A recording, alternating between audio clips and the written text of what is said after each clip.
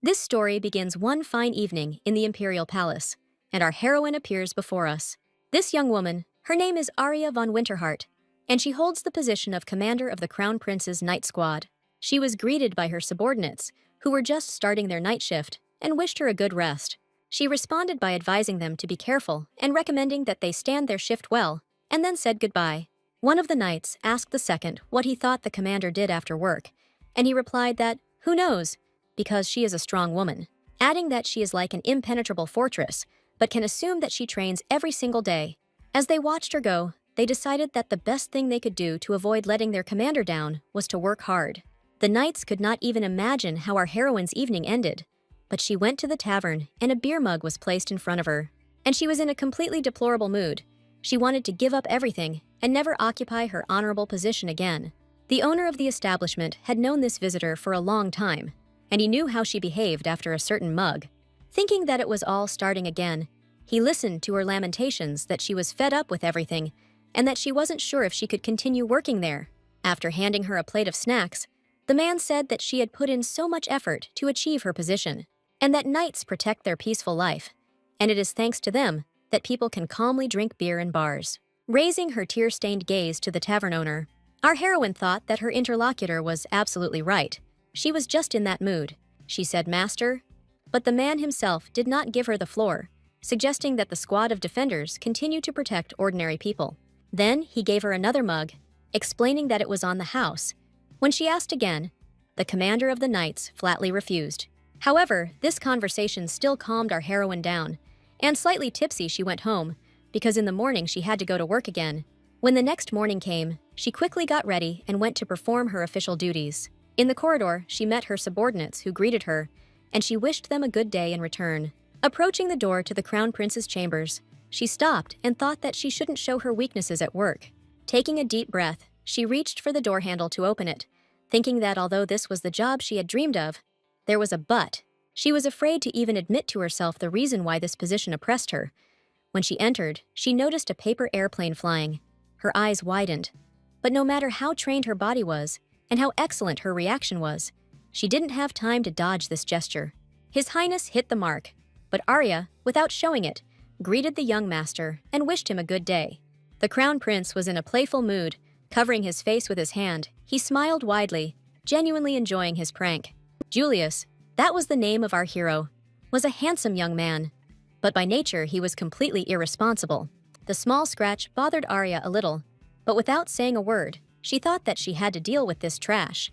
Then she sat down at the large desk to sort out the documents with current affairs, while the air continued to play. Paper airplanes started flying towards her one after another, and she angrily asked how long he was going to do this. Having suggested that he do this somewhere else afterwards, he replied, while putting away another toy, that he was not here of his own free will. She replied that she, too, did not want to be buried in a pile of extra work just because someone was shirking their responsibilities. He then asked jokingly what exactly was wrong, adding that at least he wasn't wasting taxpayers' money. She really wanted to hit him harder, but she couldn't do it, and he asked another question, asking what they were talking about knights now. He said that there was no one among them who could defeat him, so why shouldn't she sort out all these documents? Realizing that she couldn't tell him the way she thought, and only because her status was much lower, so she kept silent. She said more tactfully that she was sitting here so that he wouldn't run away, and it was time for him to start fulfilling his duties. He was starting to doze off. Then she asked if he wasn't supposed to choose a bride, and if he had at least looked at the list of candidates. The Crown Prince did not answer, and our heroine cast a sideways glance at him, and did so just in time. Another airplane was flying straight towards her. This time, Arya managed to catch it, and she saw that it was made of some kind of document. There was clearly something written on the sheet of paper. Then she unfolded it, and she didn't really like it because it was a questionnaire for a bride candidate. While she was carefully studying the applicant, the Crown Prince quietly approached the fireplace with a small stack of papers. He squatted down and watched the fire in silence for a while, and then, having made a decision, began to throw the leaves into the fireplace one by one. Arya looked up from studying the questionnaire, and with horror, realized that he was about to misbehave. Jumping up from her seat, our heroine found herself next to the prince in 2 jumps and tried to save the burning documents. But it was already too late. The fire mercilessly and quickly devoured the questionnaires of the unsuccessful candidates for the role of bride. After some time, our heroes were summoned by the emperor. He was inconsolable and, without hiding his feelings, bitterly uttered the name of his son. The heir yawned from boredom as he listened to his father's speech about how he was already 28, and Arya thought that she had been dragged into this too. Waving a form with burnt edges, the emperor shouted that Arya had barely managed to save this wonderful girl from the fire. With a bored look, His Highness heard the emperor say that it was time for him to grow up and that he should have chosen a bride long ago. The emperor was ready to roll on the floor in hysterics, and his son, in an almost offended tone, said that this is why he doesn't like old people. His Majesty complained to the servants that he wanted to see his grandchildren. Then Julius stretched out his hand and quickly pressed it to Arya. Our heroine did not understand what was happening. She only heard the prince say that the commander of the knights would now go with him. She could hardly see his face, but the feeling that she had been taken hostage did not leave her for a minute. The prince said that someone had to protect him from this bleak reality, and Arya asked him not to interfere because it was his responsibility. Without letting her go, he jokingly asked her if she really didn't care who he married, since it could be the first woman he met. Our heroine replied that he should do it quickly and settle down, and after thinking for a second, he asked if she was serious. Trying to get out of his grip, she replied that, in fact, any would do. The main thing was that she took good care of the country. He cast a surprised glance at her, then chuckled and said that the decision had now been made and thanked her for her help. And while our heroine continued to get out of his embrace, the prince turned to his father and said that he understood everything and agreed. He held her so tightly that for the first second she could hardly stay on her feet, but she could clearly see him leaving. The crown prince walked forward in high spirits. He had made a decision and was in a hurry to inform the emperor about it. When he proudly announced that he was getting married, his father didn't even believe him at first, but a second later he happily thanked him for this act. However, the crown prince leaned over and quietly whispered what exactly he had come up with, and the emperor realized that he had underestimated the heir. For some time, he considered the situation, deciding whether to follow the lead of his reckless offspring. In the end, having weighed all the pros and cons, he thought that it was still better than being left without grandchildren, and he ordered the documents to be prepared. Our heroine, considering that the incident was over, left to check on her subordinates, and at that time, a council was convened. There were always many urgent issues on the agenda, but there was one more important message that was not written down. The emperor announced that there was another matter that they had to discuss immediately, which caused discontent. He asked those gathered to calm down, and everyone was given a document to read, after which surprised voices were heard in the hall. However, the head of the meeting stood up, and when silence had set in, he loudly announced to everyone that this document had been approved. The council unanimously rejoiced, because the protracted issue of the crown prince's marriage had finally been resolved. Our heroine did not yet suspect anything about the decision that had been made, and, walking around the city, enjoyed her free minute. Her attention was drawn to the crowd of people on the street, especially since they were discussing something very animatedly. Arya, not only because of duty, but also out of simple human curiosity, became interested in what people were so excited about. From the notice, two portraits looked at her, her own and next to them, that of Crown Prince Julius. The document stated that the imperial family and the People's Council officially recognized the engagement of Julius Otis Rosenberg and Arya von Winterhart. Mixed feelings raged inside her. She didn't understand how they could do something like this behind her back. She was walking along the corridors of the imperial palace, and she met one of the knights, who greeted her in a friendly manner. In response, having greeted him, Arya, although she tried to look quite calm on the outside, was holding back the beast inside.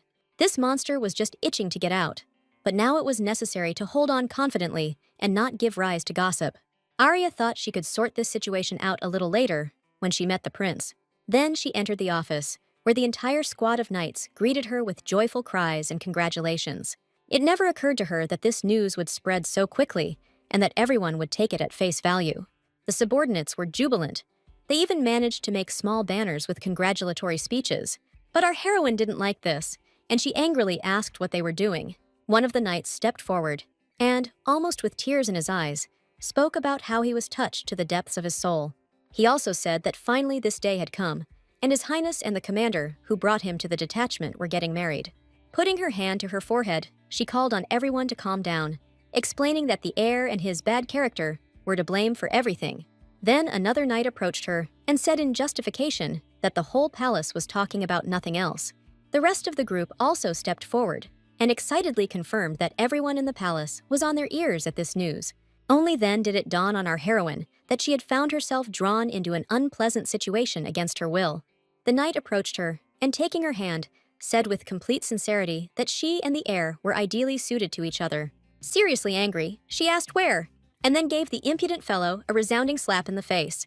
This made a very strong impression on those around. Not only the fact of the slap, but also what happened next. The hapless knight fell lifeless, and his departing soul wished her a happy and long life together with the prince.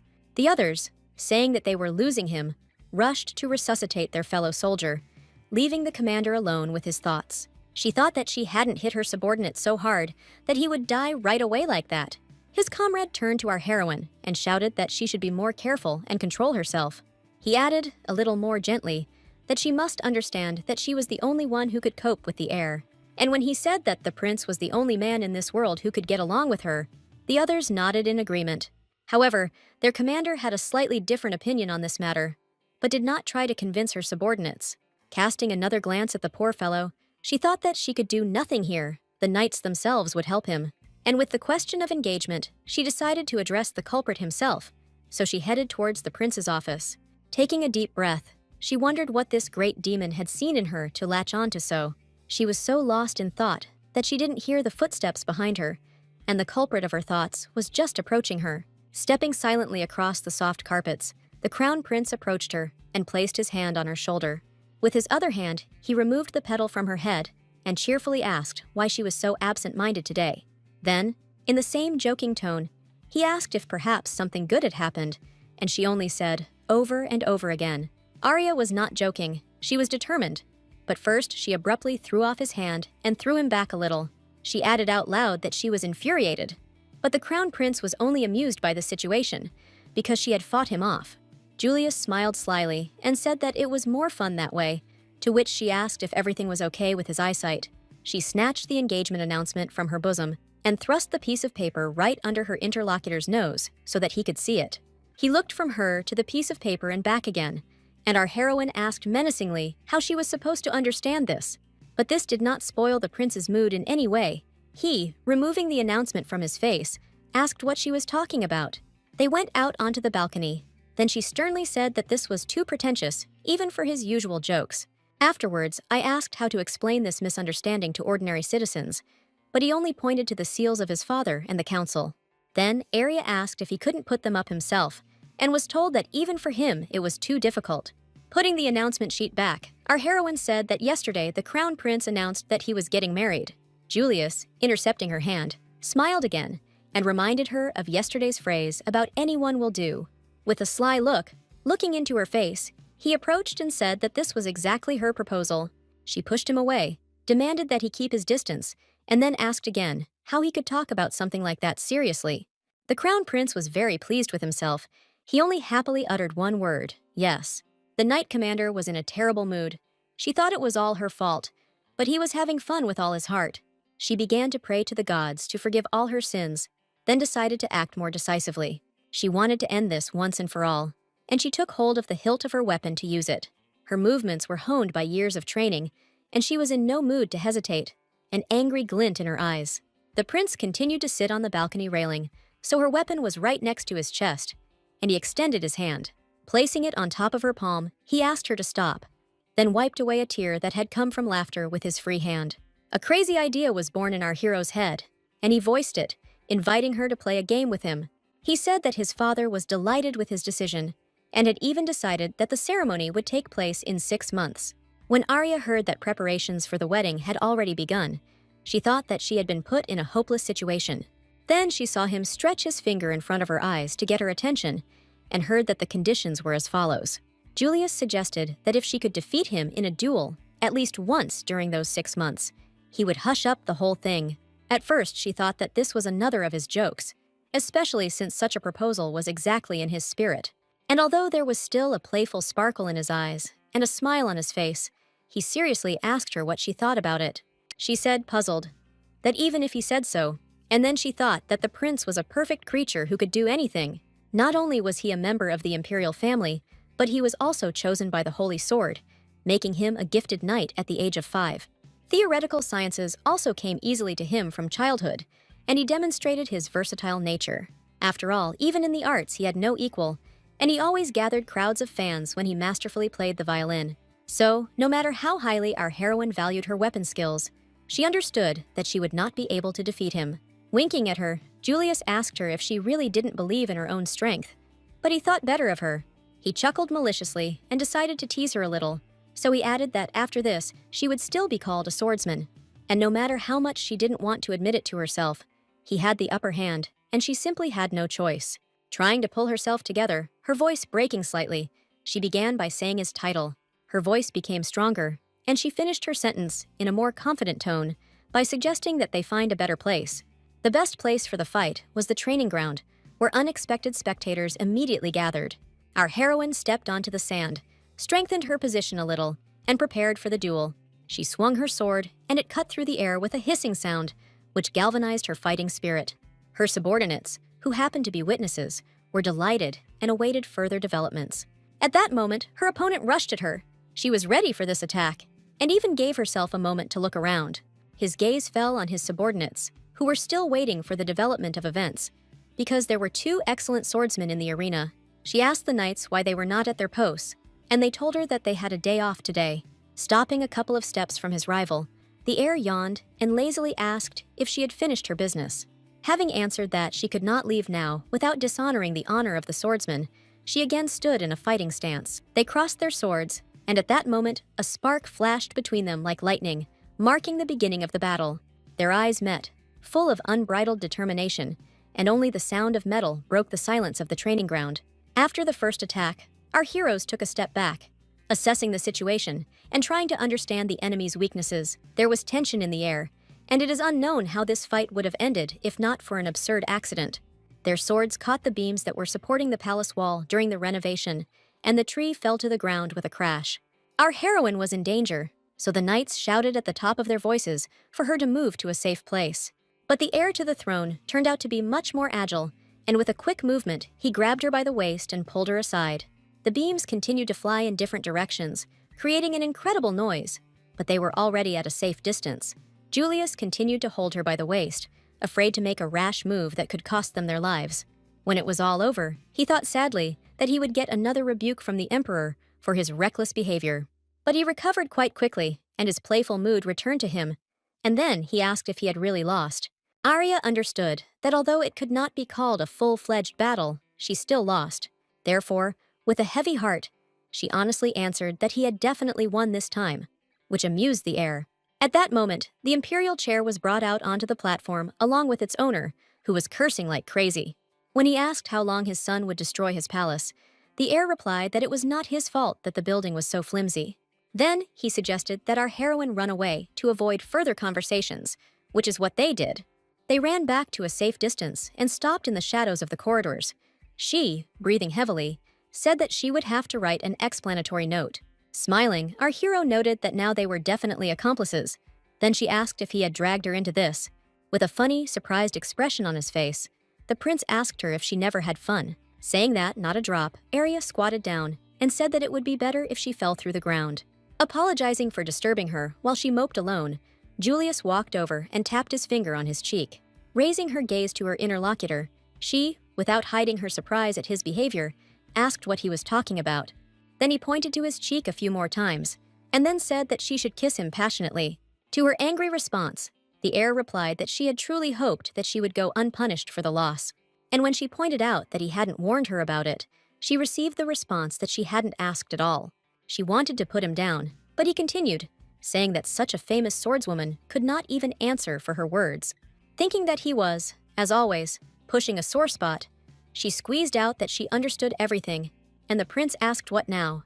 Trying to restrain herself, she replied that she would do it. Then the crown prince perked up and said that it was excellent. He watched silently and smiling as she came closer to him to fulfill her promise. When she was as close to him as possible, he quickly but carefully pulled her towards him with his hand. Since Julius was a handsome young man and taller than her, she had to rise on her tiptoes. Arya touched her lips to his cheek, and her warmth made his heart beat much faster. At that moment, he felt a spark run through his entire body, and instinctively, he wanted to kiss her back. And he didn't even think that it would be so pleasant for him to feel the taste of her tender lips. When she finally pulled away from him, She was shocked by her own feelings for the first second, but she quickly recovered. She saw his smug expression. He licked his lips predatorily and said that it was delicious. This was too much for her, and she, forgetting about her manners and her status, slapped him with all her might.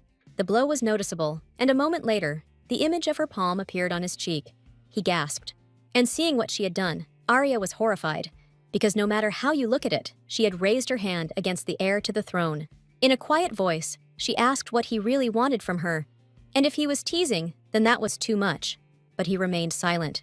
Our heroine looked at his handsome face, marked by her palm, and began to very slowly voice her thought. Still not trusting her own intuition, she asked him if he really liked her. Julius slowly placed his hand on her head and leaned down to whisper his answer in her ear. Like conspirators, he said he hadn't expected it would take so long before she noticed. Night had already fallen hours ago. Arya had long since gone to bed, but sleep just wouldn't come to her.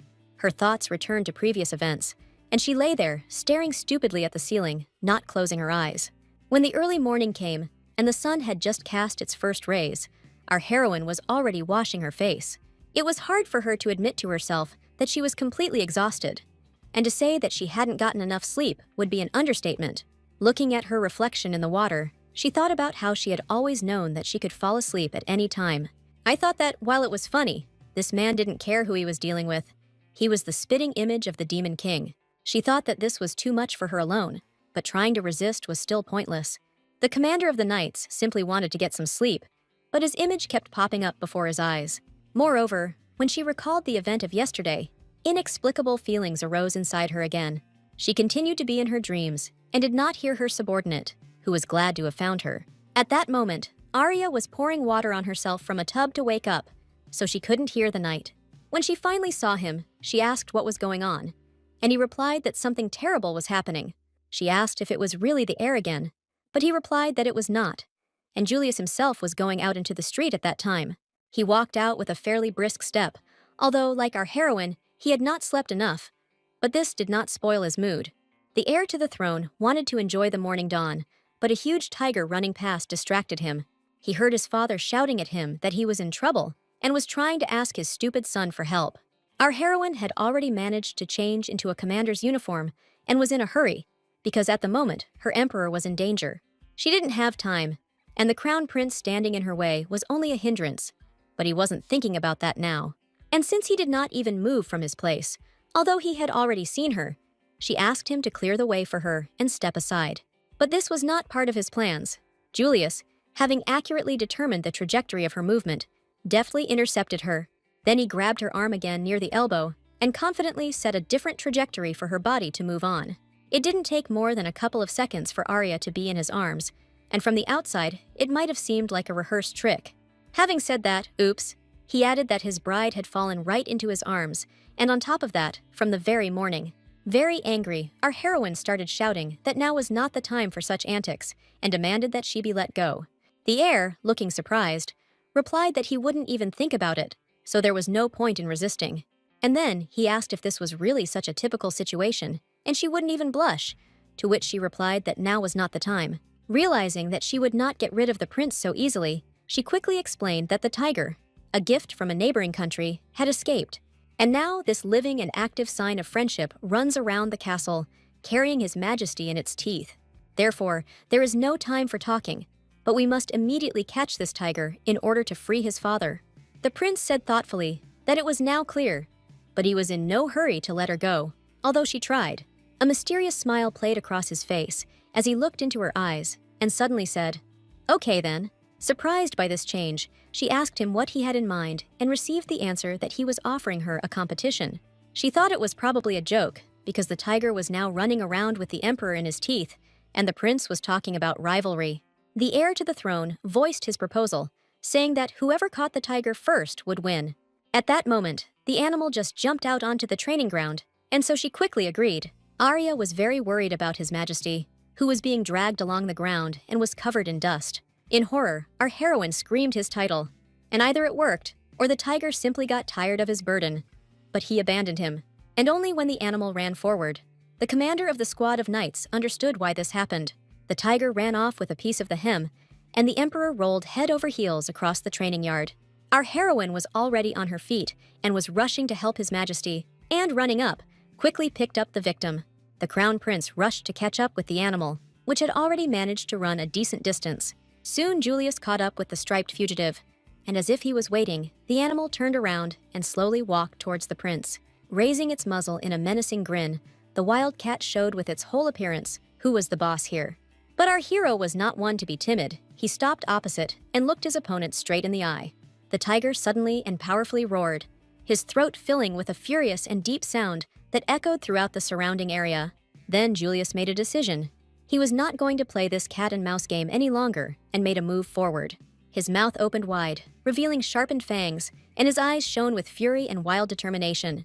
The heir noticed the peculiarity of this wild predator's fangs and decided to act a little differently. Conquering his inner beast, Julius slowly walked towards his striped opponent.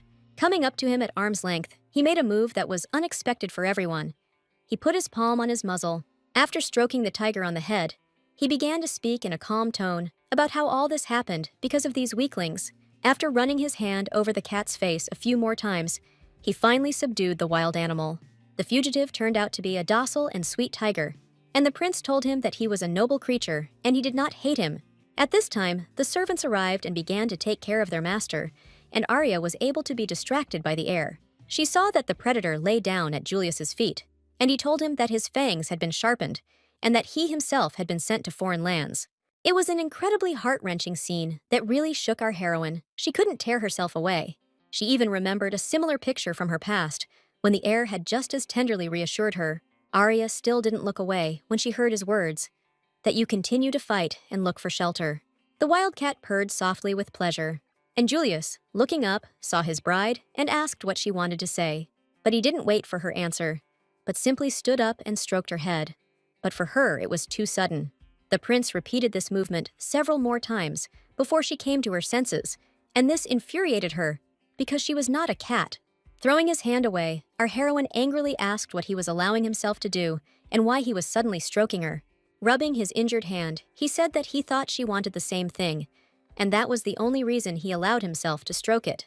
To which Arya replied that she didn't want to, but was surprised that it turned out she was in the service of such a person. Then she turned around abruptly and, as she was leaving, asked for forgiveness. But she had a day off today and she had other things to do. Julius smiled, looked at the wild cat, and slyly complained to her about the woman, who was as callous as always. But he didn't want to let her go like that. So he quickly caught up with her and, hugging her from behind, asked her to wait a little. With very careful movements of his fingers, the heir began to untie the ribbon on her clothes, saying that they were having a competition.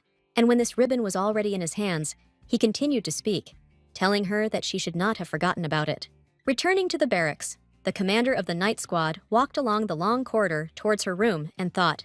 This morning had been filled with a variety of events, but her last interaction with the prince had thrown her off balance again. She remembered how he caught up with her after the incident with the tiger, and reminded her of the competition they were having. He took her ribbon and brooch, and when Arya asked what she would have to do this time, he didn't really answer. He simply asked her to be quiet, but she couldn't stand it and hit him in the forehead with her free hand to get an answer to her question.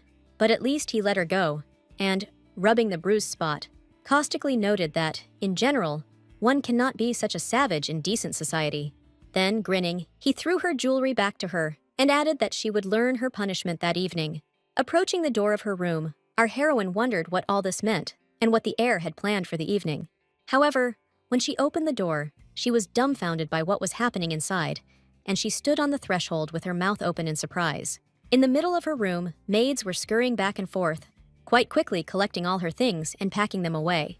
She saw some of her belongings in laundry baskets, while others, like books and documents, were placed in boxes. She took a couple of steps inside, expecting them to notice her and everything to be cleared up, but that didn't happen. Then Arya ran out into the hallway and, closing the door behind her, looked at the sign, which said that this was still her room.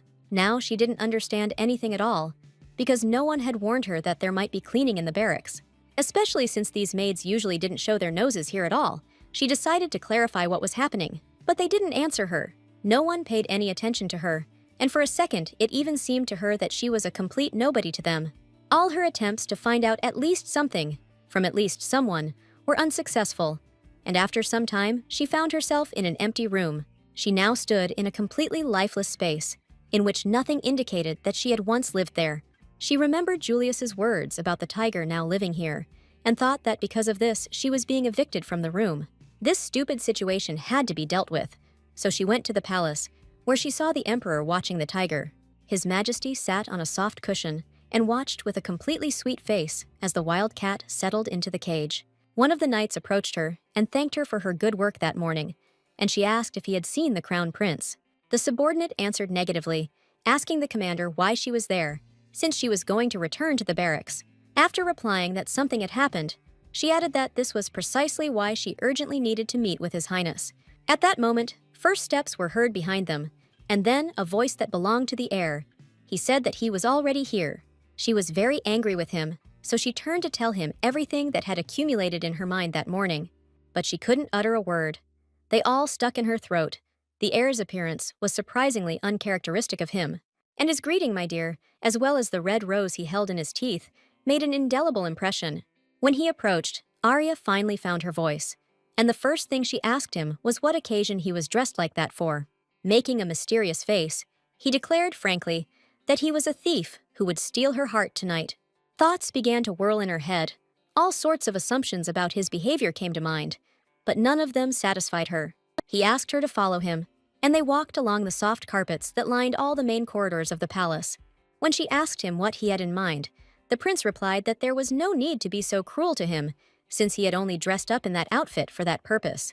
Thinking that it was a waste of time, she brought the conversation back on track and started talking about her room again. At that moment, he stopped and opened the door to the room, and then, a little pompously, he again called her darling and said that they had arrived. Our heroine managed to ask him not to call her that, but fell silent when she entered the room and realized that it was simply huge. She looked around, turning her head in different directions, then timidly asked why they had come here. He answered that this was her room. After asking again whose it was, she heard his answer that, as punishment, from that moment on, she would live in this room and not in the barracks. Her first thought was that she was going crazy, because she thought that most likely he was crazy, since he was doing such things. But that was not all. The maids came in, and the prince informed her that they would bring her food and take care of her daily needs. After heading towards the exit, he turned around and with a mysterious look, said that that was all. And it was time for him to go. Our heroine remained standing like a pillar in the place where he left her. She could not recover from the shock. But the maids did not allow her to remain in place for long and remain in a stupor. They approached her and began their duties. After a short time, Arya stood in front of the mirror and looked at her transformed reflection. It was her, but at the same time it wasn't. She was wearing a gorgeous dress and new shoes, and her hair had been braided to make it more secular. During dinner, she thought that all this was strange, because knowing the crown prince very well, she understood that there had to be some kind of catch here. Already before going to bed, taking a bath, she returned to this question again, but at the moment she could not find an answer. Gradually, sleep began to creep up on her like a shadow, softly and imperceptibly enveloping her consciousness. Her eyelids grew heavier with each passing minute, and her thoughts blurred into a fog of fatigue. Having overcome this languor, she opened her eyes and noted with surprise to herself that nothing had happened so far. She could not believe that His Highness had not bothered her all day and had not played any dirty tricks on her. Turning onto her side, she settled down comfortably, calmed down, and thought that perhaps this was some kind of reward. Her eyelids gradually closed, and at that moment it seemed to her that the entire surrounding world was disappearing, and there was only silence and peace around. In the imperial palace, everyone was already sleeping peacefully, except of course the guards, as well as one young man. He opened the door, and the light from his candle poured in as he walked carefully on his bare feet. Approaching the wide bed, he illuminated it and the young woman, who was sleeping peacefully, unaware of anything. The crown prince, under cover of night, secretly made his way into our heroine's room and leaned over her. He admired her sleeping peacefully for a while, enjoying these moments of peace and solitude. Carefully taking a strand of her hair, he gently ran his fingers through the silky strands, feeling their warmth and smoothness. At that moment, Julius felt a special closeness and quietly said that she was really so sure that she could trust him. Then he stretched out his hand to the candle flame and, without even looking, put it out, plunging the room into the darkness of night. The next morning arrived. The sun rose above the horizon and illuminated the crowns of centuries-old trees with its rays. These rays also looked into our heroine's window, playing on her sleeping face, which actually woke her up. Turning over, she thought that she had a morning meeting first thing today that she couldn't miss. Then, burying my face in the pillow, I remembered that I still had to check the documents that had accumulated from yesterday. She didn't want to get up so much. She turned over on her back and smelled an unfamiliar smell that made her wary. When she opened her eyes, she found the half-naked crown prince in her bed, who wished her good morning. He, as if nothing had happened, as if it were a completely ordinary thing, asked how she had slept that night. She closed her eyes, letting the vision evaporate on its own and allowing her to continue with her normal day. Telling herself that she was still asleep, she plopped back down on the pillow and pulled the blanket over herself, trying to wake up. However, it was not a dream at all, because the air leaned over her and whispered that she wanted to enjoy this moment. Thinking that this was some kind of really annoying dream, she kicked the persistent prince so hard that he flew to the floor. Standing on his feet and rubbing his bruised areas, our hero looked at Arya and thought that even in her half-sleep she was so strong. As she began to snore again, he told himself that at least there weren't any bastards fighting around her. Julian stood up, threw on his shirt and made tea, the aroma of which quickly spread throughout the huge room. This smell was so attractive that our heroine could not help but sense it with her sense of smell. Opening her eyes, she saw a cup of tea that His Highness Julius was kindly offering her. Sitting up on the bed, she looked at him with sleepy eyes and timidly called him by his title. Then he realized that she was awake. Having stated this fact out loud, he handed her some tea and offered her a sip of freshly brewed tea, and then she took the cup in her hands. Arya thought about it. She realized that she was awake, but she couldn't figure out why the heir to the throne was in the room next to her. She quietly said that it was delicious, but she did it more out of simple human gratitude. Our hero interpreted her words somewhat differently, and therefore took it more personally than he should have. He gently ran his hand through her hair and asked if it was true, but he didn't know that with this movement he had finally brought her to her senses. Our heroine came out of her stupor. Everything that was happening horrified her. She jumped up, not even thinking that she had a cup in her hands. When she asked how long he had been there, and received the answer that it had been since the night, our heroine became even more horrified. The prince noted that her tea was spilling, but she stood her ground, saying that she was the commander of the knights, and did not notice how they had broken into her. Then he replied that everything was correct, to which Arya replied that this only happened to him, and otherwise she would have noticed right away. Leaning slightly towards her, our hero said that he liked the words she had just said, adding that it was the most wonderful thing he had heard in a long time. He saw her displeased face. She looked straight into his eyes and asked him to remove his hand, and he playfully answered her that he would never do that. Literally a second later, they both turned towards the window, from where voices were heard. The information was alarming. The guards were discussing among themselves which unit was involved in the kidnappings, and the prince began to listen. He heard that most likely foreigners were involved, because they acted recklessly, and the victims were mostly commoners. Pretending not to be interested in the news, she quickly changed into her uniform and informed the prince that she was going to work. At the threshold, our heroine turned to her night guest and added that he could leave the cup, and she would wash it later. The heir to the throne noted to himself that Arya had changed her clothes, and he hadn't even noticed when she had managed to do it. She had her hand on the door handle when she heard him say that he had already told her yesterday that he had left the cleaning to the maids. Then she replied that it was true, and then thanked him for the tea with milk, adding that it turned out very tasty. Her gratitude touched the air. He felt how warmth and tenderness began to play with new colors in his heart. He continued to stand by the open window, a light breeze ruffling his hair. Julius was truly happy at these moments. However, he had no intention of sitting around doing nothing. Putting his cup on the table, he thought out a plan of action for the coming day. Then he stretched his whole body and thought that apparently today, for the first time in a very long time, he would have to work hard. Today, he planned a foray into the forest to deal with a gang of robbers who had dug in there and were kidnapping people. His squad of knights was ready in full force, although the knights from the Order of the Emperor decided to tease them a little. One of them lazily scratched his neck and loudly declared that even the Imperial Knights were not that impressive. He also added that it was better than being thrown into some pretentious squad of knights with a loud name. He asked sarcastically what they could possibly protect, such a bunch of trash made up of pathetic troublemakers, and even with a woman at the helm. The knights from Arya's squad decided to intervene when this impudent man declared that even under threat of death, he would not walk under her thumb. However, our heroine, without even turning her head, sternly asked her subordinates not to succumb to provocations. Without thinking twice, she explained that they had more important things to do, and it was not their job to dig in the dirt under their feet. A gang of robbers were resting after a successful raid.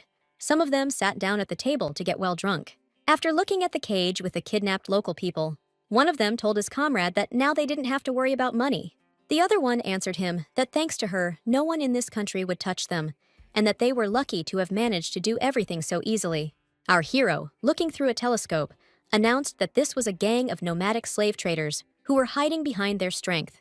He explained that they are only targeting common people, which is why countries are in no hurry to intervene. They are scumbags with their tricks. Arya wasn't very happy with the heir standing right above her, but as she stood up, she said out loud that she would now explain the plan. The crown prince stretched and said that it was not worth it, because there was not a single worthy opponent in the gang, and the knights probably have accumulated a lot of irritation, so he recommends doing as each one wants. Julius's proposal excited the squad, and they began to discuss with glee who saw this battle and how. But the heir had only one wish, which he voiced, asking that none of the robbers escape. Only the squad leader did not like this proposal. She trusted the well-coordinated work of the team more. With a heavy sigh, she told Julius that no matter what happened, she would not be responsible for any further actions. He told her that they would figure it out somehow, and then asked if she wanted to have a competition to see who could score the most. When she reminded him that they were actually on duty, the prince replied that it was just a joke. The robbers, not suspecting anything, continued their revelry, but one of them nevertheless noticed the stranger. He shouted to the others to also look as a lone wanderer with unclear intentions, but armed, approached them. The knight came as close as he could, then drew his sword, and with a cry of joy at the meeting, rushed into battle. The gang saw only a lone fighter, so they loudly praised his courage with cheerful hoots. As they ran, they took out their weapons and rushed towards him, shouting that the stranger would regret this in the next world. The knight rushed into the thick of the bandits, scattering the bravest in different directions with his practiced movements. When confusion was brought into the ranks of the gang, other knights from the detachment of the crown prince arrived from different sides of the forest. One of the bandits, trying to hide in the forest, shouted what was happening and whether the plan included the intervention of the knights. An archer joined the action, taking a good position on a tree from which he could see almost the entire gang. Several more slavers fell to the ground, victims of this marksman, and the crown prince was pleased with such work. Rubbing his palms, he quipped that the detachment had taken on the job well, and at that moment he saw a large robber running towards him. He only had time to ask that it was probably the leader, when a sharp blow from the sword took the life of this bandit too. The commander of the knights arrived just in time to save the life of her master and fiancé. Looking closely at the prince, she quickly asked if everything was okay with him, and when she made sure that he was, she calmed down.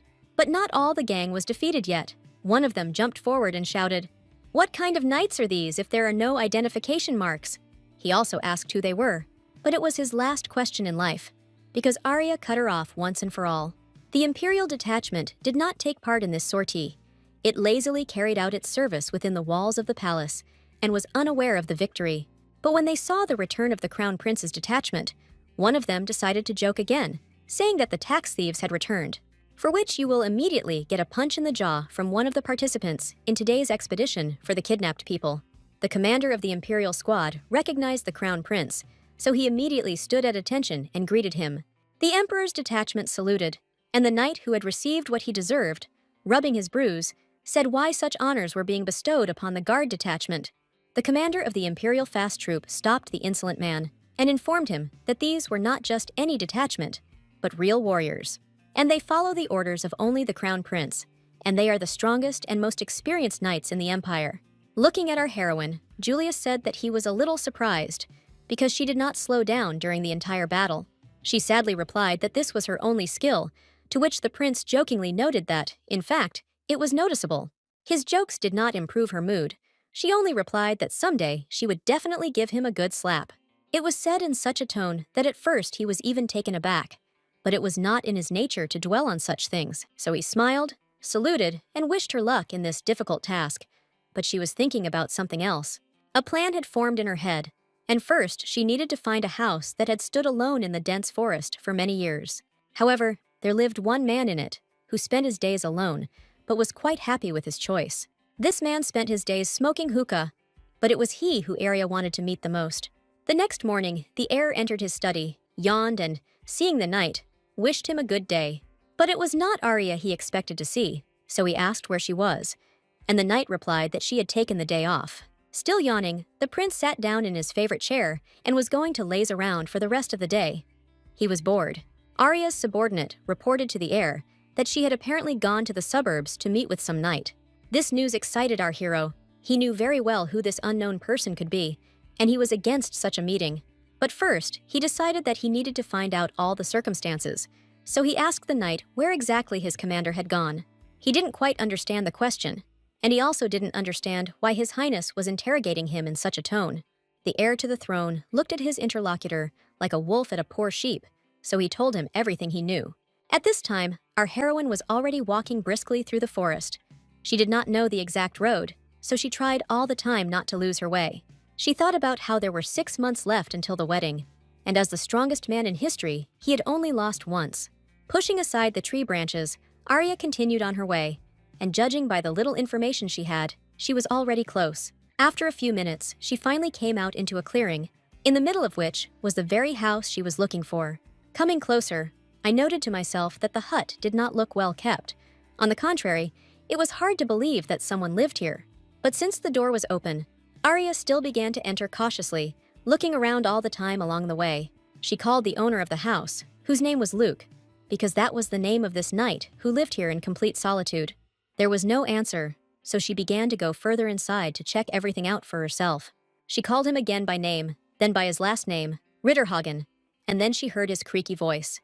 The man took a drag and asked her not to call him by his last name, and taking a step into the room, Arya finally saw him. After saluting, she asked for forgiveness, then, stuttering a little, added that she was glad to meet him. The windows were dirty, and the candle was too far away to get a better look at the owner of the house. I only saw that he was on the bed. He demanded that she tell him why she had come, and she replied that she had to, at all costs, defeat someone. Sitting down on the bed, he listened to her request, which was that he take her as a student, and asked her to leave. Our heroine didn't expect a refusal, so she quickly started chattering about how she was asking to at least be listened to first. Getting out of bed, he said that he was a hermit, and Arya was finally able to see his face. It was unshaven. The general appearance of this knight brought the commander into a state of quiet horror. She could not even imagine that a worthy man could sink so low. At that moment, the man cleared his throat dully, and she continued to look at him, all sorts of debris sticking out of his hair. Arya heard his creaky voice again, telling her to find someone else for this purpose. She realized that she had made a mistake, because this man was not at all the kind of person who could teach her something new. Therefore, she quickly retreated, but he stopped her on the way out and asked why she had such a reaction and why she had to hurt the old man. She didn't want to fall for this trick, but she said that in that case, but he interrupted her and repeated again that he did not take students. His words that he had to react correctly and at least somehow try to persuade the old knight did not match his behavior. Trying to hold the door so that the owner of the house would not jump out into the street after it, she continued to listen to his speeches. He began to tell her that he used to be the best knight, that he led an entire squad, but even then he did not take students. He was very eager to share his story, even though the reason was both beautiful and sad at the same time. His behavior both frightened and intrigued her, so as she let go of the door, she said that she found him quite problematic. She let go of the door so abruptly that he lost his footing and began to fall backwards, although he still complained that they weren't listening to him. Having fallen to the floor, he continued to speak, but changed the subject a little and said that she was quite strong. Although she did not look so, she decided to try to negotiate again and still try to become the apprentice of the knight of the victorious prince. Looking at the old boxes with his things, she thought that he was certainly strange, but all these knightly accessories were his. The man took a drag and asked who she was, this young lady, and whom she wanted to defeat so much that she would visit him today. She wanted to defeat Julius so much that Arya hid all her doubts in the deepest corner of her soul, and she said out loud that she wanted to defeat the prince, to which the owner of the house lazily waved his hand and said that it was better to forget about it. He told her that the heir was a real monster and that she shouldn't waste her time, to which she replied that she had a good reason. His green eye narrowed as our heroine explained that she was also a knight, so she couldn't leave without even trying. Luca Ritterhagen took another drag from his hookah, not really listening to her about how she was asking him to take her on as an apprentice. However, he saw perfectly well that in front of him was a young woman, and an attractive one at that. He even grinned a little. Our hero was rushing to help his bride. Unlike her, he knew this road very well, so he ran straight ahead. She heard the remark of the owner of the house, who spoke. Deciding to discuss with her the terms of apprenticeship, he said that she was young. Our heroine saw how he looked at her when he said the phrase that everything in this life has its price, and it was extremely unpleasant for her when she saw how she licked her lips carnivorously, but his words were even more disgusting. The aging knight rose to his full height, pushed his hair back from his forehead, and declared that she would pay him back with her young body.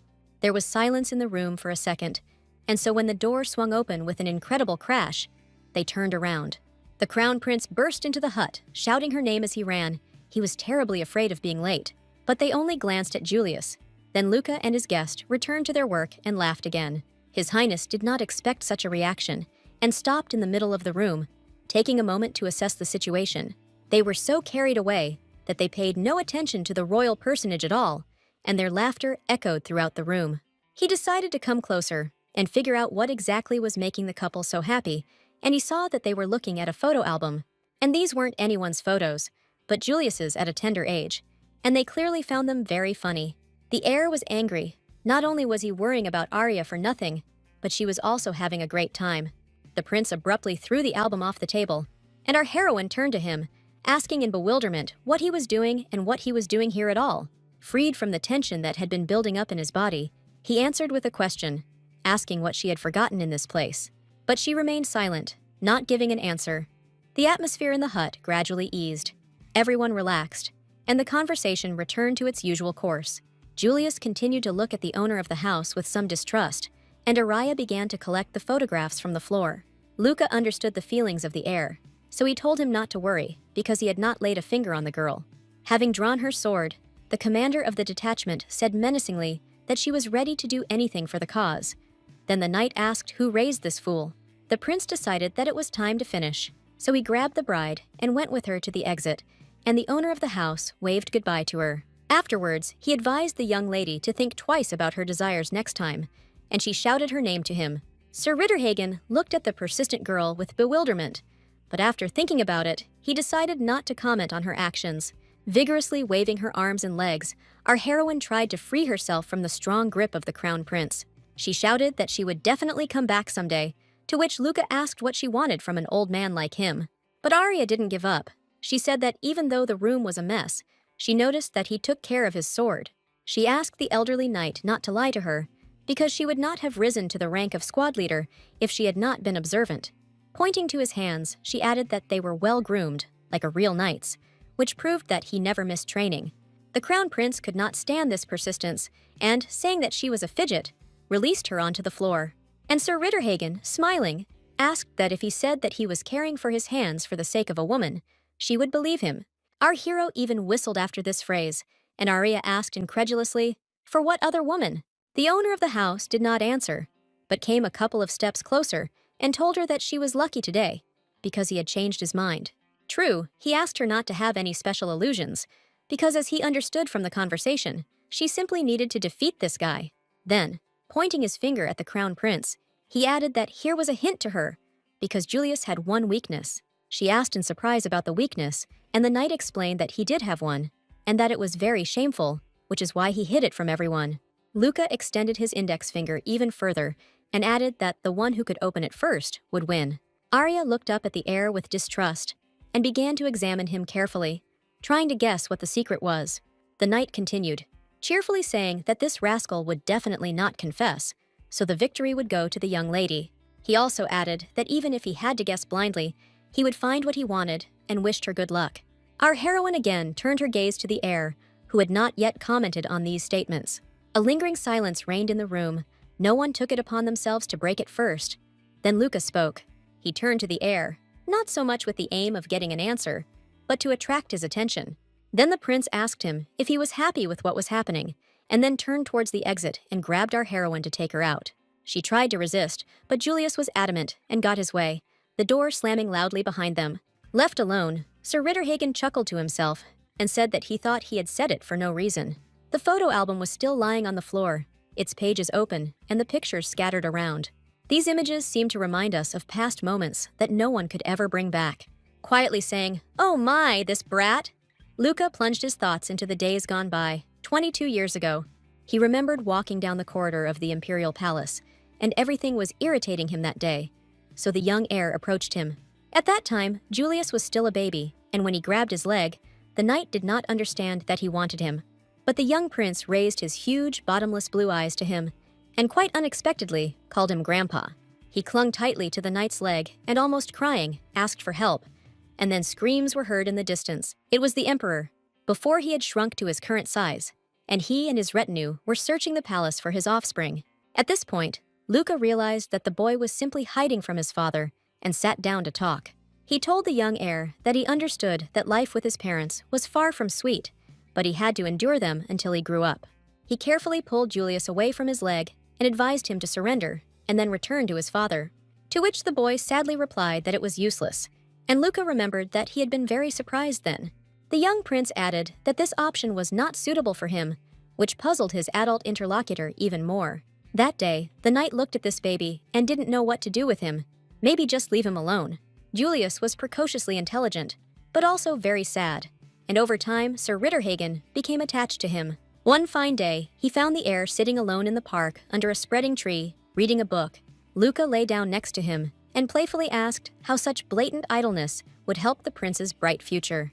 To which Julius replied that what could he learn from those weaker than him? Then the knight said that he probably had no friends.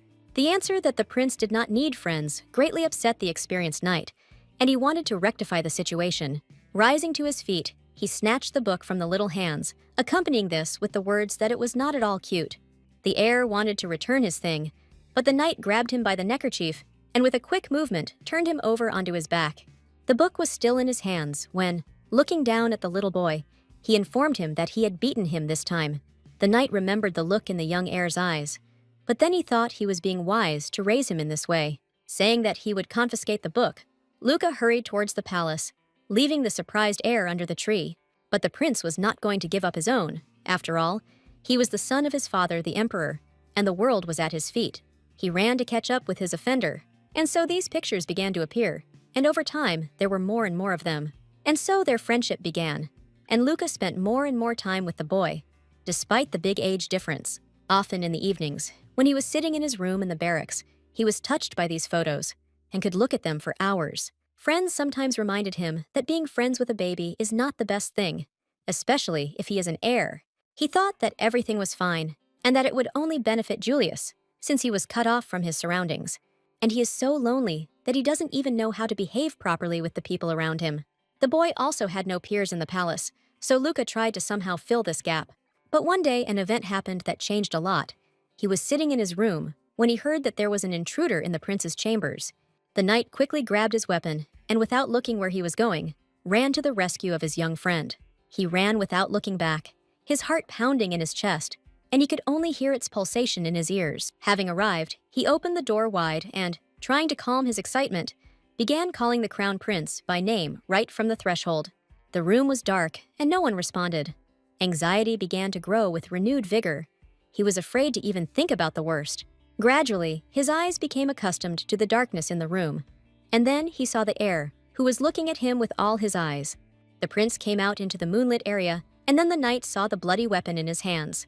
Julius's clothes were also covered in blood, but he stood there, not paying attention to it, and said that in the end, Luca also turned out to be useless. In the end, the heir himself dealt with the stranger in his room, so he said that he did not need someone weaker than him. These were very sad memories, so the knight drove them away from himself. But today, this wound was stirred up. But it was not only he who had that day left an indelible mark on his memory. The heir to the throne also remembered the events of that evening well. Our heroes walked through the forest, moving further and further away from the hut in which they had left the aging knight. Arya wanted to discuss the recent events with the prince, but she didn't know how to approach it, so she timidly attracted his attention. Without turning his head, he began talking about something completely different. He told her that he had not been able to sleep lately. She gave him a distrustful look, but didn't ask again, deciding that it was better to wait until he told her himself. Julius glanced sideways at his companion, walked in silence for a while, and then smiled. He nudged her with his shoulder and playfully asked if the time had come when she was truly interested in him. Seeing her puzzled look, he explained that she had never seen him sleeping, even when they were on the battlefield. She remembered one story when they decided to take a break, and the heir could not sleep, and she thought he was being capricious. She then thought that the heir was so accustomed to a soft bed that he simply could not rest in field conditions. Julius also said that it wasn't that he couldn't take a nap at all, then abruptly changed the subject and told her that Luca wasn't taking students. And when the Imperial Guard was formed, he was pressured to become a special advisor, but he ignored it. Arya asked in surprise that even the Imperial decree was of no concern to Luke. The prince confirmed that even the decree that everyone obeyed. For some time they continued on their way in silence, each one lost in his own thoughts. The crown prince reached out his hand and wanted to take it, but she did not allow him to do so, removing her hand. Without showing that he was upset, he still asked if he was really not good enough for her. Our heroine answered that not at all. Then he stopped and, looking into her eyes, told her that he was stronger than him.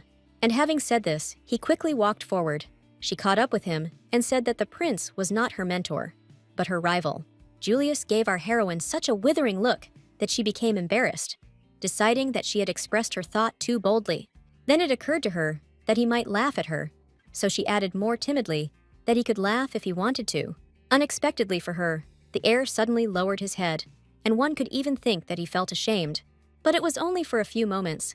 Then he straightened up to his full height and laughed loudly. Several days passed, and the assembled detachment of the crown prince was informed that Luca would now be their special advisor. Arya was the happiest of all, and said that she wasn't going to try too hard, but would take the money that was owed to her. Sir Ritterhagen stood before the lined-up troop, and beaming with pride, asked to be taken care of. Not everyone was happy with the heir to the empire, so an unknown person hired an assassin to remove Julius. The mercenary, rubbing his hands, declared that he would remove any crown prince, no matter what country he was from. This killer was considered an elite assassin, so he took on only the most interesting and difficult cases. Having made his way into the imperial palace, he thought to himself that getting in here was as easy as pie. He was happy that everyone in the palace was accustomed to peace and quiet, so, hiding, he figured out how to do this. Our heroine once again shouted for His Highness to stop misbehaving and stop. The assassin pressed himself against the wall after these screams. He didn't know what exactly was happening, so he decided that it was not worth sticking his head out once again. The crown prince, who was awaited by the mercenary, did not suspect anything about this. He ran down the corridor with a pie in his hands. Behind him, our heroine ran, without slowing down, shouting throughout the corridor that this dessert was supposed to be hers. The cook prepared this pie especially for the squad leader, so that she would not exhaust herself. The prince ate the stolen food on the run, telling her with his mouth full that even dessert wanted to be eaten by such a handsome man. She shouted back at him that he was talking irritating nonsense again, and they were so busy that they ran past the stranger. Our heroes actually slipped past the mercenary, which surprised him quite a bit. This had never happened to him before. In the distance, shouts were heard. Someone was looking for Arya, and the assassin, thinking that things were going badly, was thinking about where to hide. He opened the first door he came across and hid behind it, and the emperor walked past him, carrying a sample of the wedding dress. The mercenary, looking out from behind the door, thought that it was the emperor himself, and his target was the heir. So for now, he needed to hide somewhere. The emperor continued on his way, announcing as he went that the sample was ready, and therefore asked Arya to come to him. But he was in such a hurry that he didn't notice how the hem of his dress got caught on the sword of the knight's armor that stood in the corridor. The unlucky mercenary, forgetting about his own safety, looked out of his hiding place out of curiosity. Having lost all vigilance, he went out to look at the emperor, who was entangled in his clothes. His Majesty, of course, saw a stranger in the palace and quickly realized that he needed to urgently call for help. He burst into tears and announced the news to the entire residence so loudly that even the assassin became frightened and made an irreparable mistake. He did not have time to escape by the time the servants appeared, and they loudly told him not to dare offend the emperor. What worried the mercenary most was the fact that they now knew his face, but he ran into the far corridor and stopped. Sitting down, he thought that he was now safe, and then mentally wondered what was wrong with the people of this country. A man's face appeared from above, and the man asked what he was doing here, since this was not a place for commoners to hang around. From yet another fright, he started screaming. He wanted to get up to get away from there, but he stumbled and fell at someone's feet. Turning around, the mercenary asked for forgiveness, and then raised his head to see who he was dealing with this time. And he saw our heroine, who, asking if everything was okay with him, extended her hand to help him get up. In her other hand, Arya held the crown prince by the scruff of the neck, but this fact did not bother her at all. The hired killer found all this unrealistic, and in order to put his thoughts in order, he shook his head thoroughly. Then he stood up on his feet and, turning around, said that it was rude because he was a qualified elite assassin. Arya abandoned the crown prince, who had not yet recovered, and picked up the hapless mercenary. Still holding it in her hands, she immediately carried it out into the yard and, giving instructions to the guard, simply put it on the ground. At parting, the squad leader decided to give the intruder some advice and asked him not to commit bad deeds in the future.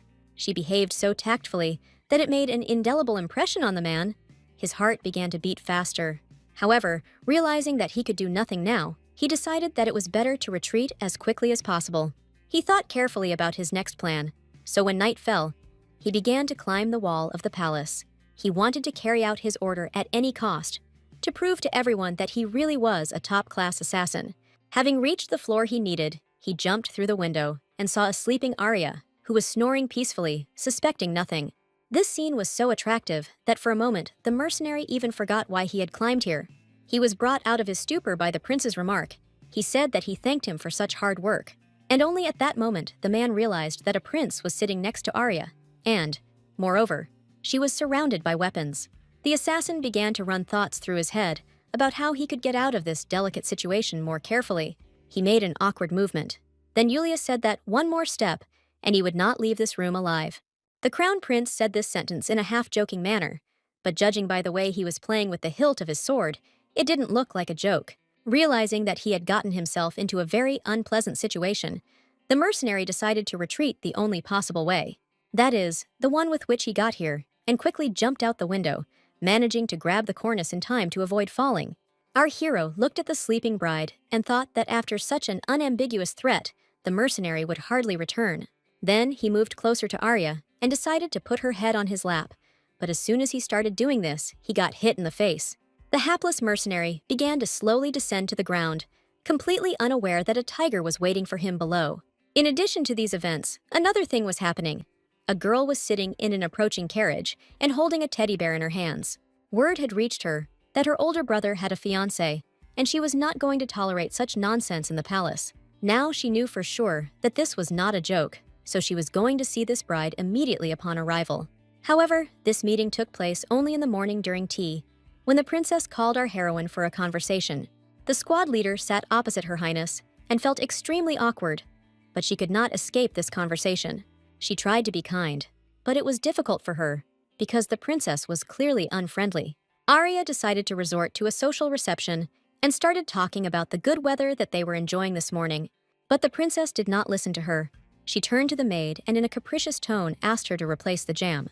Then she explained that this one was not at all to her taste, and in a softer tone said that she would wait for someone else. Yuno Leora Rosnaburg, that was the name of her Imperial Highness. She took the cup in her hand, intending to drink from it. Finally, the princess got to the point that was troubling her, asking that Arya was here as her brother's guardian. Not quite understanding why this question was asked, our heroine loudly answered that everything was exactly like that. The girl looked at her with her huge, bottomless eyes, the color so similar to that of her brother. Yuno also asked how Arya became her brother's bride, being his subordinate, because there must be a reason for this. Our heroine softened a little and thought that, although Yuno was young, she was still the prince's only sister. Looking at her interlocutor, Arya thought that if his guards had forgotten their duties, then his sister could not ignore it. She thought that the emperor's daughter might have questions for her, and it would be better if she cleared up this misunderstanding. So she began to talk about how she had been in the service of Prince Julius for 5 years and had risen to the rank of commander. Then she added that she planned to continue devoting herself to him, and she meant, in the future, as a subordinate. But the young princess perceived this phrase a little differently. She heard that Arya would devote herself as a wife. Inside Yuno, everything resisted this fact. She still could not believe that her little brother was getting married. She always thought she knew Julius better than anyone else, so she thought he forced Arya into it. Now it was her turn to look at her interlocutor. She wondered why the commander looked so serious. Without taking her eyes off him, the princess wondered if there really was someone willing to marry this weirdo. Having convinced herself that this was indeed the case, Yuno asked if the girl was really serious about her intentions. And since they were talking about several different things, our heroine jumped up and said that she could swear on her sword. The princess remembered the image of her brother, and she thought that Arya was ready to entrust her life into the hands of this guy. This thought made her hair stand on end, and she didn't even know what to do now or how to save the unfortunate girl. Raising her hand to her forehead, she began to slowly fall along with the chair she was sitting on, and the commander rushed to help. Catching the fallen princess, our heroine leaned over and asked in a worried tone what had happened. Yuno opened her eyes, and looking at her interlocutor, asked affectionately that there was really no way she could save her. However, our heroine interpreted this phrase in her own way, so she decided that Her Highness had been poisoned. The prince's voice was heard, appearing unexpectedly. He advised not to worry because his sister had always been strange, to which Yuno replied that he was the last person she wanted to hear that from, then told Arya that it was too early for her to part with life. Standing up, she continued, saying that if you take away his face and wealth, you will be left with nothing but trouble on your head. She also asked our heroine to think carefully, while the crown prince calmly devoured dessert. She said that if you look at his face for a long time, she no longer seems so handsome, and then she saw that he had encroached on her sweet tooth. Tears appeared in the corners of her eyes, and the princess sadly said quietly that now she would no longer be able to eat her cake. Our heroine guessed that the young lady was very upset, and dissatisfaction with his behavior began to grow in her soul. At the moment when the heir extended his hand to take another bite, she intercepted it. Then, with a sharp movement, she threw Julius away from the table, seasoning it with the words that this was God's retribution. The tears froze in the eyes of the surprised princess. She did not expect such a turn of events. And our heroine at that moment took another plate with dessert and, handing it to Yuno, said that she had changed her mind. Then, kneeling before the princess, she solemnly declared that from now on she would serve as her knight. A radiant smile played across the commander's face, and in her hands she still held a plate with a piece of cake. It took the princess a few seconds to realize what was happening, but she liked the proposal. Carefully taking her dessert at last, she said that in that case everything was decided, and so be it. Moved by the emotion, the young lady did not hold back, but simply tenderly kissed our heroine on the cheek. She liked this unexpected offer, and that's how Arya became Her Highness's property. True, there was still one important point.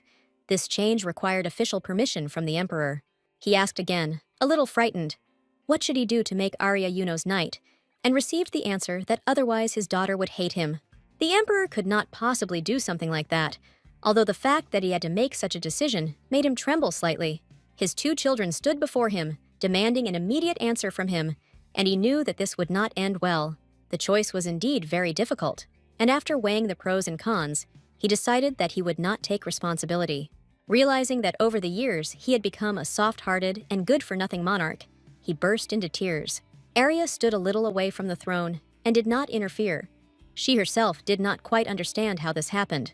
After crying, the emperor extended his hands to his servant and informed the children that he would not make this decision.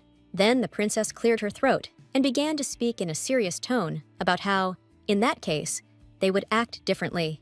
There will be a masquerade ball next month, and the best couple of the evening will be chosen. Then, pointing towards her brother, she declared that she was better suited than anyone else for the role of Mrs. Arya. But the crown prince was not nearby. He had miraculously already moved and was next to our heroine. From this point on, he said that there was no point in wasting time on all this talk, and Arya quietly asked him not to involve her in the showdown. But the princess did not lose her composure, quickly running down the steps, and on the go, she advised the commander not to worry. Running up to her, Yuno stopped, a plan maturing in her head, which she promised herself to put into practice. Taking the knight's hand in hers, the princess declared in a loud voice that she would save her from her little brother, no matter what. Winking slyly at Arya, Her Highness quietly added that she had a plan that would definitely help get out of this situation. It was so sweet of the young lady that the girl almost burst into tears from the feelings that overwhelmed her. On this note, the audience with the emperor was over, so the young princess, accompanied by her maid, left. Our heroine could not come to her senses. For a moment, it even seemed to her that she was simply sleeping and dreaming. She watched as the servant carried away the tired emperor and heard the prince say that Yuno was not listening to anyone. Julius walked towards her, and when she asked him what he was talking about, he told her that they would have to act.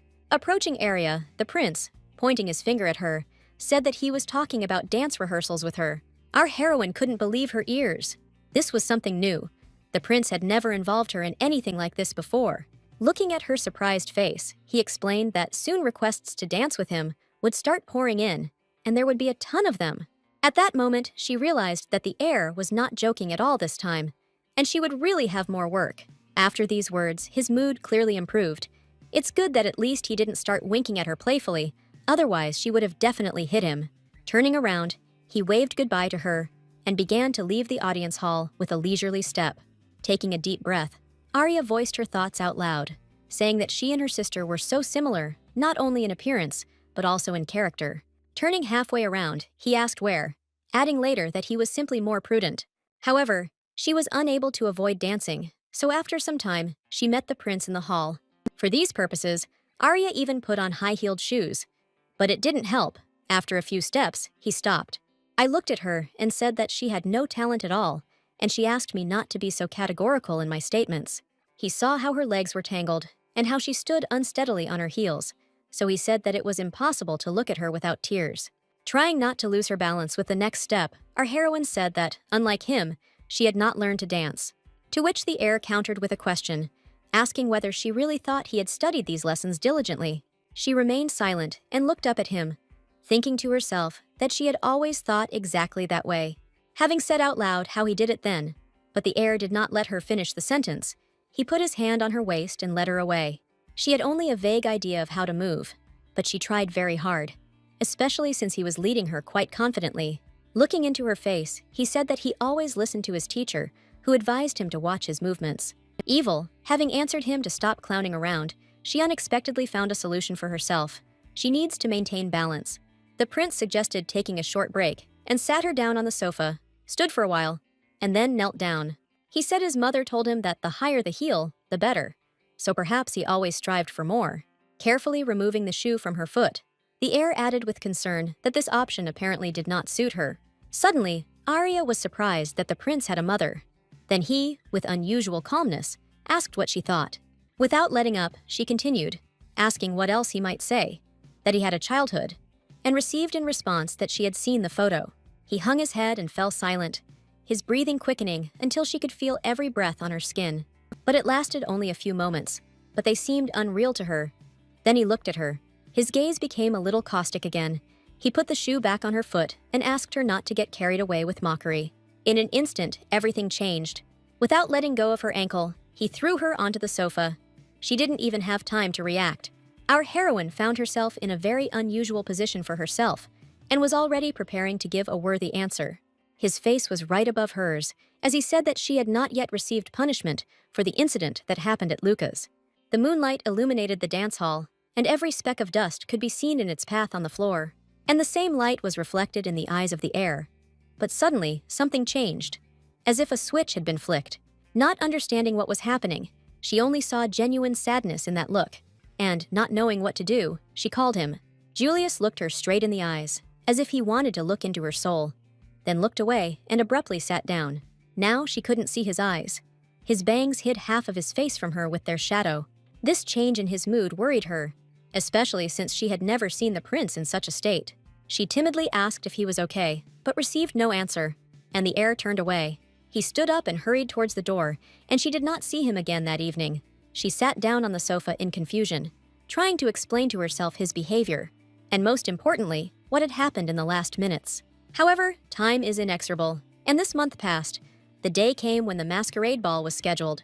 Our heroine's two most loyal subordinates came into her chambers. One of them was almost in tears. The knight could barely contain his emotions, although his voice still trembled when he said that she was beautiful. Out of embarrassment, our heroine covered her face with her hair, hiding from the knights that her face had become almost crimson. But when one of them fell to his knees and said that he had witnessed the rebirth of the commander, she asked him not to dramatize. She added that it was just a masquerade ball. Then another of her favorites, handing her a mask, said that she really was beautiful. Realizing that she was wrong, she took her mask and, apologizing, thanked him for the compliment. Finding herself alone in the corridor, she was about to head towards the hall, but suddenly a man in a mask, who had caught up with her, said, "It was time." Our heroine couldn't help but recognize his voice, because over the past 5 years, she had often listened to his bored whims. Next to her was indeed he, the hero of our story, as well as hers, because he was the prince in all his glory. Standing in a mannered pose, he looked at her and concluded that the obstinate girl had finally decided to put on a dress. Julius was in a great mood. He winked at her from under his mask and added that it was also for his sake. The knight decided to support his commander, so he asked why, and the prince replied that he could not hide the truth. Then he took her masquerade mask from her hands and asked that, even if he said that she was beautiful, she still wouldn't believe it. And while he was saying this phrase, the prince, with careful movements, put her mask on her face and tied the ribbons at the back of her head. Arya was tempted to scream, but she restrained herself and calmly stated that everything was exactly like that. He chuckled and noted that it was cruel, adding that he could even dance for her to prove it. Without waiting for her consent, our hero demonstrated several movements from a popular ballet that was being performed at the Imperial Theater. She mumbled quietly what those movements were, and when he came up to her, she asked him not to do that, and he replied that he was actually serious. The knights, quietly chuckling, watched them go, and our heroes went out onto the third-floor balcony, from where a view of the ballroom opened up. Many guests had already arrived and were walking around in pairs. Arya noted out loud that a lot of people had already gathered. They began to descend slowly, and the prince confirmed that it really was a lot, because this was the best time to unwind. But he also knew that unexpected situations could occur, and his suspicions were confirmed when he saw the dagger on the guest. Among the guests, our heroine noticed a young princess who, together with her partner, was talking to a certain lady.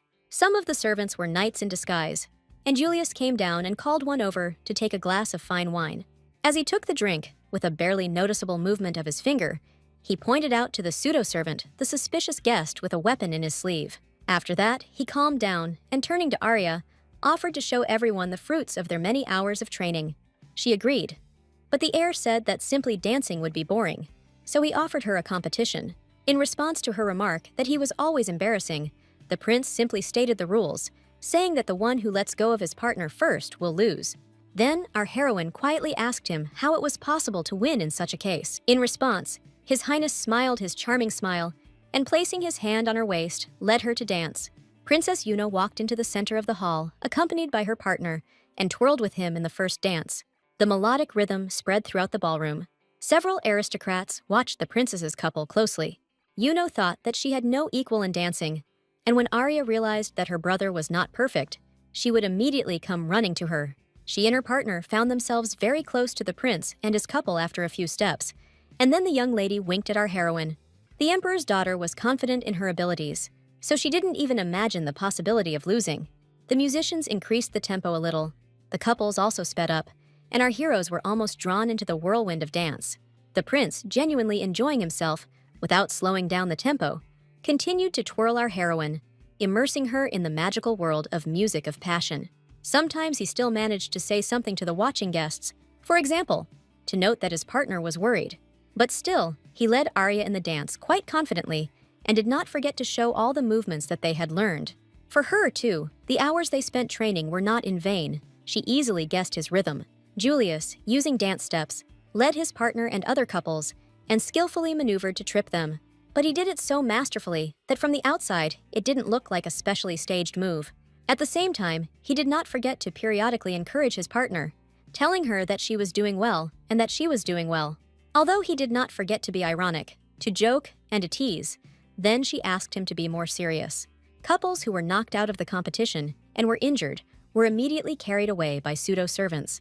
Then it was announced that there were 2 more rounds ahead, and the prince asked, while twirling her in a whirlwind, if she could stand it. Yuno didn't forget to look at this couple, and at some point she thought that real passion had really flared up between these two. She wondered how she could not have noticed this before, and became so distracted that her partner noticed it. And although she didn't want to lose sight of the couple, Yuno looked at her companion and replied that everything was fine. There was no need to worry. However, extraneous thoughts still knocked her off track. She quickly decided to concentrate and act as usual. But this only made the situation worse. She couldn't get into the rhythm, and she caught one foot in the other. This caused her to lose her balance, and she clutched her partner convulsively. But the next step prevented him from holding her. Another moment, and the young princess would have dropped out of the competition. But luckily for her, Arya was there to support her. Years of training on the battlefield, and even in the ballroom, allowed our heroine to make this gesture without compromising her own dancing. Except for one detail, she let go of her partner. But she didn't care. She threw a radiant smile at the young princess, and Yuno's partner, still continuing to twirl her, suggested that they stop, but they still finished the dance. The ball was declared over, and the princess began to look for her savior, but did not find her. The solemn moment of announcing the winner arrived. The entire hall froze in anticipation. The spotlights illuminated the princess and her partner. Thus, Arya helped the young lady and the young gentleman become the best couple of the evening for the best dance. Our heroes stood on the second-floor balcony, and Arya was genuinely happy, then said that in the end they lost. The prince replied that this did not count, because when a sister participated, her connection with the emperor was immediately declared. Yuno and the couple stood in the spotlight, and the prince explained that the guests of the evening always vote for a representative of the imperial family. Julius sat down on the railing and, watching everything from above, added that in the future, the princess would have to learn more about all this. Arya found this assessment offensive, so she decided to protect the young princess from attacks. She looked at her companion and said that, even if that were true, it would be foolish to underestimate his sister's talent. The prince basically agreed with this statement, but he wanted to argue a little, but did not have time. At that moment, the spotlight was directed straight at them, and the master of ceremonies asked the couple on the second floor to come down. He announced to everyone present that this couple would receive a prize for the most unique moves today. Turning away, our heroine suggested that they run away immediately, but Julius grinned and replied that it was not in his rules to run away. It was really out of character for him, and she knew it perfectly well, but she didn't always remember that it was so. So when he picked her up and started to stand on the railing, she first thought it was another one of his jokes. But it was not so. Already in the jump down, with a virtuoso and barely noticeable movement, he lowered her into his hands. So, together with her, he easily stepped onto the floor of the first floor and, amidst surprised exclamations, walked out into the center of the hall. And although she was pleased with such an unconventional appearance, she whispered to him that he couldn't help but show off. The audience demanded a few words from the winners, but the prince decided that he had not yet distinguished himself enough, so he kissed his partner. The rest of the evening passed without incident, and in the morning, the happy prince flew into her room and greeted her. Our heroine had been on her feet for a long time, and on this very day, she decided to devote herself to duties that were not entirely hers. She was so absorbed in this activity that she did not notice how the pebble from her hand flew past the air. The breaking of stones into small pieces was quite a loud affair, so she saw our hero only when she raised her head. Julius asked what she was doing, and the knight reported that the commander was making gravel for the paths in the garden. Then the knight thanked Arya for her help, and our hero thought that his bride had so many hidden talents. Our heroine continued to do her job, telling the prince that they need to help each other. She added that when she remembered yesterday evening, she wanted to destroy something, and she did not restrain herself. The heir nodded understandingly, and, dodging another piece of gravel, apologized for courting her. Raising her surprised gaze to him, our heroine, tearing herself away from her work for a second, asked what he had gone crazy about. Once again, dodging the stones, Julius smiled and said that the princess had called her, and she would distract Arya from these thoughts. The squad leader already knew that the dispute between brother and sister ended with a victory in favor of the latter, and the prize was our heroine, but she wasn't too worried about it. She enjoyed spending time with Yuno. Although there was one nuance that still bothered Arya, the princess reassured her and said that she looked great. But for the shopping trip, the princess suggested choosing a more suitable outfit. Our heroine tried to somehow refuse to go to the city, saying that she was on duty, but her companion pulled her further. The prince looked at them from the window and thought that his little sister was doing a good job, because if he had asked to dress like that, he would have been refused. The knight entered the office and asked why he had been summoned, and the heir responded by asking to replace the commander that day. The squad member replied that he could, and when he asked what happened to Arya, he received the answer that she would guard the younger one all day. Then he asked the prince in surprise who would protect him, but instead of an explanation, he saw him changing clothes. Julius put on clothes that were completely out of character for him, and, jumping onto the windowsill, said that the girls were having fun today and he would go after them. He jumped down so quickly that the young knight didn't even have time to stop the escaped heir. He had no choice but to ask the members of the detachment who were in the courtyard to follow His Highness. Meanwhile, our heroine, accompanying the young princess, arrived at a small but very fashionable cafe. A few minutes later, all sorts of desserts appeared on the table, and the waitress first apologized for the wait. She then added that seasonal afternoon desserts had been prepared for the day and hoped that they would be to the guests' tastes. The princess had a sweet tooth, but before she began, she still confided that she and her sister would be incognito today. Arya listened in silence to how nice she was, and neither of them paid any attention to the new visitor. Yuno was in a great mood, and this remark from the waitress made it even better. She was glowing with happiness, and although there was a small incident during which the tray fell to the floor with a clang, it did not spoil the moment. The waitress returned to her duties, and the princess informed Arya that from now on she was her personal knight, adding to this that now they would always be together. But this did not quite suit the squad leader. Getting up from her chair, she dropped to one knee and addressed the princess, saying that she was honored to have this opportunity. Looking up at the princess, she added honestly that she had already sworn allegiance to her older brother. Without rising from her knees, she told the astonished young lady that knights cannot break their oaths. After thinking for a bit, Yuno replied that her brother could take care of himself and didn't need protection. Our heroine lowered her gaze and replied that perhaps this was the case for royalty, but not in her case. Then she continued in a solemn voice, saying that this was their choice, and therefore loyalty to the oath was unbreakable. The young princess did not expect to hear this, so she silently looked at her companion, thinking about her loyalty. They were so absorbed in their conversation that they completely failed to notice how the crown prince sat down next to them in his unusual outfit. Arya was surprised by his sudden appearance, and he, turning to his sister, advised her to simply give up because she had lost this battle. After looking at the squad leader, he asked her through his monocle to sit down next to him, and she answered as he ordered. When our heroine took her place at the table again, the heir turned to the princess to explain. He made his point clearly by telling her that it was not enough to just have power and money to be chosen by your subordinates. But the young lady had already been thinking about this question a few seconds earlier, so she said she would back off. However, she added that this does not mean that she is giving up completely and irrevocably. They will return to this. Then, saddened but determined, she returned to the carriage to make the return journey to the palace alone. And only when the carriage started moving, the princess relaxed and became despondent. She didn't like to lose, even in small things. Arya was ready to groan from fatigue because of these showdowns, and the prince asked what he would do if she decided to stay with her sister. There was one thing that was bothering her, so she asked that the heir had been eavesdropping on their conversation from the very beginning. When he answered in the affirmative, our heroine sharply said that, in fact, eavesdropping on other people's conversations is low. Our hero had something else on his mind, so he didn't comment on her remark, but changed the subject. He took her fingers and asked if she remembered their bet.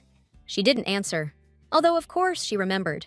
And how could Arya forget if he reminded her of him almost every day, and yet she lost every time? The last time this happened was the other day, when she again agreed to the competition. But now it took place at the ball. There was only one condition. She couldn't let her partner go, but she couldn't help but help the young princess, and therefore lost. Be that as it may, punishment is punishment. This time he put a ring on her and asked her not to take it off for the rest of her life. Our heroine looked at it for about 10 minutes and still couldn't figure it out, and was racking her brains as to why he had given it to her. Besides, she knew the heir well, so what happened remained a mystery to her. It all seemed too simple. Minutes passed by, and the squad leader kept wondering what kind of ring it was and what function it could perform. She was on the training ground, and there was a wall nearby, and then a crazy thought came into her head, and she hit the stonework. Then she looked at her palm and the ring and noted with amazement that there was not a single scratch on either one. At that moment, a sleepy Luca came out onto the platform. He yawned and, after greeting her, said that she was quite lively in the morning. Arya suggested that the master give it her all today during training. He asked not to call him master. Then she extended her hand. Luca asked what she was doing here since early morning, and she started talking about a strange ring that glows when struck. Inquiring what she had gotten herself into again, he took her hand and looked closely at the small decoration on her finger. He even whistled in surprise, then twirled her fingers with his hand and asked where the commander got it from. She answered with complete sincerity that the crown prince had given it to her and asked her never to take it off. Muttering quietly that it would be better for him not to touch it, the old knight said a little louder that it was quite an old thing. This information interested our heroine, and she asked that if she knew anything, then let her share the information. Luke said that during the Great War between the two kingdoms, for the sake of his beloved, one knight created a ring with a secret engraving. Deliberately lowering his voice, he finished by saying that, according to legend, this inscription can only be read after death. Arya said that this was the first time she had heard about this, and then Luca asked in surprise that she hadn't heard these stories at fencing school. She looked at the elderly knight, then lowered her head in embarrassment, and only then was she able to confess. She felt a little awkward talking about it. but the fact was that she had never attended fencing school. Now it was Luca's turn to be surprised. He didn't even suspect that such a skilled swordswoman had never studied at school. He asked again if he had heard correctly, and she confirmed that he had, and that was why he was her first master. He digested this information for a few moments, then thought that now he understood why she called him that. After patting her on the head, he said in a gentle tone that it was enough to waste time and that it was time to start training. And with a quick step, Luca went for the weapon, and our heroine stood for a while, trying to understand what was happening. Then she came to her senses and said that yes, master. And he again asked her not to call him that. She agreed, calling him the same again. The carriage swayed rhythmically, in time with the movement. The palace had long been left behind, and ahead, there was only something new. The heir, barely holding back his displeasure, muttered through his teeth his question about where they were going again. Our heroine asked him to get ready because he needed to attend the graduation ceremony. Meanwhile, they were approaching the fencing school. It was an old building with several stone turrets. She had already served in the Crown Prince's detachment for 5 years, but during all this time, she had never visited this establishment. The prince lay back on his seat and lazily announced that he had no attachment to the place. When she asked him what about his friends from his school days, he replied that why would he be friends with those who had never been his equals? Then she thought that today would be a difficult day, since the prince had such a negative attitude, but she asked him to behave decently. After some time, he reminded her of this phrase, pointing out how she behaved herself and how her behavior could be described. He nodded towards the unfortunate man who was stuck in the wall and clearly couldn't get out without outside help. Our heroine clenched her fist, covered with a thin kid glove, and asked again what he was talking about. He added later that if His Highness meant that man in the wall, then he could not withstand the blow since it was self-defense. One of the senior students walked our heroes back to the carriage and thanked them for being present today. Julius, striding proudly, spoke of the memories it brought back, and Arya reminded him that he had said he was not attached to this place. Her companion confirmed his previous statement that there are memories, but no attachment. Meanwhile, various incidents were happening within the walls of the academy. The teacher was screaming at the top of his lungs. How much can he explain? That the stance was wrong, and in general, what was wrong with the legs. And he asked how the student was going to concentrate the force of the blow. He got on the unfortunate woman's nerves with words that she wasn't even able to learn the basics, and how dare she disgrace this place with her presence. He said that this was an honorable fencing academy that produced the best knights, but she didn't even see her own mistakes. Also, about how disgraceful it is, and that she is a worthless person, and that it was not for nothing that I kept saying not to take girls for training. Then he grabbed his charge by the hair and shouted at her to get up immediately if she didn't want to fly out of here. Arya became an unwitting witness to this scene, so she decided to intervene and, approaching them, demanded that they release the student. The teacher didn't even think of obeying, so she grabbed his wrist and with a sharp movement loosened his grip. He wanted to demand an explanation, but when he looked up, he recognized our heroine and even pronounced her name in full. But the commander no longer paid any attention to him. She placed her hand on the victim's shoulder and asked how she was. The knight considered this situation an excellent opportunity and, waving his sword, went towards Arya, saying that he would teach her a lesson now.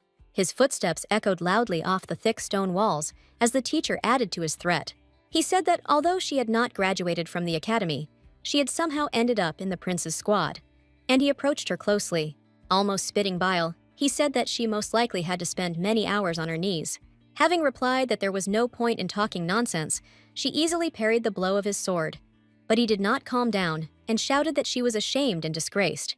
He shouted that chivalry is nobility and devotion, but she, by her very existence, defames this sublime concept.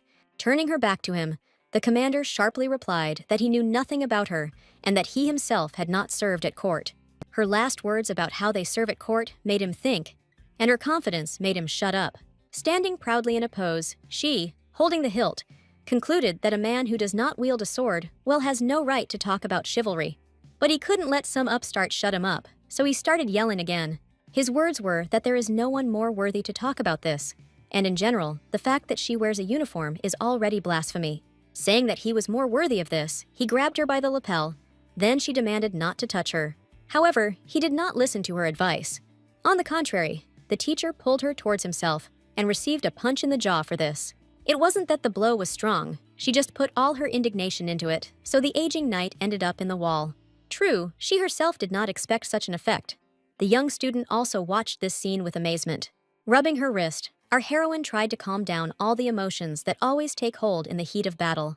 It was at this moment that our hero appeared, reminding her that she had advised him to behave decently. They didn't even pay attention to the fact that the teacher had finally begun to get out of this situation. Arya repeated to the prince that it was self-defense, and in general, she did not hit him hard enough to send him flying. The prince noted that it had happened after all, and the teacher, having climbed out of the wall, said that he would report this at the meeting. He shouted that it was violence on the part of the knight's woman, and the heir replied that the knight belonged to his master. He lightly hugged Arya and added that if this was all true, then she was his, and therefore going against her meant going against him. He tried to prove with his whole appearance that these were not just words, and then he added that the teacher could now expect punishment. At the academy itself, the usual day continued. A short break began, and many students were walking around the grounds. Taking advantage of this pause, the student our heroine had protected approached her to express her gratitude. The heir and Arya walked towards their carriage to leave for the palace, and he noted that it was practically glowing. She smiled and replied that it was all because he managed not to run away, and moreover, behaved decently. Stretching slightly, he said that they were done with work for the day, and therefore it was time to return. Leaning towards her, he said that they could quickly return home and immerse themselves in their love there. But she refused him. Then she added mysteriously, "Well, just like that." But she didn't finish the sentence. She wanted it to remain a secret for the time being. And although he turned all ears, it didn't help. At the moment, she wasn't going to share her ideas with him. He even asked again about her plans, but our heroine remained adamant, and she wanted to spend this time without him. Upon returning to the palace under a plausible pretext, the squad leader left the prince and headed to the bar. It was her favorite place, where she often came to let off steam after a long day at work. When the bartender asked her why she was so happy today, she replied that something good had happened and that someone admired her. And even this girl said that one day, she wanted to become a knight like her, adding that she was pleased to hear that. The man behind the counter didn't ask any more questions. He thought it was good that this customer was happy at least today. Arya was so happy that she wanted to scream at the top of her voice so that everyone around her knew how good she felt. Then she turned to the bartender again, ordering another drink, and he replied that he would serve it now. Our heroine hoped that she would be able to get rid of the prince's presence, but she did not know how deeply mistaken she was. The heir, pulling his hood lower over his face, entered the establishment to join his bride. The man behind the counter greeted the new customer, who walked up to Arya and stopped in front of her. He placed his hand on the counter and, tapping his fingers on the board, asked if there was only one girl there and if the seat next to her was free. She recognized his voice, but, not believing her ears, she slowly turned her head in his direction to make sure. Her hearing did not deceive her. In front of her stood the crown prince, from whom, as she hoped, she had managed to break away. Completely unperturbed, he asked Arya if he could join in, and the bartender asked what he would like to order. The prince replied that it was the same as the girls, and did not answer her question about how he ended up there. Clutching her head, she began to lament that until that moment, this was her last refuge, where he was not. He replied that he was just curious about where she disappeared to from time to time, and added that he could invite him too. Having replied that this was completely unnecessary, she heard him remark that, in fact, she owed him for today. The bartender placed full mugs in front of them, and, looking at the amount of contents, the prince asked if that much could fit into a person. She asked jokingly if the gentleman was afraid of bursting, and Julius calmly replied that he could drink more than her. Having spent a lot of time in this bar, the commander knew exactly how much she could drink, and that sometimes she outdrank some of the regulars. So I asked him again if he was confident in his abilities, and, having received an affirmative answer from him, I suggested a competition. He liked the idea, especially since they had had various competitions lately, but never such a fun one. They clinked their mugs, made a toast, and drained the rather large containers in one gulp. Then they fell silent for a couple of seconds, and the bartender, who had heard their conversation, began pouring them the next round. Slightly tipsy, they began to talk a little louder than they should have, and other customers began to look at them. After a while, several mugs had accumulated on the counter behind her and behind the heir, but they were still holding on. Another hour passed, and yet our heroine could not stand it. Putting her head on her hands, she began to quietly snore. In her sleep, she started talking about such delicious cakes, and the heir, having finished his drink, put the empty glass down with a clink. While wiping the dishes, the surprised bartender said that this was a trick, because the visitor had outdrank the commander and won. Saying that he would be back soon, our hero quickly moved towards the toilet, which was in the far corner of the room. He would never admit to anyone that in fact at that moment he barely made it to the saving toilet. Having emptied his stomach of its excess contents, he felt relief, although the remnants of what he had drunk were still raging inside.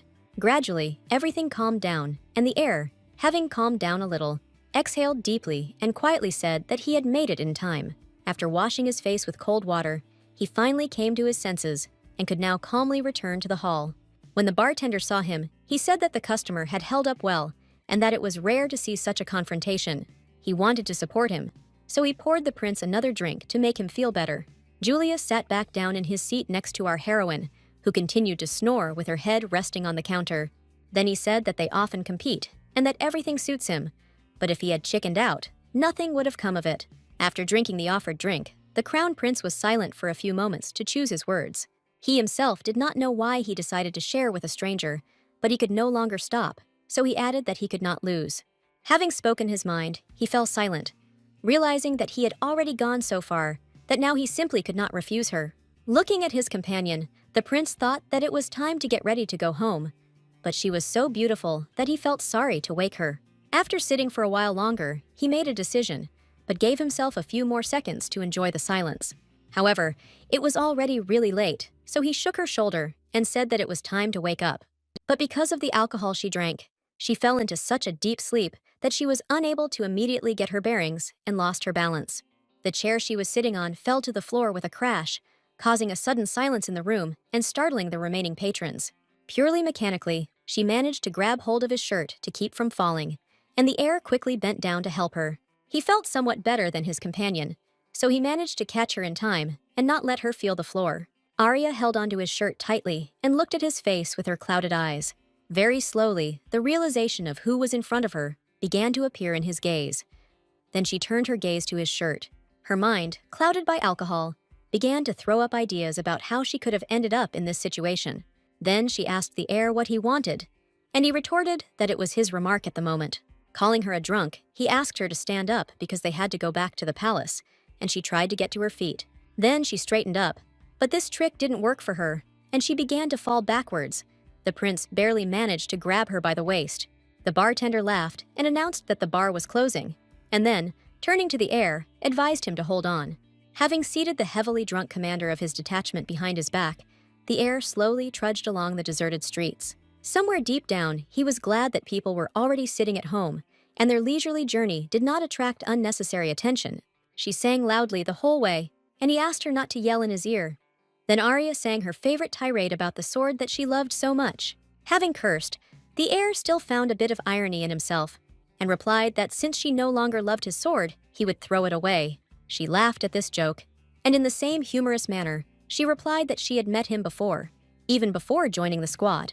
He replied that he knew because at the entrance ceremony to the fencing academy, there was one swordswoman who was rejected, and that he is not lying, but remembers perfectly well, because the swordswoman had a duel with the examiner, which he lost.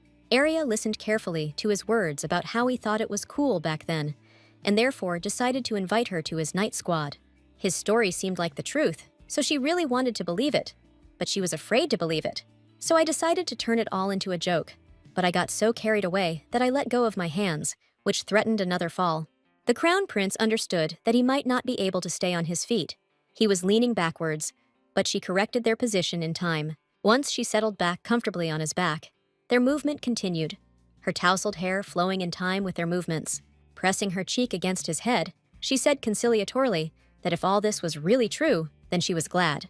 After some time, our heroes finally reached the palace, and the completely tired prince almost fell into the room.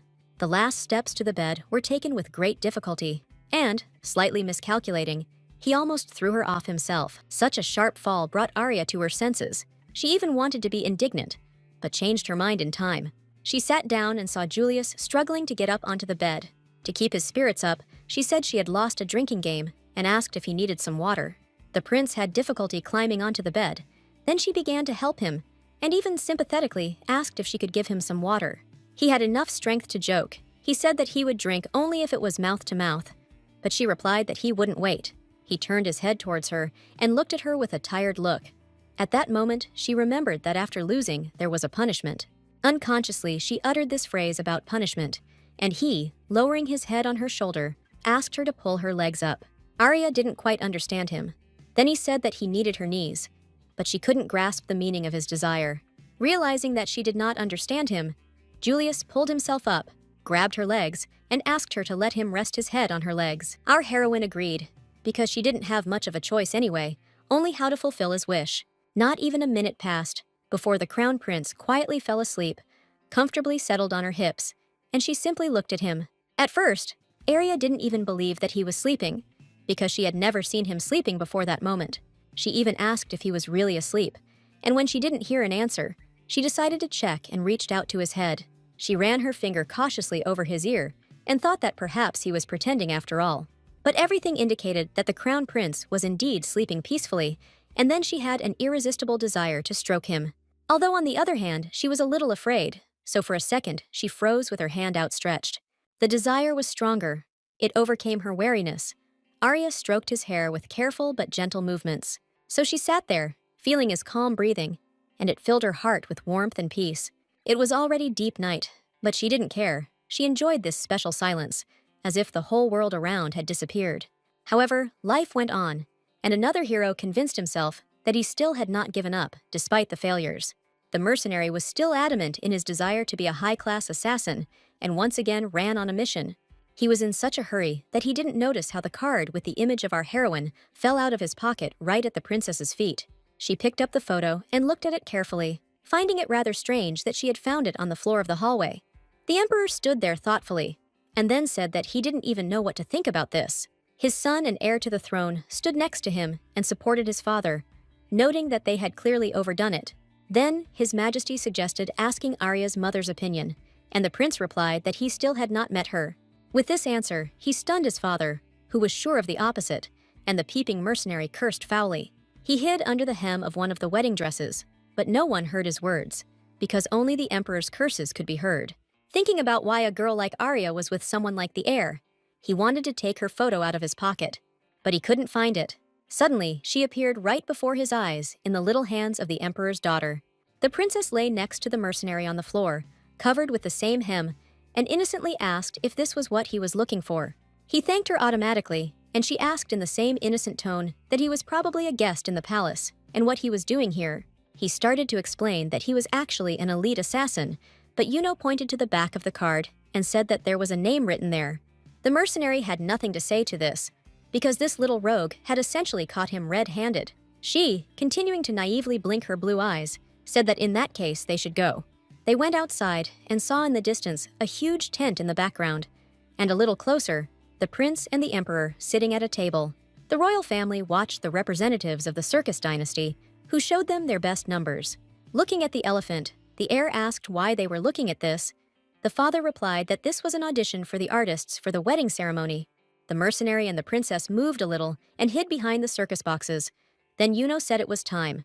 He started to say that he was not ready, but the young lady, pushing him in the back, egged him on, saying that it was now or never. But the hapless assassin was not so sure about this, so he asked her several more times if she was sure of her words. However, the persistent princess convinced him, and then he decided that he had to show what he was really capable of. Jumping forward, he found himself face to face with the royal family and their knight. But they took his antics with mixed feelings. The heir didn't even bat an eyelid when the man snatched a grenade and threw it straight towards their table. But His Majesty, with cries of horror, rushed to the knight so that he could protect him, as befits his order. But an unforeseen circumstance occurred. The grenade chose a different trajectory and flew towards the artists. This did not add any interest to the bored Julius. His mind was still completely elsewhere. The grenade, as it was supposed to, exploded. But by coincidence, it did so right under the elephant's feet. The elephant, frightened, stood on his hind legs and splashed water on the prince, who did not expect this and therefore did not have time to dodge. The unlucky mercenary, in the company of the young princess, ran away as fast as he could, and Yuno, laughing, told him that he was the best after all. Our hero went from bored to dejected. All his clothes were soaking wet, but he didn't care. But now he had a plausible excuse to leave his father and knight. He stood up and shook himself, saying on the go that he needed to find the criminals. He began to walk away, but the emperor ordered the knight to follow the prince. Without even changing his clothes, Julius immediately headed to his office. He expected to meet the commander of his squad there. She was exactly where he wanted to find her. But pretending to be surprised, the heir asked what she was doing there. Without turning around, she also asked that he was apparently already tired, and the prince asked why she had not accompanied him today. Clutching a folder of documents, our heroine replied that she had gotten too carried away with office red tape. The prince playfully told her that he was even doused with water, and it was funny. Then Arya asked not to cause problems for the knight Aldrich. In response, he said that it was Yuno, then changed the subject and said that he would like to meet her parents. She continued to talk to him like that, without turning around, which surprised our hero. She had never acted like that before. He was also a little puzzled and upset that she was talking like that, so he walked up to her and put his hand on her shoulder. The heir called her by name. Then she finally turned to him, but lowered her head, and he could not see her face. Arya understood that such behavior could cause even more questions from His Highness, so she raised her head and looked at him. Something new in her facial expression alerted the heir. He began to examine it carefully, trying to understand what had changed. His stare puzzled Arya, so she asked what was wrong, and in response received another question. What was wrong with her face? He took another step to get closer to her, while she, on the contrary, stepped back towards the window. And, laughing artificially, our heroine asked what was wrong. Was there really something on her face? Her behavior was becoming more and more disturbing to him. He had never seen her in such a strange mood. While he was thinking, Arya was mentally looking for escape routes. She didn't want to talk to him yet. She tried to sort out her feelings, and his presence only confused her, so she took a step towards the window. Approaching her, the prince stopped her further advance. Holding out his hand, he wanted to get answers. Leaning towards her and continuing to look intently into her eyes, he demanded that she begin to answer honestly. Her lips trembled, but she was not yet ready to talk now. And to avoid this, she finally thought of a way out. The next moment, shards of glass flew straight into the crown prince's face, miraculously not injuring him. Jumping out of the window, she jumped onto the third-floor balcony, and from there to the ground and ran to the saving barracks. His Highness stood by the broken window, the wind blowing through his wet clothes, and he wondered what was happening to her. Sir Ritterhagen spent his working time in an unexpected occupation. He decided to take up painting. Some time ago, he had acquired all the necessary accessories and now stood with a palette and brush in his hands. The squad leader flew into the drawing room like a fury, and the elderly knight even jumped up in surprise. Having recovered from the initial shock, Luca asked what she was doing here at this time of day. Unable to control her mood, our heroine started shouting that the master was shirking his work and that he had no right to do so. When he asked why she was being so abrupt, she replied that she was at work and he was also supposed to be there, not in this room. Luca responded, offended that he was useless. Then the commander grabbed him by the scruff of the neck and even tried to drag him away from the easel. But the knight was not going to give up without a fight, so he declared that at this time she herself should be on duty and not in this room. It was a perfectly reasonable comment, so after letting go of Luca, she began to make up an excuse for herself. Her thoughts were racing through her head, so she asked for a minute to think, even though she already knew she was acting stupidly. And as much as she didn't want to admit it, she didn't have a clear idea of what was happening to her. So, bursting into tears, she bitterly said that she was also useless and that she would be fired. Then he decided to treat her to cookies. He asked her to calm down first, but covering her face with her hands, she almost burst into tears, and he changed his mind about offering her sweets. Sitting down opposite the commander, Luca began to slowly speak about what he understood, although it was wrong. After a moment of silence, he continued, saying that it was because of the support of the crown prince. But Arya interrupted the elderly knight. Trying to control her breaking voice, she admitted that she had been feeling weak lately. Luca threw his head back on the chair and exhaled. But they were so busy with their conversation that they didn't notice how the door opened. The knight said with relief that this meant nothing terrible had happened, and she only needed to be patient for about 6 months.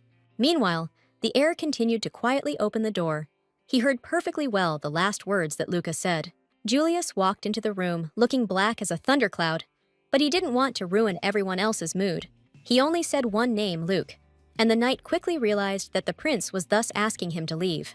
Shuffling slightly in his slippers, he moved towards the exit, freeing the room from his presence. Our hero silently sat down next to Arya.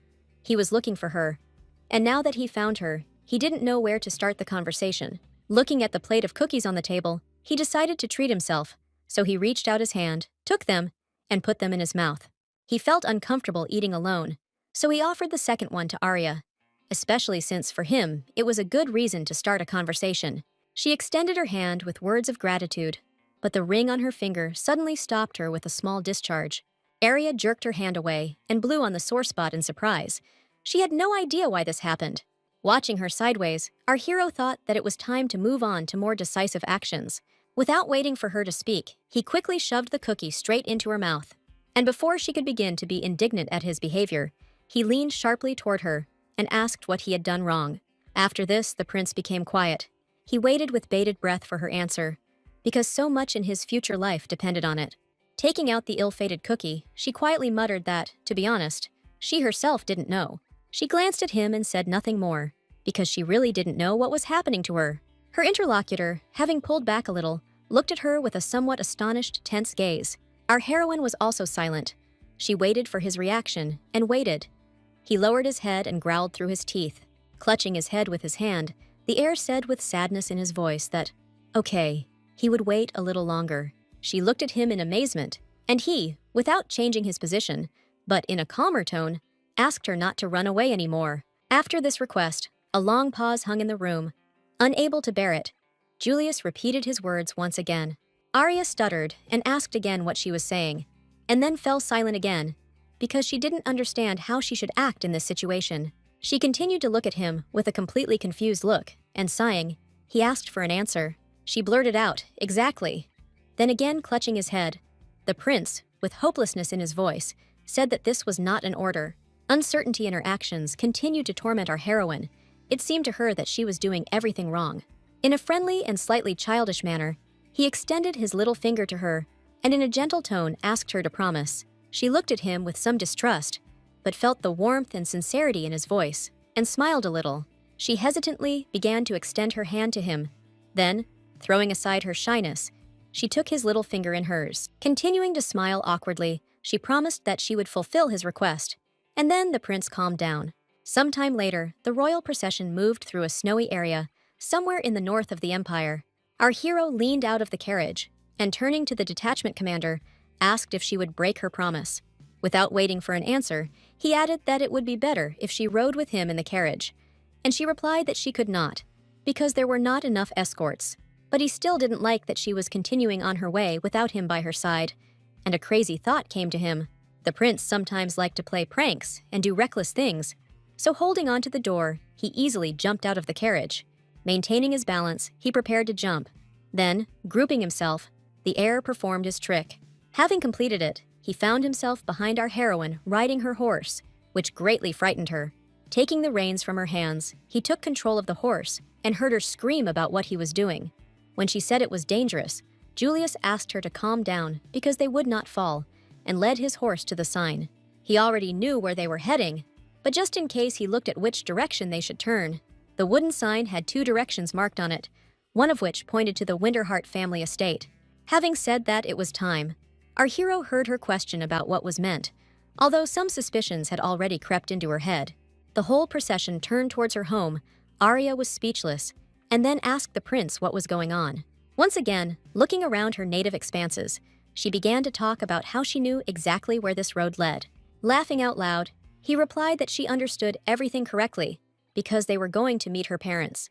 Trying to take the reins from him, she reminded the prince that before leaving, he had said something completely different. He winked and cheerfully asked her not to be angry, because there was nothing wrong with the fact that he had only deceived her a little. Soon the royal procession arrived at the von Winterhart house. The knights quickly jumped off their horses and waited for instructions. Our heroes also jumped off their horses.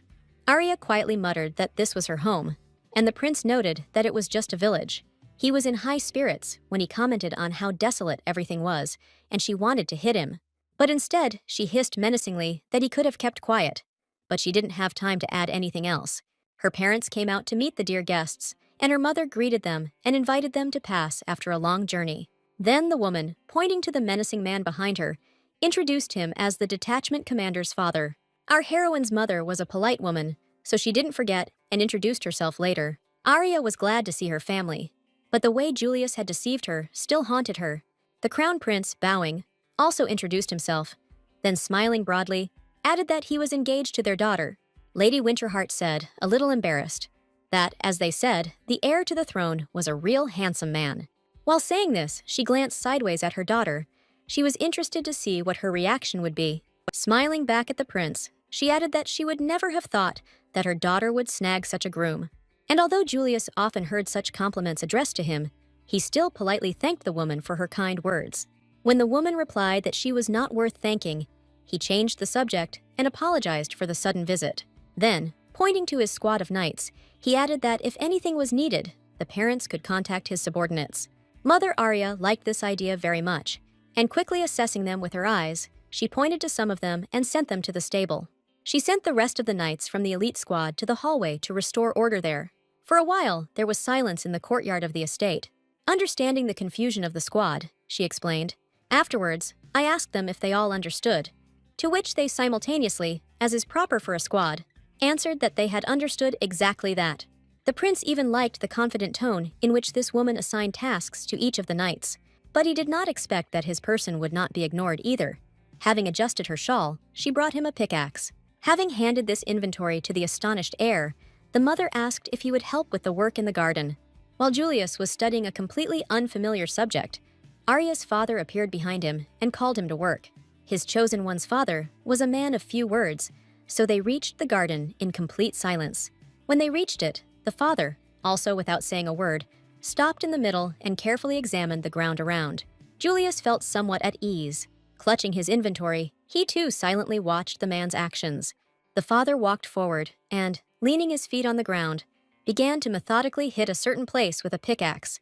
The chosen area was dry and thoroughly frozen, but the man continued his work. After a while, still in the same silence, he turned his head and glanced at the idle guest. Finally, it dawned on our hero that he couldn't stand there any longer. He needed to take action. He couldn't let his chosen one down and lose face in front of her parents, so he also started waving a pickaxe. He was not used to this kind of work, but he knew that if he really wanted to, he could cope with this task. The ground around him shook and split, and then his father nodded with some surprise, but at the same time approval. The man, who was accustomed to hard farm work, was pleased that the young master was able to cope. Our heroine watched them through the window. She asked her mother, a little timidly, if everything would be okay with the field. Her mother, meanwhile, was looking at all the samples of wedding dresses that were available for selection. Taking one in her hands, the woman said that her daughter had arrived so suddenly and was even unilaterally asking her to choose a dress. She praised the fabric, then praised the imperial tailor, who has golden hands and excellent taste. Arya shook her head. Then her mother laughed it off. But our heroine, not believing it, asked her not to behave so terribly. The woman looked at her daughter and said that she didn't look like herself and didn't remember raising her as a weakling. Putting the dress aside, she added that her daughter is not the kind of person who agrees to everything, even if it is the whim of a member of the royal family. Looking at Arya, she suggested that perhaps the heir was blackmailing her, but her daughter denied this statement. And finding nothing better to say in response, our heroine said that the prince was just having fun, killing time in this way. The mother listened attentively to her speech about how it was just a game, and if she lasted 6 months, the wedding would be called off. Having explained that it was just an argument, she changed the subject to the dress, and then the mother replied that it was not something to joke about. On the one hand, she agreed with her mother's statement, but she could not find the right words to explain herself. Lady Winterheart put her arm around her beloved daughter's shoulders and began to explain her position, starting with the fact that even if this was just an argument, she continued by saying that she and her father would not marry her off to a man who could joke about such serious things.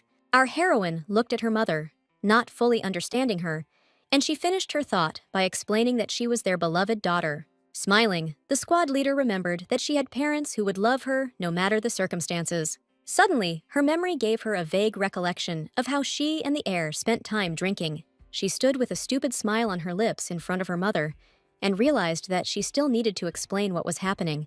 It was unbearably difficult for her to talk about what she felt, because she herself did not fully understand what was happening to her. Arya burst into tears and blurted out that it was all her fault, and, to be honest, His Highness was not to blame. Stumbling over her own words, she finished by saying that it wasn't that he wasn't at fault, but he was so annoying. The woman listened to her daughter's confused speech and said nothing for a while, but she guessed what was happening. In a thoughtful tone, she expressed her thought, asking if her daughter was in love with him, but she sharply denied it. Arya thought this assumption was unfounded, so she decided to leave the room and calm down. But her mother stopped her, made a small circle around the room, she asked for forgiveness, and said that she was just joking. Then our heroine looked at her mother with distrust, and then calmly said that she was not in love with the heir. The hostess of the house giggled and said deliberately that her daughter was just like her father, and, like him, also thought too much. She asked to imagine that Arya had her least favorite alcohol in front of her, to which her daughter replied that such a drink does not exist. She even imagined all sorts of bottles, and, having turned them over in her mind's eye, explained that she liked all alcohol. Mother said in an instructive tone that it happens that when you think about another person, even unpleasant things become good.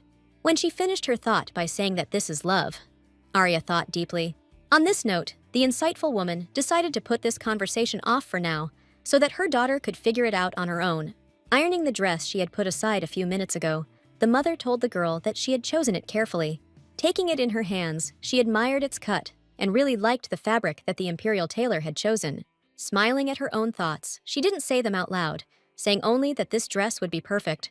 At that moment, our heroine did not understand such a dear woman at all. She simply looked at her and was silent. However, her mother had already thought of something else. She noticed that her daughter had gained a little weight and told her about it. Her mother sent her to take a towel to her father, and as she walked down the hallway, she thought that she had simply pumped up her muscles, which is why she had muscles. Stopping at the door, she tried to tune into a different mood, so that at least her father would not have any unnecessary questions. After knocking, Arya quietly opened the door and, closing her eyes, announced that she had brought a towel for her dad. There was no answer, but she heard someone inside, so she opened her eyes to get her bearings. But the one who appeared before her eyes was the crown prince, and he had just come out of the bathroom.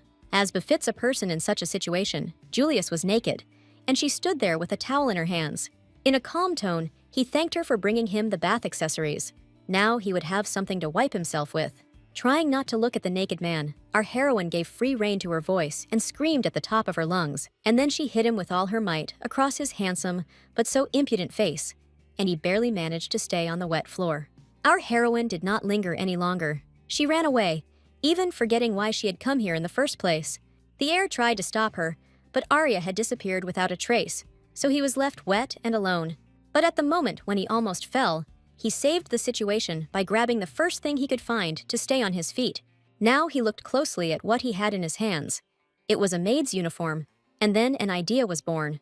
Our heroine walked back and called for her mother, tearing her throat with anger, and soon she met her. Lady Winterheart giggled into her hand as the knights of the company behind her continued to busily clean the hallway. Arya commented on the fact that the heir was there, and Mom, pretending to be surprised, asked if she had said that the father was there. Having said that my lady did it on purpose, the girl heard in response a wish to calm down, but did not listen to the advice. They were talking quite loudly, which attracted the attention of the knights, who were no longer doing their work as diligently. Realizing that they were being watched, the squad leader pulled herself together and said more quietly that it was a simple misunderstanding.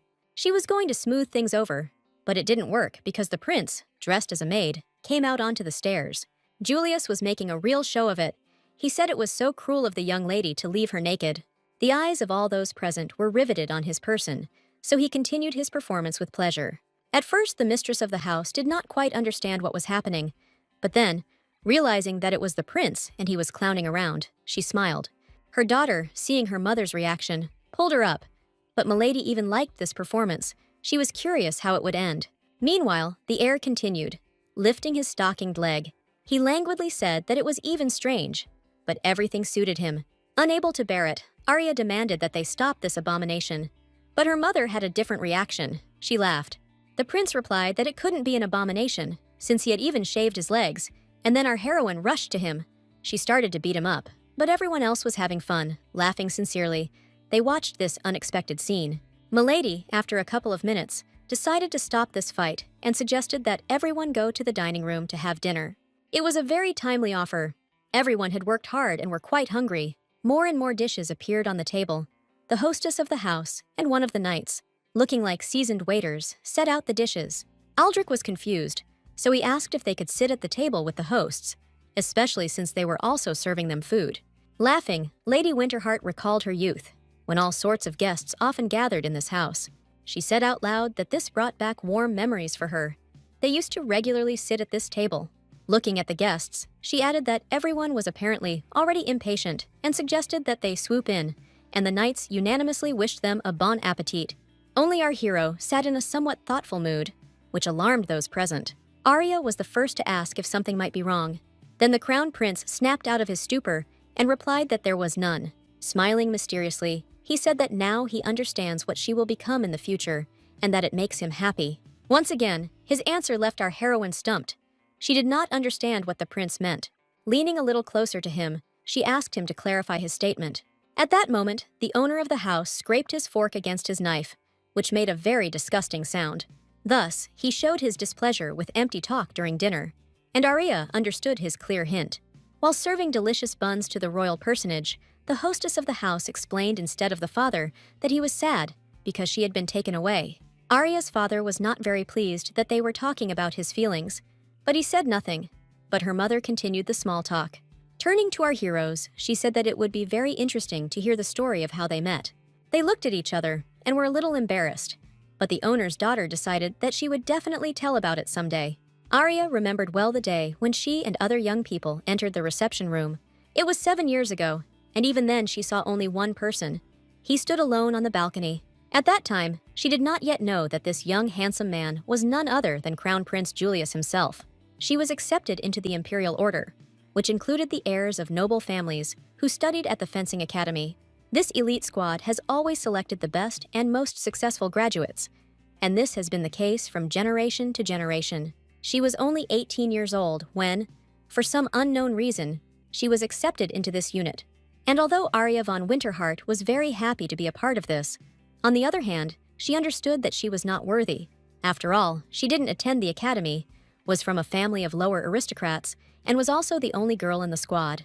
Because of all these factors, our heroine sometimes felt bad, but in order to achieve recognition, she must work twice as hard. She arrived at the training ground at dawn and had just thrown up when she heard the commander's voice. After saluting, Arya greeted the officer, to which he advised her to relax and not stand there like a statue. Then she reported that she was ready to begin training, but the commander smiled and asked her not to rush. She was extremely surprised, because this was not what she expected. Moreover, she was given documents, and the officer said that he trusted her. While looking at the papers, our heroine heard his joking tone, in which he informed her that everything would be explained to her at headquarters. Raising her head from the documents, she looked at the departing knight in confusion and became thoughtful. She didn't understand why she was sent to headquarters when the other young knights were preparing for a day of training.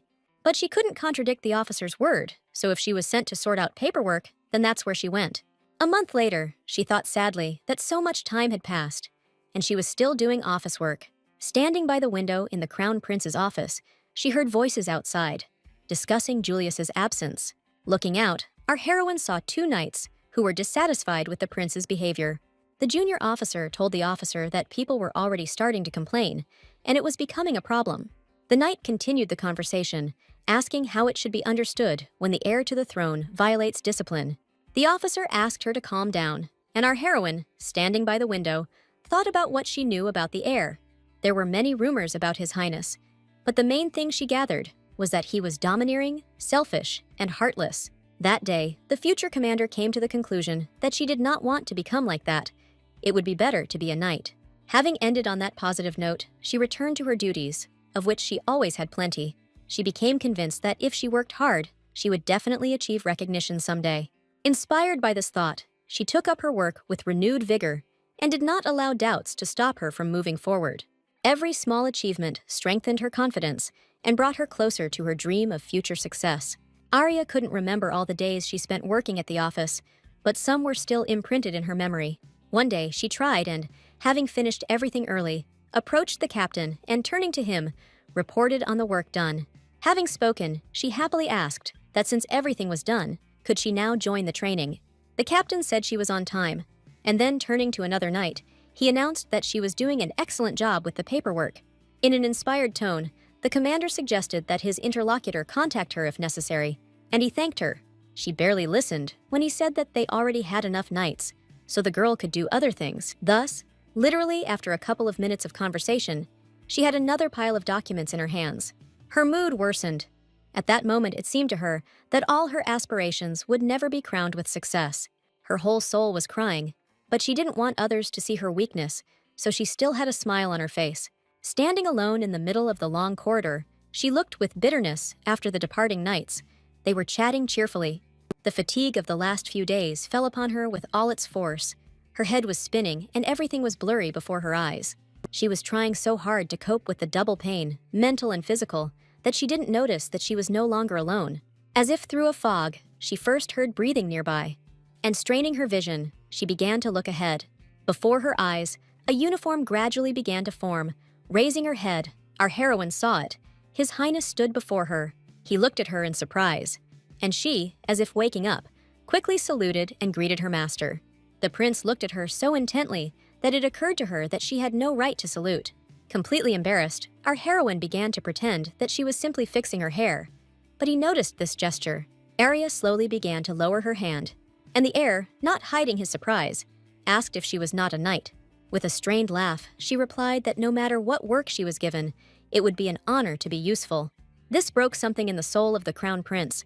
The spark that played in his eyes slowly died out. Continuing down the hallway, he muttered quietly that she had become boring. But Arya heard the phrase.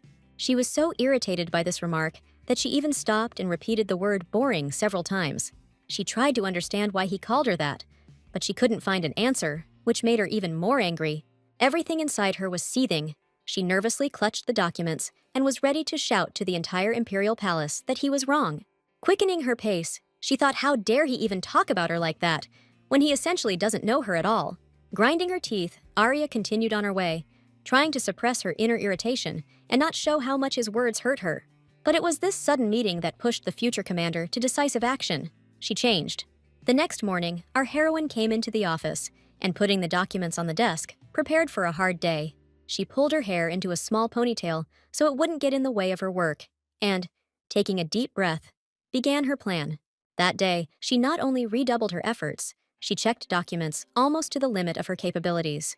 The knight who came in that day with another batch of papers was surprised to see what a mountain of work she had done. He was counting on throwing her a few more documents, but Arya didn't wait for that and quickly ran out of the office. When she reached the training ground, she did not waste any precious time, but immediately took up her sword and began to hone her movements. The heir was watching Arya's training from the window when he heard the squad leader's surprised exclamation about what she was doing so early in the morning. The prince then noted that she had been doing this for several months, and then asked why he didn't know about it. The captain felt a little uncomfortable contradicting the heir, but he still noted that his squad did not need a secretary. Julius enjoyed her precise thrusts almost with delight, and without turning his head, replied that she would be his knight. Moreover, he decided not to put this intention on the back burner, so he called her and informed her of his decision. Imagine his surprise when she refused in all seriousness, but after thinking about it, he decided to listen to why. The girl, standing at attention, but not losing her confidence, asked if he considered his behavior worthy of his title. The captain of the knights was stunned by such impudence. He even tried to call her to order, but the prince stopped him. Julius was very curious about what exactly motivated this brave swordswoman, and she replied that he was scary. Adding that everyone was wary of him, he then asked when he was scary, and she honestly answered that right now. His surprised look made her think that maybe he had just never thought about it, and that he was so used to living such a life that he simply did not notice it. But she apparently just opened his eyes. On a human level, she felt offended for him, and since she had already made a remark to him, after thinking about it, she decided that it was worth giving him some advice. A little timidly, our heroine advised the heir not to be so distant and to smile more often. The prince accepted this advice so calmly that the captain of the squad was even taken aback. He tried to intervene again, but Arya took the floor again and advised the heir to be more punctual when it came to his duties. In the evening, returning to her room, she recalled this conversation. As it turned out, he simply did not notice these moments in himself. As she approached her door, she thought that the more she thought about it, the less she understood why he had chosen her. Our heroine didn't yet know that her surprises for today were not over. But when she opened the door, she realized that the conversation was apparently not over yet, because the cheerful prince was lying in her bed. He swung his legs childishly in the air, and she noted with a displeased tone that she had not meant it when she told him to smile. Then she continued, a little embarrassed, asking him to stop being in her room, as if it were something natural. Approaching the bed, Our heroine saw what the heir was so fascinated with. It turned out that he was looking at her album. With a sharp movement, Arya snatched her photos from his hands and shouted her question, "Where did he find it?" Julius, remembering a photo of her at age 5, absent-mindedly remarked that she looked so cute there. Arya perceived it a little differently. It seemed to her something more personal, so she didn't like that the prince touched it. Touching her cheek, he said that she was really there, dear. And now, just after the bath, she was still so warm. His hand lightly took a lock of her hair, stroking it for a while. He leaned down and sniffed her scent. Her hand was still on the album, but it no longer worried her. She wanted to thank the heir. Therefore, looking into his face, our heroine, asking him to listen to her, said thank you to him for choosing her. The expression on our hero's face changed. He looked at her carefully, and amazement was visible in his gaze. Placing his palm over hers, he leaned even closer to her, feeling his heart begin to beat faster. He became excited, because he had been waiting for this moment for so long that he thought that his patience would finally be rewarded. He felt like he could eat her with his eyes alone, but he stopped himself. Although he only had to stop for a moment, he gently hugged her, and lightly pressing her body to his, he inhaled her scent. Every movement he made was so careful, as if he was holding not a girl, but a crystal vase that he was afraid of breaking. Our heroine lowered her head as much as was possible under the circumstances. She thought it was all a bit too much, but he called her name and asked that she not even be willing to resist. Arya didn't answer, and, taking her silence as consent, he continued to caress her, occasionally glancing at her reaction. He noticed the bright blush on her cheeks, but he had already gone so far that he could not bear the thought of stopping. Julius felt his whole body tremble as he pressed his lips to hers. It was an amazing moment. Giving in to his desire, Arya slowly sank onto her back, feeling his heart beat in time with her own. She pulled away from his lips for a moment to take a short breath and fill her lungs with air. Then, grabbing his shirt, she held the young prince tightly, not wanting to let him go. Their bodies merged in a single impulse, filled with tenderness and passion, creating a moment that will remain in their memory. When they pulled away from each other with effort, a barely noticeable piece of their partner remained on their tongues. As if not wanting to forget the moment he had just experienced, the prince licked her taste from his lips and looked tenderly into Arya's eyes. Smiling, the heir asked her that it was really not only him who was pleased. The longer he held her in his arms, the more he realized that he did not have the strength to tear himself away from her. Continuing to kiss her neck, his face softly and tenderly touched her skin, and his eyes showed genuine tenderness. However, her compliance discouraged him, so he asked if she knew he would attack. Raising himself up on his elbows and looking into her face, he said that since they had come this far, he would not touch her. Having said that she would not confess to him until then, the heir kissed her tenderly goodbye and left. However, these events took place several years ago. Today, our heroes were in the Winterheart estate. The royal procession was getting ready to return, and the knights were sincerely happy that they would soon be in their beds. One knight, stretching his back, noted that although it was tough, it was still fun, and another showed him his cloak, which had been mended. Finding no support, he ran to the others, leaving the heir to the throne and Arya's father alone. Julius looked at his silent father and had the distinct feeling that he wanted to say something, but was not saying it. The situation was saved by the hostess of the house.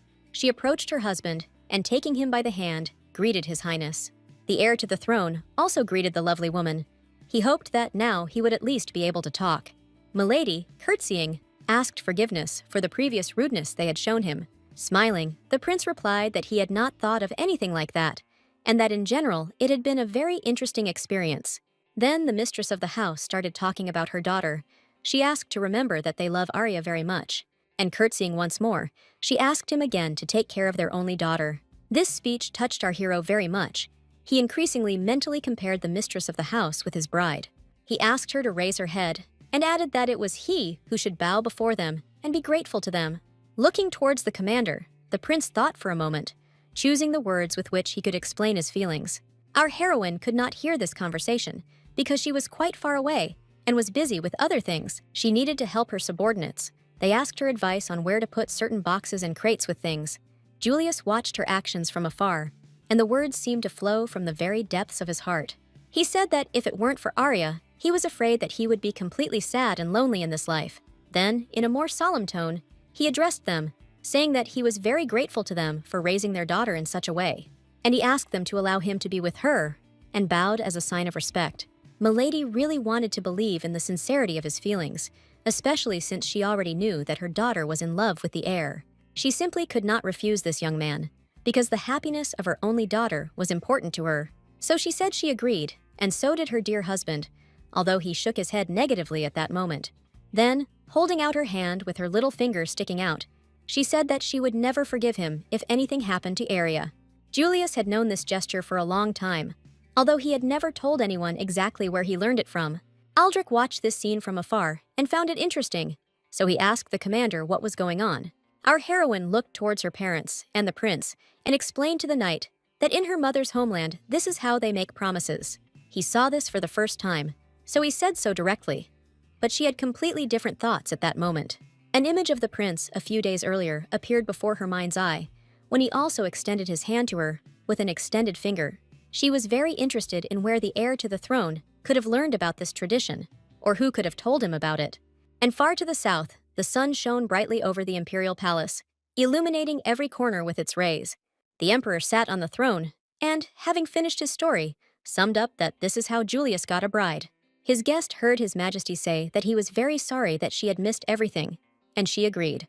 The knight who accompanied his mistress to the neighboring state listened silently. He waited for her instructions. The lady waved her fan and said that she believed that this time she had arrived just in time. The horses galloped along the snowy road at the top of one of the mountains that were the last obstacle in their path. In the distance, the imperial residence was already visible. From this height, it seemed as if it were spread out before them in the palm of their hand.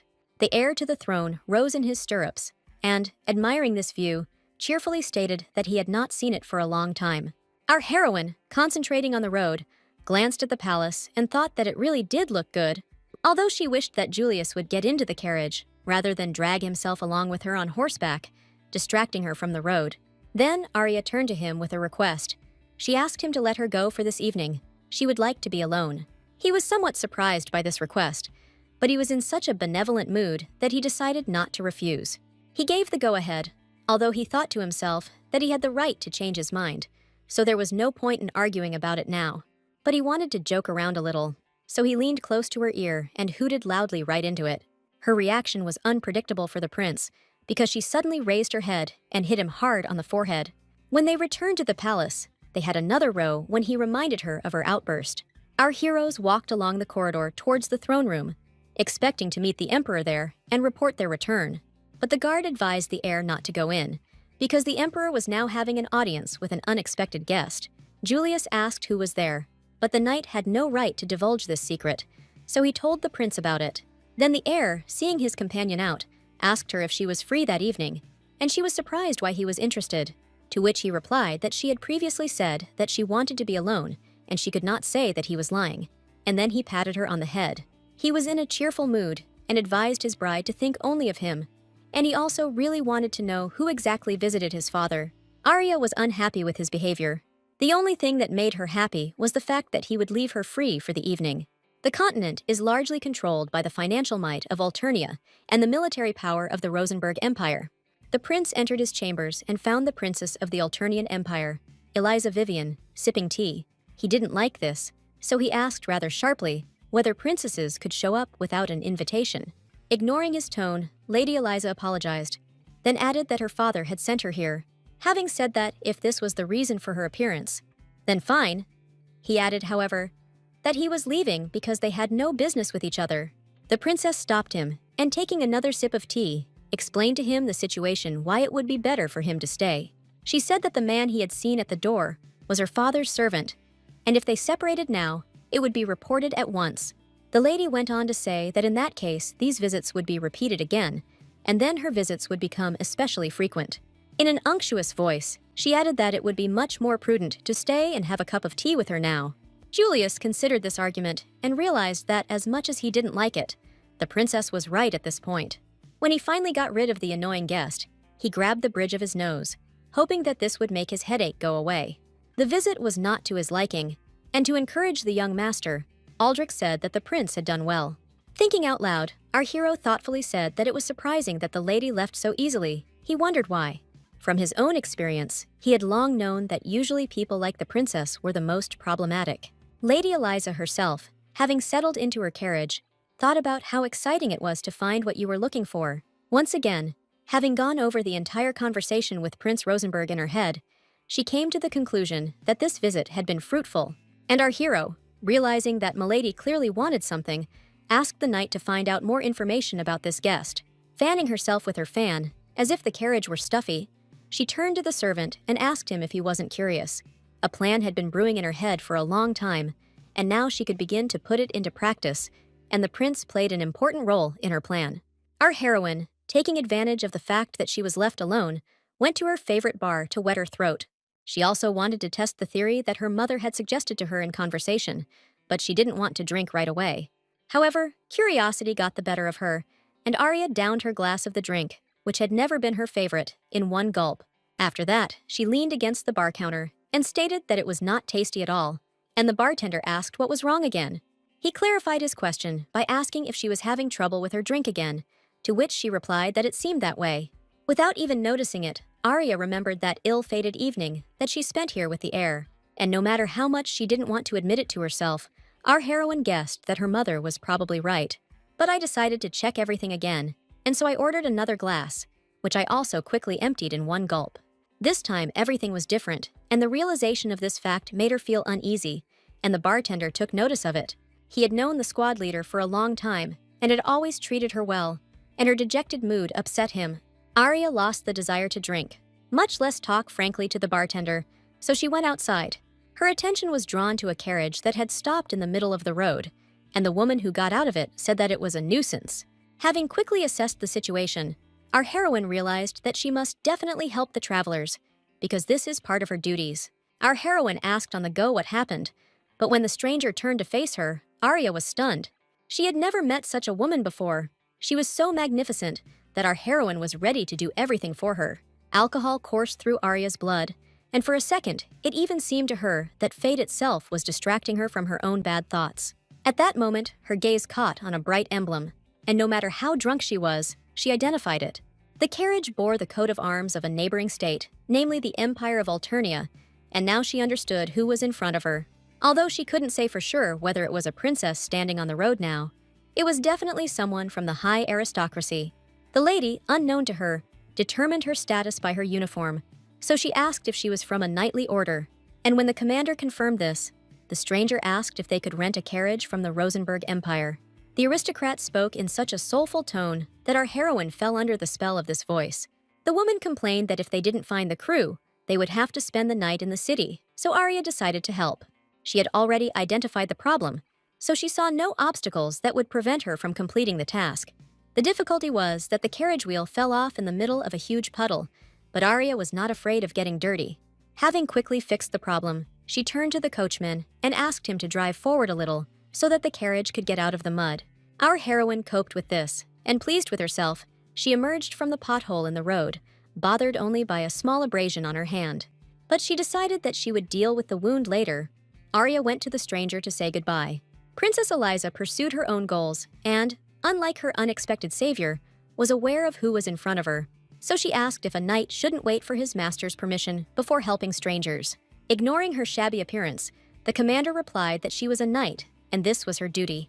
Hiding behind her fan, Princess Eliza, remaining incognito, clarified that for her she is not a mistress. The princess's knight listened as Arya replied that the dirt and inconvenience did not bother her, because she wanted to help others with all her heart. Smiling sincerely, she added that this is especially true for those people who unexpectedly find themselves in an unusual situation. Then, embarrassed, she said that perhaps she was showing off a little now, and then Lady Eliza laughed. The princess said that she didn't think so, and taking a couple of steps towards our heroine, noted that it was just the opposite. Ignoring the commander's words about her being dirty, the lady walked up to her and, taking her by the chin, looked into her face. She said appraisingly that the knight was honest and noble, and the strangest thing was that it reminded her of someone. Our heroine looked at the stranger in bewilderment, and, removing her face from the stranger's hand, mumbled, "Sorry." Lady Eliza turned around, waved her gloved hand in farewell, and said that she would be rooting for her. Not knowing what to answer to this, Arya silently watched the stranger walk away, trying to understand this lady. As she passed her knight, the Princess of Alternia quietly said that this girl was strikingly different from him. The carriage slowly moved off, and carried the guests of the empire into the distance. The commander saluted and thought that she had met a strange lady. But still, one moment made her happy, because for the first time in her life, a real lady supported her, and this made her heart skip a beat. However, it was already late, and it was time for her to hurry back to the imperial palace, which she did. She walked along the long corridors of the residence, and the image of the crown prince appeared before her mind's eye. Then, his words surfaced about waiting until she confessed herself. And once again, she grabbed her head from this. Our heroine had absolutely no idea what to do with this, especially since he kept asking her if she had fallen in love. She was distracted from these thoughts by Aldrich running past. He was all loaded with some documents, and this interested her. While running, asking her subordinate what had happened, she herself guessed where he was rushing to, and so quickly got ahead of him. The knight tried to stop her, but she, not paying the slightest attention to him, quickly flew into the office. The prince, reacting to her question about what happened, looked up at her with a slightly surprised look, but upon seeing her, he chose a different tactic. He hadn't intended to inform her of what was going on anyway, and the fact that she was tipsy played into his hands. So, in a playful tone, he advised her, like a drunkard, to go and sleep it off, and did not even listen to any of her excuses. Arya demanded that he stop calling her a drunkard, but the heir no longer listened to her, because his attention was drawn to her palm. Grabbing her wrist, Julius examined the wound, and since he didn't like it, he harshly asked for an explanation. Raising her hand slightly, he demanded that she answer his question and explain how she could have gotten the wound. She replied irritably that it was just a scratch and that it was a common thing, so there was no point in making a big deal out of it. And having already spoken out, for some reason, she remembered his constant phrase about how he doesn't need weaklings around. Realizing her mistake, she decided that she had been wrong to refuse to disclose the reason for her injury. She said that everything was a little different. Then he looked at her and asked her to tell him how it happened. She had nothing to hide, so she said she had helped free a carriage that was stuck in the street. Her answer completely satisfied the crown prince, and his heart was relieved, because it really was a simple case. He exhaled. He couldn't tell her why he was so worried, and he couldn't share his worries with her. But now that everything was clear, the prince decided to return to studying the papers, and advised her to return to her room. Arya realized that the conversation was over, and she wouldn't learn anything more today anyway, so she glanced at him while closing the door. She knew something was bothering Julius, but for now she could only guess what it was that was bothering him. Gradually, her thoughts returned to the wound on her arm, and this fact brought her back to his opinion that he never wanted the weak. Then she thought that she had acted like a real fool, because the crown prince had recognized her as his knight. She crossed her arms over her chest and stood thoughtfully in the middle of the corridor, because he could mistake her injury for weakness. Our heroine felt so offended for herself that she was ready to burst into tears right then and there. Her lips trembled, then she clenched her teeth. Thinking that this was not the best time to lose her temper, she pulled herself together. Arya walked slowly towards her room, wondering along the way what she should believe in now and where her place was. Her path took her past 2 imperial knights, so she quickly wiped away her tears to avoid showing them her emotions. One of them mentioned the name of the area, Rillwood, and it caught her attention, because it was not far from her home. Arya paused as she listened, thinking that perhaps something had happened, and then she heard them talking about Winterheart. Approaching the edge of the balcony, she leaned on the railing and shouted that the knights had responded to her call, and they turned in her direction. The knights saluted and stood at attention. Then our heroine also loudly asked what they had just been talking about. They had orders not to talk, but she was a captain and senior in rank, so they looked at each other in confusion. Noticing this, she realized that she had to get the truth out of them at all costs, so she ordered them to answer that it was with Winterheart. Realizing they had no choice, one of them took the liberty of reporting that Rillwood was accused of collusion with bandits and robberies. Then, he added that Baron Winterheart and his wife had been taken into custody, and this was the most terrible news for their commander. Meanwhile, Prince Julius was looking at the map that was spread out on his desk and listening to the report of his subordinates. The knights reported that these were all of Rillwood's trading records and all of the documents found in the warehouse dating back a year. Rearranging the chess pieces, the prince said there had been more than a dozen robberies involving trading groups since the beginning of the year. Aldrich heard that these groups traveled between Rillwood and the capital, and their route lay through the lands of Baron Winterheart. He continued to listen to the prince, who summed up that such an arrangement played into their hands and understood what he was getting at. The knight wanted to express his opinion on the matter, but Julius only muttered through his teeth that he would kill him. However, he could not remain silent. So he asked that, although somewhat presumptuously, he could offer something. He even guessed how the heir would react now. But he still continued, saying that he needed to report this to the commander. Still standing at attention, he heard the prince say that he seemed to be telling him not to be so sensitive towards her. Having asked forgiveness for his insolence, Aldrich continued, saying that the heir had spoken earlier, but the prince had stopped him. Julius slammed his fist on the table so loudly that all the knights present in the room fell silent. He could no longer restrain himself, so he shouted that in that case, Arya could rush alone to help her parents. And if they send troops to Rilwood, then Alternia will most likely not remain on the sidelines, and then a terrible massacre will begin. Exhausted, the prince sat down in a chair and, clutching his head, quietly expressed his innermost thoughts. The knight, hearing the heir's words that if she were to suffer while he was not around, was imbued with his feelings. Silence reigned in the office. All the subordinates were despondent. None of them knew what was best to do or what to advise. Realizing that the silence was due to him, Julius stood up again and, turning to those gathered, asked for their forgiveness. But still, one idea was born in his head. So, glancing at his trusted knight, he said that this was enough to send troops. Then he looked at the others, but did not speak immediately. He needed a little time to think everything through carefully. And as everyone waited in silence for his order, he commanded that while he was thinking, everyone else would not be able to sleep. This was a clear order, so after saluting, his knights responded as one that they were ready for such sacrifices. Our heroine, of course, knew nothing about the prince's plans, but she thought about her parents all the time while she was getting ready for service. She greeted the knight, walking towards her more out of habit. Her thoughts were very far from this place. The first thing that came to her mind in the morning was that she must go to the prince first. Apologizing for coming so early, she approached a tired Julius, who was still looking at the cards. She felt a little awkward approaching him with her request now. It didn't escape her notice how tired everyone was. But she felt she simply had no other choice, so she put the paper on the table and said it was a letter of resignation. The prince gave her such a displeased look that she could think of nothing better to do than calmly ask to see him. This decision of hers was not a surprise to him. Knowing her character, he expected something like this. In a dejected tone, he uttered only one word, resignation. Then she said that she was proud to be a knight. Arya needed to convince him, so she added that it was he who helped her achieve this goal and become a commander. Although her squad was currently resting, each one managing as best they could, she told the heir that she could not express her gratitude in words. It was hard for Julius to listen when she started talking about how, as a girl, she shouldn't have even dreamed of getting this position. He didn't interrupt her speech, so our heroine continued, saying that life is difficult. She said, whatever they say, but her parents always supported her, and that was the only reason she endured all this. The commander was not going to retreat this time either, so she also said that she was a knight of this country, and if her desire was to save her parents. However, he did not let her finish expressing her thoughts, because he understood perfectly well why she was acting this way now. But beyond that, he also knew that he simply couldn't lose her, so he decided to try to dissuade her in a different way. The prince had one more argument in reserve, although it was more convincing to him than to her. But he reminded her that she was his fiancée.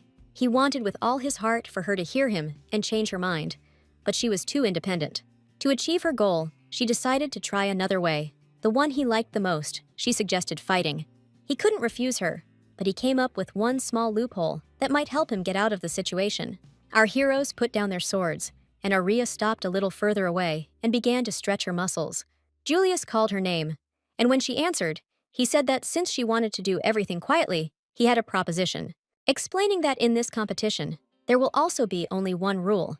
The one who first lets go of the sword will lose. It sounded like a pretty common condition. It had happened more than once, so without a second thought, she agreed. A moment later, their training swords crossed, producing a dull wooden sound. She easily parried his first attack, so he praised her, saying that the results of Luca's training were visible. Standing at attention, she replied that this was not surprising, since the elderly knight had recently become her master. The heir to the throne hesitated. He did not want to rush things, so he told her that he did not like it.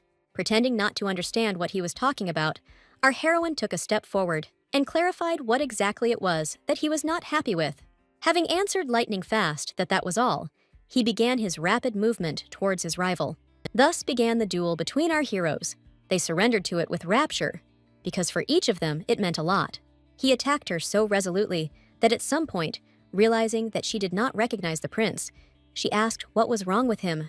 His movements were different from what she knew, so she took a moment to ask if he really wanted her to drop the sword. And although this was his secret desire, he could not admit it, so he sharply replied that he had not said such a thing. They stood opposite each other, ready to continue the duel at any moment, when she asked what he wanted. As he began to speak, he changed his mind. Instead, the prince took a deep breath and prepared for the next attack. A moment later, Julius rushed forward, as if they were holding real swords instead of wooden ones. She parried his swift attacks with some difficulty, the blows of his weapon raining down on her one after another. And although this was an unusual fighting style for Arya, she quickly got used to it and became better at parrying his blows. At some point, when their movements slowed down a little, she even managed to think that if it went on like this, she might even cut it. Taking advantage of the fact that she was distracted from the duel for a second, the prince slipped under her hull. However, he himself slightly miscalculated his strength, but did not let go of his sword. And then he thought that perhaps it was time to finish. His fingers unclenched, and the weapon hit the sand on the platform with a dull thud. Arya recognized the familiar sound. Turning his head slightly towards her, he said that she had become stronger, and the commander looked into the heir's face in extreme surprise. Straightening up, Julius remained standing on the training ground, and as she left, she asked him to forgive her. Having won a fair fight, she left the imperial palace, but with a heavy heart, for the unknown awaited her ahead. Aldrich ran into the office and, right from the threshold, excitedly reported that the commander had left the residence. The heir to the throne sat leisurely on the sofa and fanned himself with a small piece of paper. He asked the knight not to shout. Such serenity left the loyal Aldrich at a loss. He did not know what to think. Looking at the card with her image, the prince thoughtfully said that she could have asked to be saved. The knight said that if the heir needed protection, he could ask, to which he retorted that Aldrich had become too talkative. Julius sat down and asked if there were any more questions, to which the knight replied that he could not find an advisor. And to his question whether the prince knew where he was, he received the answer that Luca was always absent at crucial moments. Although at the moment the heir was being a little disingenuous, he simply could not reveal the whole truth yet.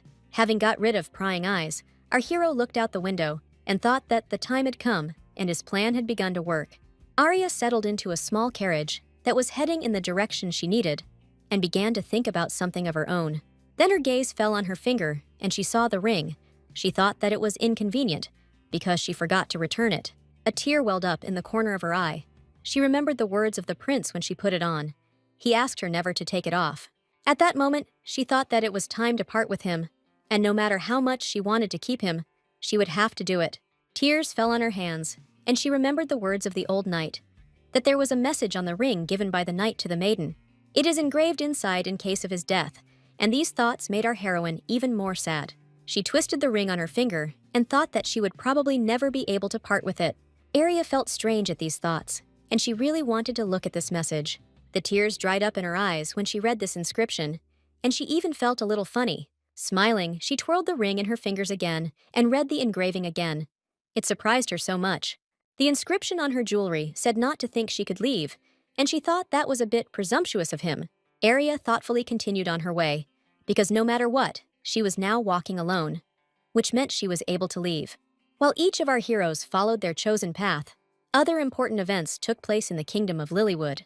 The king sat on his throne and asked the masked man if this would pay off the debt, to which he replied that when it was all over, yes. This answer did not please the monarch too much, but since he saw no other way out, he ordered the murder to begin quickly. Then he added that he had never particularly liked the Winterhearts, and then he asked the guests to convey that they had killed themselves. The man did not like this turn of events. Lowering his head, he said that God would not approve of this. Clutching his crown, the king demanded that it be done quickly before Rosenberg noticed, and lamented that it was not his fault. When the guard entered and announced that there was a message from the main gate, the monarch then asked with fear in his voice that Rosenberg had arrived. The negative answer calmed the king somewhat, although further news was also not very good. He was informed that an unknown woman was standing in front of the gate, literally cutting her way inside with her sword. This woman, of course, was our heroine. She was in a hurry, because the lives of people dear to her depended on her actions. Being a very skilled swordswoman, the best in the Empire, she easily smashed the guards in different directions. Swinging her weapon left and right, Arya quickly made her way forward towards the castle. When she had cleared the passage, she did not continue to deal with the guards, but rushed forward into the arch. Another friend of ours was watching her actions. It was Luca, who had been secretly following her from the very beginning. Taking a comfortable position on a tree branch, he noted that she was pushing straight ahead, and that stupidity was hereditary. With the words, "That's great," he began to descend from the tree to cover our heroine from behind, which she had left free. It was just in time, because some of the guards had already come to their senses and immediately noticed his appearance. The elderly knight dealt with the first one that came his way without even drawing his sword from its sheath. But to resolve everything quickly, Luca still took out his weapon and thought that it was his time to intervene. He was tasked with covering the commander for the time being, and he was ready to give his life just to not let his prince down. Our heroine, meanwhile, unaware of the help, ran forward into the castle. She needed to get into the dungeon. She ran as fast as she could, and was in such a hurry that she did not immediately notice the tall figure moving towards her. The only thing she could do was to engage him in combat. She lunged, but her opponent withstood the blow. Arya was surprised. She passed the main gate so easily, and then suddenly a worthy opponent appeared on the way. She had also never heard of any decent swordsman in Lilywood, but this one was truly skilled. Their swords met again. The eyes from under the mask looked straight into her face. Then his voice asked why she came. Although it was a rhetorical question for him, he didn't expect an answer to it, so he simply threw it aside with a sharp movement. Rising to her feet, she took a few seconds to assess the situation before asking what he was talking about. The enemy replied that they were knights of their master, and if you did not obey him, then existence had no meaning. She had already managed to get back into position, and with tension in every muscle of her body, she waited for his attack. He didn't keep her waiting long. She appreciated his quick, polished movements, and she also noted that he was strong. But no matter how furious her opponent was, she couldn't afford to retreat, so she held back the blow.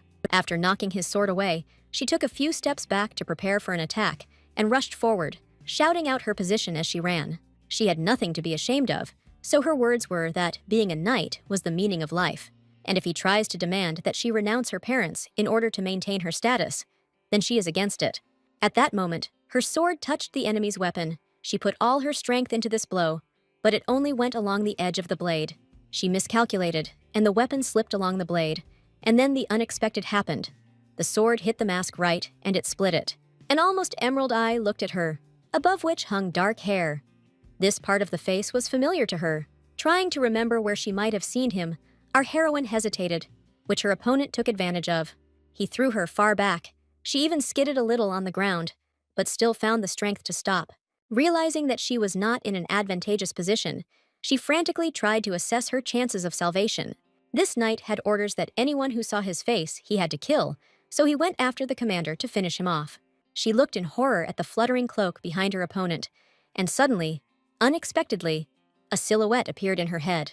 This was the one who had always been by her side for the last few years, and he was terribly irritating and even sometimes infuriating. Our heroine would never have thought that it would be the image of the crown prince that would appear before her in her last minutes of life. The thought flashed through her mind that her heart itself had apparently decided this, and at that moment she was not going to argue with it. She thought she heard it pounding in her chest for the last time when she saw huge splashes of blood before her eyes. Blinking in surprise, Arya looked at her opponent and now only realized what had happened. Blood was gushing from his forearm. Hearing the retreating footsteps, she and her opponent looked in that direction to see who had interrupted this battle. They saw a silhouette that walked in the shadows of the corridor for a few minutes, then turned around and walked back towards them. The masked knight looked warily, trying to figure out who the stranger was, but he couldn't yet see who it was. Arya also strained her eyes, and she also mentally went through all the knights she knew who could behave like this. When the unknown person came into the light, everything fell into place for our heroine, because it was the heir. He walked down the corridor for a long time, as if he was in no hurry, but when he revealed himself, his movements immediately accelerated. Without giving his opponent a second to think, the prince rushed into the attack, but he managed to stop the blow, and their swords crossed. The knight was skilled and had a good teacher, but he had never encountered such power as Prince Rosenberg. The prince threw him to the ground, and, having flown several meters, the Knight of Lilywood began to quickly get to his feet. He had no right to give up, and he had a very good reason for that. He was not allowed to reveal his identity. He also assessed his chances, because if he hadn't reacted in time, he would now have hands to hold a sword. He needed to buy himself some time. He knew that the guards could appear here any minute. He also understood that his opponent, Prince Julius, was a warrior of a completely different level than him. Therefore, when he heard the steps of the guards, he immediately ordered them to surround the uninvited guest in order to weaken the enemy. But for our hero, the guards were not an obstacle. Shouting at them to step aside, he drew his sword. The weapon in the hands of the heir to the empire sparkled, and entire columns of blue light sparkled and swirled around it. Our heroine watched this whole scene as if it was not her reality, as if she were not a participant. The knight decided to retreat. His incognito was more important to him at that moment than a stupid death from the great sword. Arya didn't pay attention to his escape, because it was riveted only on what she was now witnessing. She had never seen the power of His Highness's holy sword before, the power that made Rosenborg the largest empire on the continent. The King of Lilywood was in a hurry to leave the palace before Prince Rosenborg could bring his punishment upon him, and the guards urged him on. Turning around, he saw a knight clinging to him. The royal person demanded an explanation of where he had been. After all, he was supposed to protect. He shook his defender with all his might and didn't even notice that the mask had fallen from his face. He shouted that it was all his fault and did not want to listen to any excuses, that he had another order that he had to carry out. Clutching his crown, the king lamented that it was not his fault, and that, if you think about it, he had been drawn into all this by deception. The knight thought with sadness that this was all because of the king's debts, which he used for his own benefit. The monarch came up with an idea of how he could get out of this situation and suggested that the knight take responsibility for himself. He explained his proposal by saying that Alternia could do anything she wanted with Rosenborg and asked him to do it. However, this idea did not coincide with the order. He came to this kingdom with a completely different mission, and he reached for the sword. Looking at his reflection in the metal, he thought that the results were within the lady's expectations. He knew that a new king had already been found, so he drew his weapon and said that he had a message from the Princess of Alternia. The message was that she had no use for a fool who trusted his choice to another person. Lady Eliza had been hatching this plan for a long time, and today the time had come for the final chord, and the knight was her instrument. At this moment, the life of the current king of Lilywood ended, and his lifeless body slowly fell to the stone floor. The royal blood spread around him like a red stain, and the knight, having completed this task, silently moved to carry out the second order. He thought that all that was left for him to do was kill the Winterhearts before joining forces with the prince. Remembering the baron's family, the knight remembered their daughter, who with such conviction told him that she would not renounce her parents. Having thrown off her obsessive image, he tried to concentrate on his tasks. He had no right to mental anguish. Thinking about how the king had fallen by his hand and how the country of Lilywood was about to collapse, he continued on his way to the dungeon. He also thought about how the country would be restored by a young relative of royal blood, and Alternia, who would lend a helping hand. Dragging the deceased ruler along with him, he believed that his mistress had calculated everything correctly, and this kingdom would become subject to Alternia. Meanwhile, our heroes, left alone, were in no hurry to start a conversation. Each of them was thinking about what had happened. Arya was the first to speak, calling him by his title, but he remained silent, looking at the mess they had made. The prince was tugging at the hair on the back of his head when, unable to bear it any longer, our heroine asked him directly why he had come here. He turned slowly as she continued talking about how his actions could have consequences. She said that his appearance here could start a conflict that would be very difficult to stop. Squatting down next to her, our hero said in a thoughtful tone that no matter what, he just went and came. She looked at her prince in some confusion, trying to understand his motivation, which so far eluded her. And he said that the knightly detachment went everywhere and found evidence of the fraud that took place here. They also obtained testimony from a thief involved in the robberies, which is why they came here with a squad. He continued to speak a little distantly about how no one needed a conflict with Alternia, and she finally decided to ask. But he already knew what she was interested in, so he smiled, interrupted her, and informed her that the Baron and his wife had been found not guilty. For her, this was the best news of the whole day, and she was ready to thank the master until the end of her days. However, the prince did not give her a chance to say a word, he continued, telling her that her parents and the others were being protected by Aldrich. His calm confidence gradually passed on to our heroine, and her heart felt lighter. Taking a deep breath, she lowered her head and said quietly, "Thank God," and she doesn't have to worry about her parents anymore. Then she raised her gaze again to the air. He noticed the blood on her face. He wiped that place. When he asked her if she was hurt, she answered in the negative, because it was the knight's blood when his hand was wounded. When he realized that she was indeed not hurt, he quickly scooped her up into his gentle arms. He hugged her tightly, and then she felt that the prince was trembling all over, and this fact surprised Arya. With a careful movement, she stroked his back and anxiously asked why he was so worried. Julius replied that it was not like that. He had a completely different feeling. He had only one desire to kill. This answer stunned our heroine, so she asked again why he was saying that, because it didn't make sense. Then the heir, pressing his face against her shoulder, explained that he wanted to tear everyone who had wounded her into small pieces. Then he added that there was only one difficulty. Killing them one by one would be quite problematic. And softening his tone a little, he asked her not to disturb him. Then she asked if he was really so worried about her. The prince did not answer this question, but only pressed himself even closer to her, and she felt the beating of his heart. Pulling back a little, she thanked him for saving her, and added that it was strange, because he usually didn't show his feelings like that. She looked into his face, and he, embarrassed, said that this was not typical for him, and began to turn away. But she held his face. She wanted to see his gaze so much that she continued to gently, but confidently, turn his head towards her. Finally, he gave in and looked at her, and Arya gently stroked his cheek and confirmed that she knew how he expressed his feelings. At that moment, she felt such an irresistible tenderness towards him that she reached out to kiss him. It was a short but sincere kiss. Then they got up and went out into the yard, where she saw her parents and ran up to them. Baron Winterheart hugged his beloved women and was glad that everything ended well for them. Aldrich cast a curious glance at the heir's happy face and slyly asked if they had made peace. Looking at his interlocutor, Julius playfully replied that if they hadn't made peace, he would have burned this country to the ground. The knight laughed, considering such an answer a simple joke. But after thinking about it, he decided that perhaps he was mistaken in his assessment. The prince was already moving away when Aldrich decided to clarify that it was just a joke and nothing more. Instead of answering the question, the knight only heard the gentleman say that it was now time for them to return to the residence. Our heroine heard these words, so she turned around to make sure her suspicion was correct. Indeed, the prince was heading in her direction, so she also moved towards him to talk. He was glad that Arya was reaching out to him. He smiled and asked if she wanted anything else, but she had a completely unexpected wish. She wanted to dot all the I's, so she returned the ring to him. Having said that she was returning it, she looked at his face, which at that moment expressed genuine surprise. All the knights witnessed this scene. For them it was like a bolt from the blue, and they froze in anticipation. Somewhat embarrassed, but still confident, the commander said that she was no longer his bride or knight and asked for forgiveness. It was so different from a few minutes ago that he didn't know what to think, and instead of words, she handed him her sword. Straightening up, Arya looked him straight in the eye, honestly, as she said that she wanted to be his knight again. In a few moments, so many contradictory events happened that our hero no longer understood what was happening.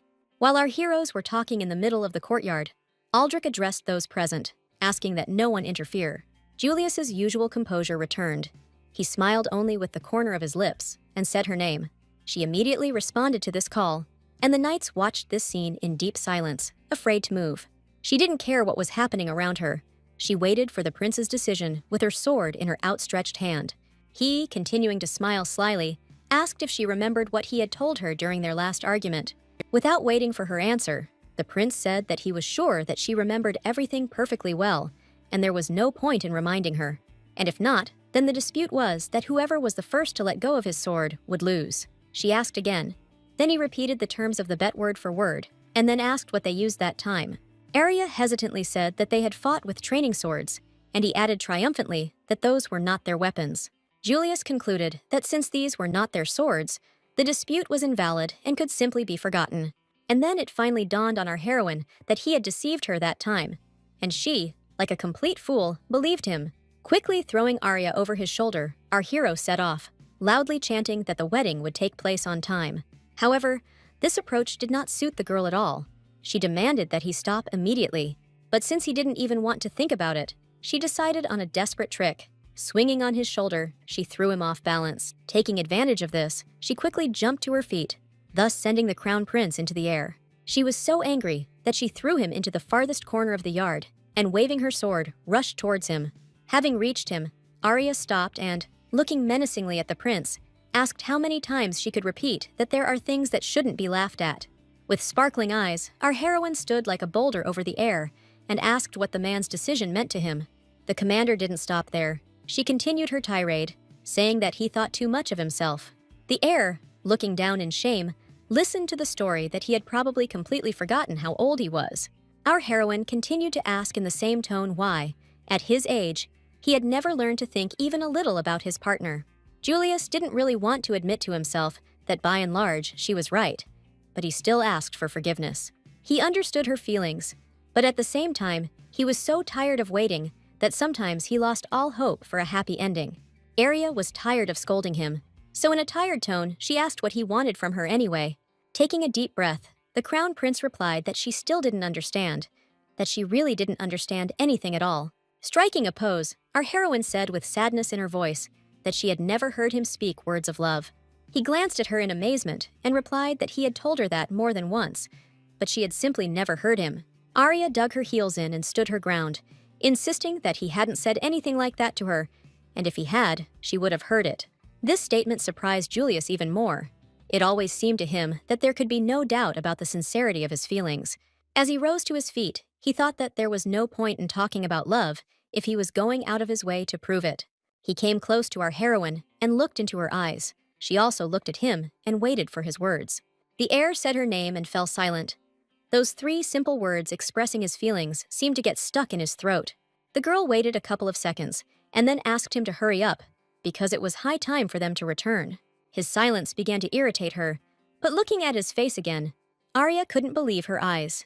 Julius blushed all over, as if he were a red maiden of marriageable age, and she asked what was wrong with him. He didn't answer, and so Arya had already despaired of waiting for any explanation from him. But she had such an expression on her face that the prince became angry, and this change in mood changed everything. Leaning closer to her, he spoke, and the words that had not come a second ago flowed from his lips by themselves. At first, he said slowly that he loved her, and no one else, and as he spoke, his voice became more and more confident. His words shocked her. She even asked what he was saying, but there was no stopping him, he continued.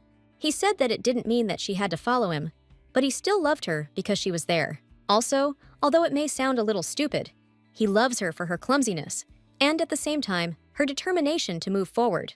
Everyone around him perceived his confession in their own way. Aldrich decided to leave, and her mother barely held her father back. And the prince started talking about how, even though she was a drunkard, and that this should be corrected, he still loved her. Such a cutie.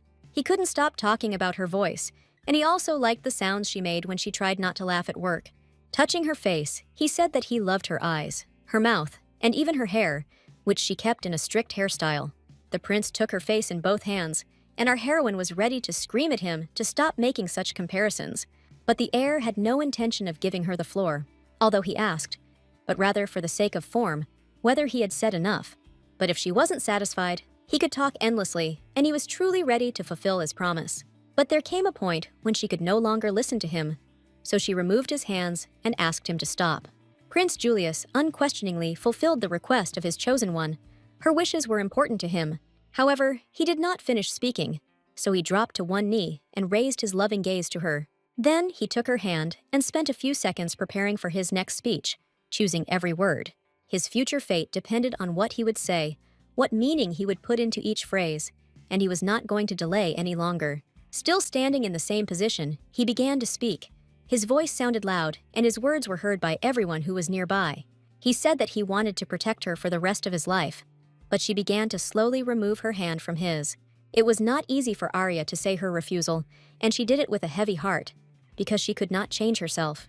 His heart sank so low that for a few moments he even stopped feeling it beating. When it began pounding in his chest again, our hero lost his sense of orientation. It seemed to him that he was being carried away somewhere. The prince felt weightless in this reality, as if he had been thrown by an invisible hand into distant space. It even seemed to him that these moments lasted for a long eternity, but still he was here, and she was in front of him. Julius didn't want to believe his ears. He had a glimmer of hope that he had simply misheard, so he asked to repeat. The chosen one was adamant. She said a short no and fell silent, hanging her beautiful head low. In complete despair, he shouted that he also refused, although a second later, he didn't even understand why he said it at all, because in reality, it was not like that at all. He didn't know what to do. He needed to take her with him, even in an unconscious state. Meanwhile, Arya spoke. She said in a quiet voice that it irritated her, but she recognized him as her master. Then she added even more quietly. In her intonation, one could almost hear disappointment, but she said that she loved to serve him. She also said that, although it was annoying, he didn't let her finish. He was trying to catch her thought, so he asked again. Ignoring her prince's question, she continued by saying that she just couldn't imagine him protecting her. She explained that in that case, it would no longer be her, and even for a second imagined herself in the role of just a sweet but faceless wife. Our hero listened attentively to her arguments and generally understood what she wanted to explain to him, but he had his own opinion. But he decided not to express it for the time being, but to listen to his chosen one to the end, especially since she continued. Arya sadly said that, for example, she could imagine herself behind the paperwork, and he asked for forgiveness. When she brought up her final argument that she was from the lower aristocracy, he reluctantly agreed and let go of her hand. In those seconds, she experienced mixed feelings, her soul desperately tossing between duty and love. Julius decided to take his last chance and began to speak seriously about what would happen if next time she asked him to marry her. He explained that if she told him to take someone else as a wife, then he would certainly fulfill her wish. And no matter how well she knew Julius, she didn't expect this from him. He hit her over the head like a blow from a hammer. Without realizing what she was doing, our heroine quickly shook her head, thereby expressing denial. Her feelings had been tested that day, and she was at the limit of her mental strength. But his smile still surprised her. Unable to resist, Arya asked why he was so happy, and he responded with a question that she apparently didn't like the prospect. She completely fell apart, and with difficulty restraining herself, she wiped away a tear and said that this was why she couldn't stand him. Her answer made the crown prince laugh, and after he stopped laughing, he asked what was going on. She loved everything else about him. Our heroine snapped back, but Julius looked at her tenderly and asked why she took it that way. The prince perceived his chosen one in a slightly different light, and now the moment had come when he needed to tell her about it. So he told her that no matter how beautiful a dress he dressed her in, he still couldn't imagine her without a sword in her hands. This frank confession touched our heroine very much. She could never have imagined that she was so wrong about the prince. Holding out his hands to her, the heir asked her in a conciliatory tone to come to him, and she took one hesitant step towards him. His speech was so touching that she could not hold back her tears, although she understood that they were completely inappropriate. And in order to somehow hide her embarrassment, Arya lightly hit him in the chest and added out loud that he shouldn't get cocky. Julius didn't focus on it. All he wanted now was to hug her, which he immediately did. Pressing his face into her hair, he said in a gentle tone how long ago it had been, even too long ago. Many years ago, when our hero was still very young, one day he had a significant meeting. Julius was sitting under his favorite tree, deep in reading a book, when a little girl appeared next to him. She walked closer to him, holding a training sword to her chest, and her hair tied in small ponytails. Several years before the birth of our hero, a prophecy appeared in the Empire and shook the minds of the living. It said that a savior of the world would soon appear, whose power would be able to destroy the darkness and bring light back to the hearts of people. Soon the prince was born. His appearance was a real miracle, because everyone hoped that he would become the one about whom the prophecy spoke. As expected, he was excellent in everything, and people looked at him with admiration and hope, believing that he would lead them to a bright future. And at the age of 5, he was chosen by a holy sword, which, according to legend, could only belong to someone who was worthy of becoming the defender of the empire. Our hero slowly approached the ancient stone and gradually began to pull on the handle, and obeying his will, the sword moved from its place. The surrounding people were caught off guard, their eyes wide in surprise and confusion. Because it was a holy sword, this weapon burned everything in its path and granted special powers. It was passed down from generation to generation. And all these years, the holy sword protected the royal family, but now it chose a young heir, and so the holy knight appeared to the world.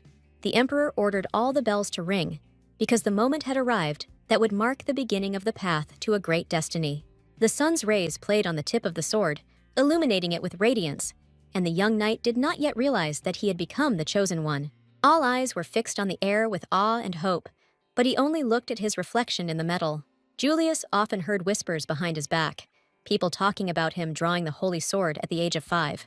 So the years passed. Some avoided him, others fawned over him, because before them was the child from the prophecy. Aristocrats who had daughters of the same age especially tried to get closer to the young heir. All these moments increasingly distanced Julius from his peers. He liked to spend time alone. Several years later, the emperor gathered the prince with his peers and arranged a great fencing tournament. This was a chance for many young aristocrats, because if someone interested the heir, then a bright future would be ensured for him. In those years, Luke was still a young knight who enjoyed the respect of the Imperial squad. He was also friends with the prince, so on the day the tournament was scheduled, he was the one who was asked if he knew where Julius was. And although the knight knew where to find the master, he did not reveal his location, because for him, this whole action was meaningless. As Luca had expected, the young heir was sitting in the park. He had a favorite and secluded spot there under a spreading tree.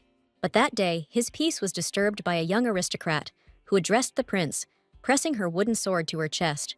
She had already called him by his title several times, but Julius saw no point in responding, especially since she was just a little girl. But even despite her young age, this little girl was no longer used to retreating, so she continued to stand nearby. She waited for a while for him to deign to pay attention to her, but he didn't even bat an eyelid and continued reading. Realizing that more active action was needed, the girl screamed Prince Julius at the top of her lungs. This made a strong impression on him. Even a deaf person would not have been able to ignore it. But she was pleased. Now that the heir's full attention was on her, the girl reached out and demanded his sword. At first, he didn't even understand what she was talking about, but when he did, he flatly refused her this desire. Our girl stamped her little feet and almost hysterically declared that it was she who wanted to pull it out. Without reacting to her girlish statements, he frowned and asked in a serious tone where she had come from. Without even intending to answer his questions, the girl swung her training weapon and declared that she would take the sword by force. And without putting off her promise, she rushed into battle, and a serious brawl ensued between them, from which the young heir emerged victorious, although he did not triumph, since it was only a girl who fought with him. Throwing the sword behind his back, he advised her to leave before anyone saw her, and then asked for forgiveness for this victory. Little Arya did not pay attention to the physical pain, but the bitterness of defeat did not give rest to her young soul. She quickly rose to her feet and held out her index finger, as if it were the most dangerous weapon. Waving it from side to side, she announced that she had already decided everything, and from that moment on, the prince would be her rival. This statement left our young hero at a loss. He could not even imagine that anyone could offer him such a thing. Thinking that this was why he didn't like little girls, he began to pick up his book while she reached for her sword. Looking at her, he said in a conciliatory tone that somehow she would defeat him later and then become his rival or whoever she wanted. Afterwards, he suggested that she go to her mother, to which she, grabbing his shirt, said that she had already decided everything and it was her choice. Continuing to hold him down with her clothes, she shouted that if she won, she would become a holy knight. This girl continued to surprise our young hero because she was so persistent and convinced of her rightness. Their conversation was interrupted by the approaching knight, who finally found the young master, and he also saw an unfamiliar girl. The knight asked her not very politely what she was doing there, and grabbing her, began to pull her away from the heir, but she did not let go of the shirt. Julius was curious about this little girl, so he asked her what she would do next once she became a holy knight. The girl tried to escape from the knight's hands, but to no avail. But no one shut her mouth, so she asked, "Isn't it clear?" And she continued her thought with the words that she would protect her master. Then the heir said meaningfully, "Like this." She continued to struggle, and the knight began to lose the rest of his patience. But at least he managed to detach her from the prince. This fidget was already getting on his nerves, so he hurried out of the park to hand the child over to his parents. But even in her young years, our heroine was persistent, and it was not so easy to convince her. So she shouted to Julius that the next time they had a duel, she would definitely win. Then this little girl stuck out her little pinky and, showing it to the boy, said that she promised him and he would see it again. At the same time, she smiled playfully, and, to top off her cheerfulness, she even managed to wink at him as she said goodbye. The young heir watched as the knight carried away this unbearable little girl with wide eyes. There was something amazing about her. He was trying to figure out what exactly it was about her that interested him so much when he heard Luca's voice from behind, asking what the noise was. But Julius couldn't answer. At that moment, his legs gave way, and he slowly sank to his knees. Luca was seriously scared. He thought that the young gentleman was not feeling well. He began to ask what happened and where it hurt. Our hero looked where they were taking this splinter and felt not physical, but mental pain, which pierced him more than a sword. Tears poured from his eyes. He knelt down and said that he was a holy knight and had to protect, and he thought he had no one. He said these words so heartfeltly that his faithful knight was at a loss. He had never seen Julius in such a state before. A few moments later, the girl disappeared from sight, and she could no longer see what happened next.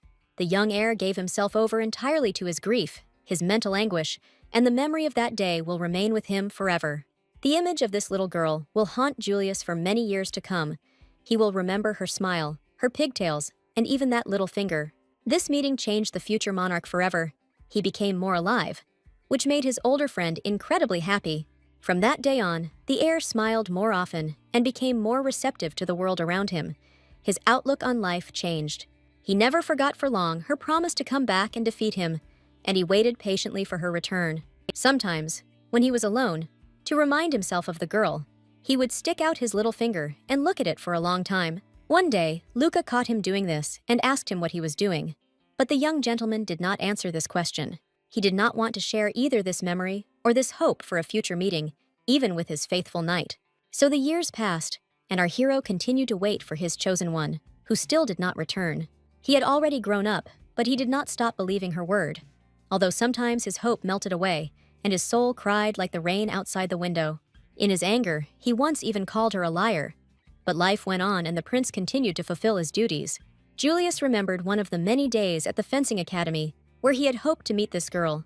He encountered students from the academy, but he was so immersed in his thoughts that he didn't even notice their presence. And if one of them hadn't greeted him loudly, he might have just walked past without seeing anything around him. Taking a quick glance at the student, the heir only noted to himself that these guys must be the same age as the girl. He went to a secluded place to meditate alone, while the disciples discussed the fact that they had won thanks to him. One of them even admitted to the second that the prince was so many heads taller than them that he was afraid to even talk to him. And it never even occurred to these young people that the heir came to the academy every year only in the hope of meeting them. Our hero remembered today's fight. He had a skilled opponent in front of him, but that didn't bother him. He rushed into battle with his characteristic selflessness. Although the outcome of this battle was predetermined in advance, he knew that he would win. Then there was the next duel, and the result was the same, and the prince continued to mentally call upon the one who would defeat him. Fight after fight followed, and our hero tirelessly repeated his call. He asked her to come to him as soon as possible. Why exactly that day came to mind now, he himself did not know, although now it no longer mattered. She was next to him. While he was reminiscing, our heroine dozed off. But when the horse jerked sharply, she woke up. Turning to him, she asked if she had fallen asleep, and he replied that they had not arrived yet, so she could continue to doze. Closing her eyes, she heard his joking phrase that she need not worry. He would not show her sleepy face to anyone. But the sleep had already disappeared, as if by magic. She was already thinking about what would happen next, and remembered the reports she would have to write. Thinking about this, Arya's face changed. It became so serious that the prince, looking at her, decided that he had offended her somehow. And she, looking at the ring on her finger, thought about the fact that part of her life would now change, and she shouldn't forget about this either. Her mood swings worried Julius a little, but whenever he saw her smile, he couldn't help but smile back. He told her that when she was around, he felt a strange feeling, similar to nostalgia, but he found it difficult to put into words. Then she noted that he spoke like an old man, to which the prince replied that he had managed to grow a little old while waiting for one person. The lights of the imperial palace were already visible in the distance, and our heroine was already internally ready for her new life. She said that now she would have to learn etiquette. The studies would not be easy, but she would complete this task too, adding that, as one person told her, courage is all she has, and she will definitely show it. Looking at the heir's happy face, she couldn't help but ask him to wait just a little bit. He put his arm around her and pressed himself against her, saying that he adored her playfulness, but that they would rather work together. The dawn sun was rising over the residence of our heroes. Not only a new day was coming, but also a new time in their lives. Arya, as promised, changed into a dress, and, having gathered patience, decided that she would devote the whole day to studying. But she had not yet been acquainted with the schedule. She studied it carefully, and it did not delight her. Moreover, every point she read caused her incredible rejection. But she had no choice. The heir quietly approached from behind and also studied this schedule, but it only made him smile. He had been doing this since childhood. She thought she might be able to get out of some of the points, so she asked about her working hours. He replied that not everything at once, and in general, since she was not yet used to all this, she would do it all gradually. Twisting her face with his hand, he added that she herself knew that her charges would hold out well until her return. Arya wanted to get a word in, but the prince interrupted her and said that it would be hard, and it might take years, but she needed to be patient. Her ardor had cooled somewhat, so to keep up her enthusiasm, he added that they could do the following. He explained his proposal by saying that if she tried every day, he would not punish her and kissed her hand. Having parted with Arya, our hero trudged to his old friend, whose silent advice had even helped him more than once. Taking a drag from his hookah, Luca glanced at the prince and broke the silence, asking if he really had a free minute. He added to his question the phrase that Julius is sulking because his ladylove is not paying attention to him. Having asked to remain silent, the heir also decided to take a drag.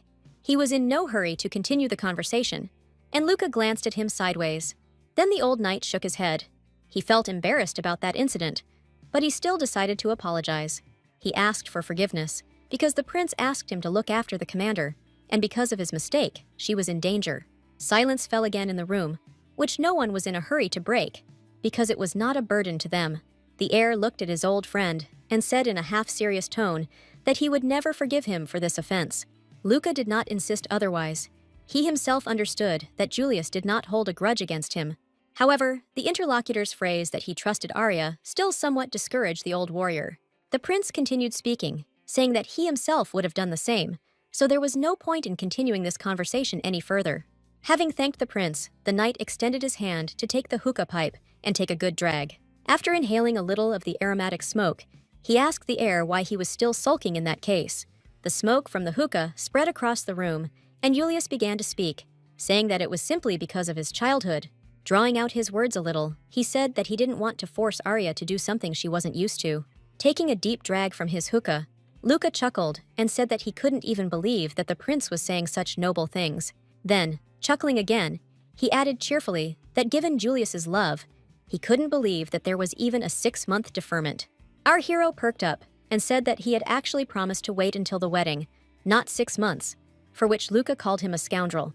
The heir explained that when this would happen depended on him, but he decided to remain silent, since his life could depend on it. While the prince was dreamily thinking up a worthy praise for her, our heroine was hurrying as fast as she could to her next lesson. Running into the room, Arya apologized for being late, and, although she thought she had an excuse, the teacher was not pleased. Waving her pointer, the teacher demanded an explanation, and the prince's chosen one replied that the meeting had dragged on. Walking quickly around her student, the woman sternly said that when Arya became a princess, her time would become the time of the empire.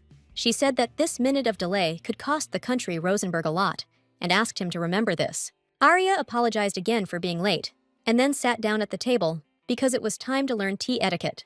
But she spilled her tea when the mentor asked her if she knew how many girls in this country were more worthy of this place. Waving her pointer, the teacher said that the girl should show that she was better than others, especially for the sake of the prince who chose her. After tea, sewing was planned. For our heroine, this was one of the most difficult activities. Even as a little girl, she was more skilled with a sword than with a needle, and it is no wonder that she soon pricked herself. The teacher did not continue to instruct.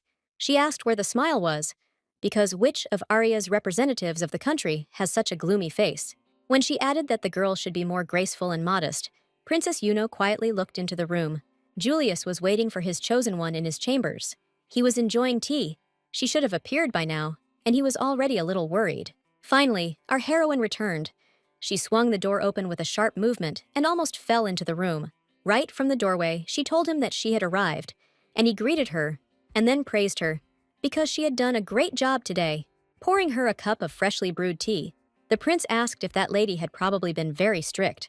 Our heroine thanked him for his concern, and the heir glanced at her and noted that she hadn't even changed her clothes.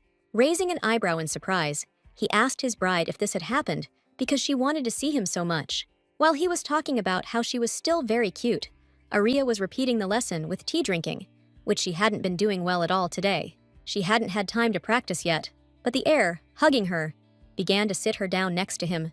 He asked in passing that perhaps she wanted him to change her clothes himself, but seeing her stern look, he immediately said that he was just joking.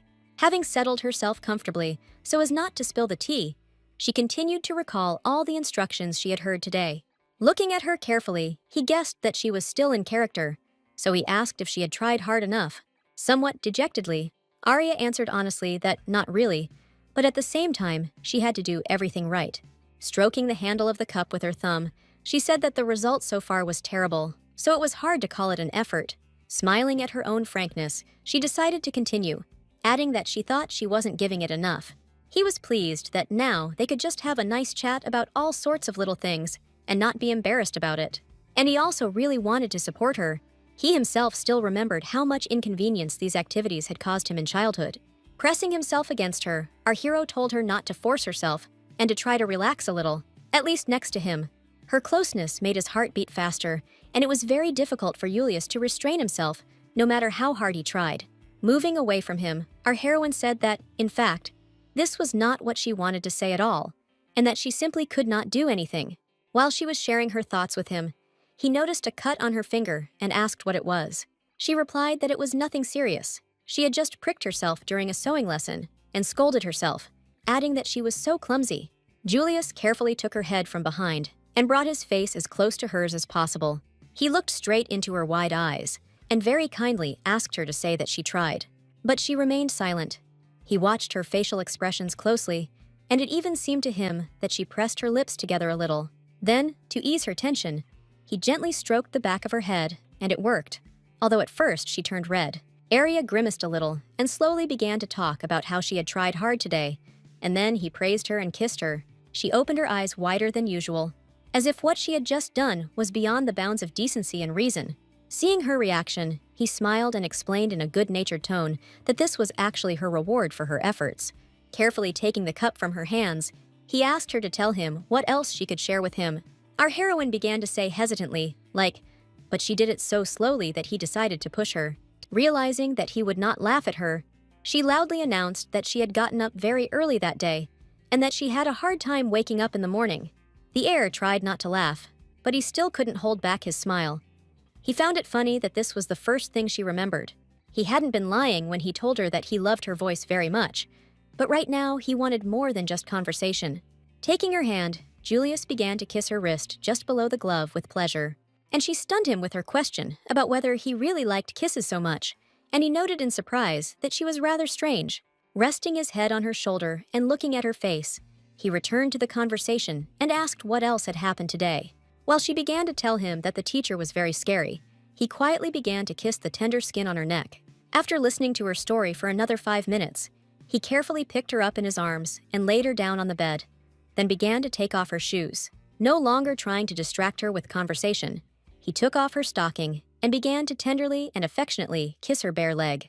She caught his attention, and when he asked her what was going on, she asked him to stop because she thought it was too much.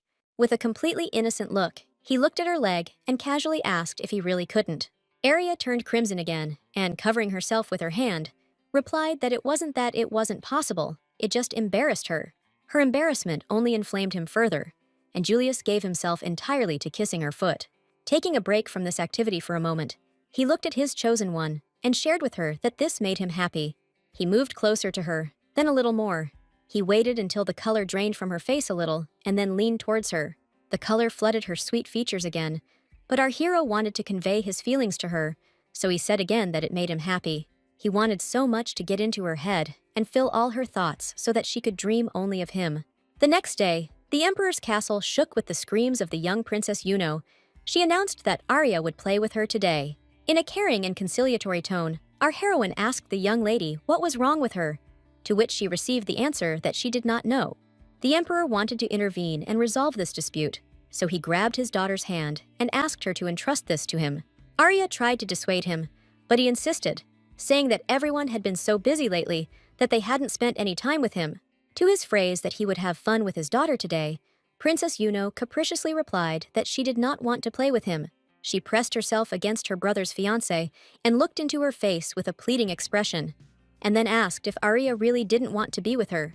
Our heroine really wanted to be with her sister, but even the thought that her teacher was waiting for her made her hurry to class. At this moment, the Emperor's butler, named Rudolph, approached and offered his help.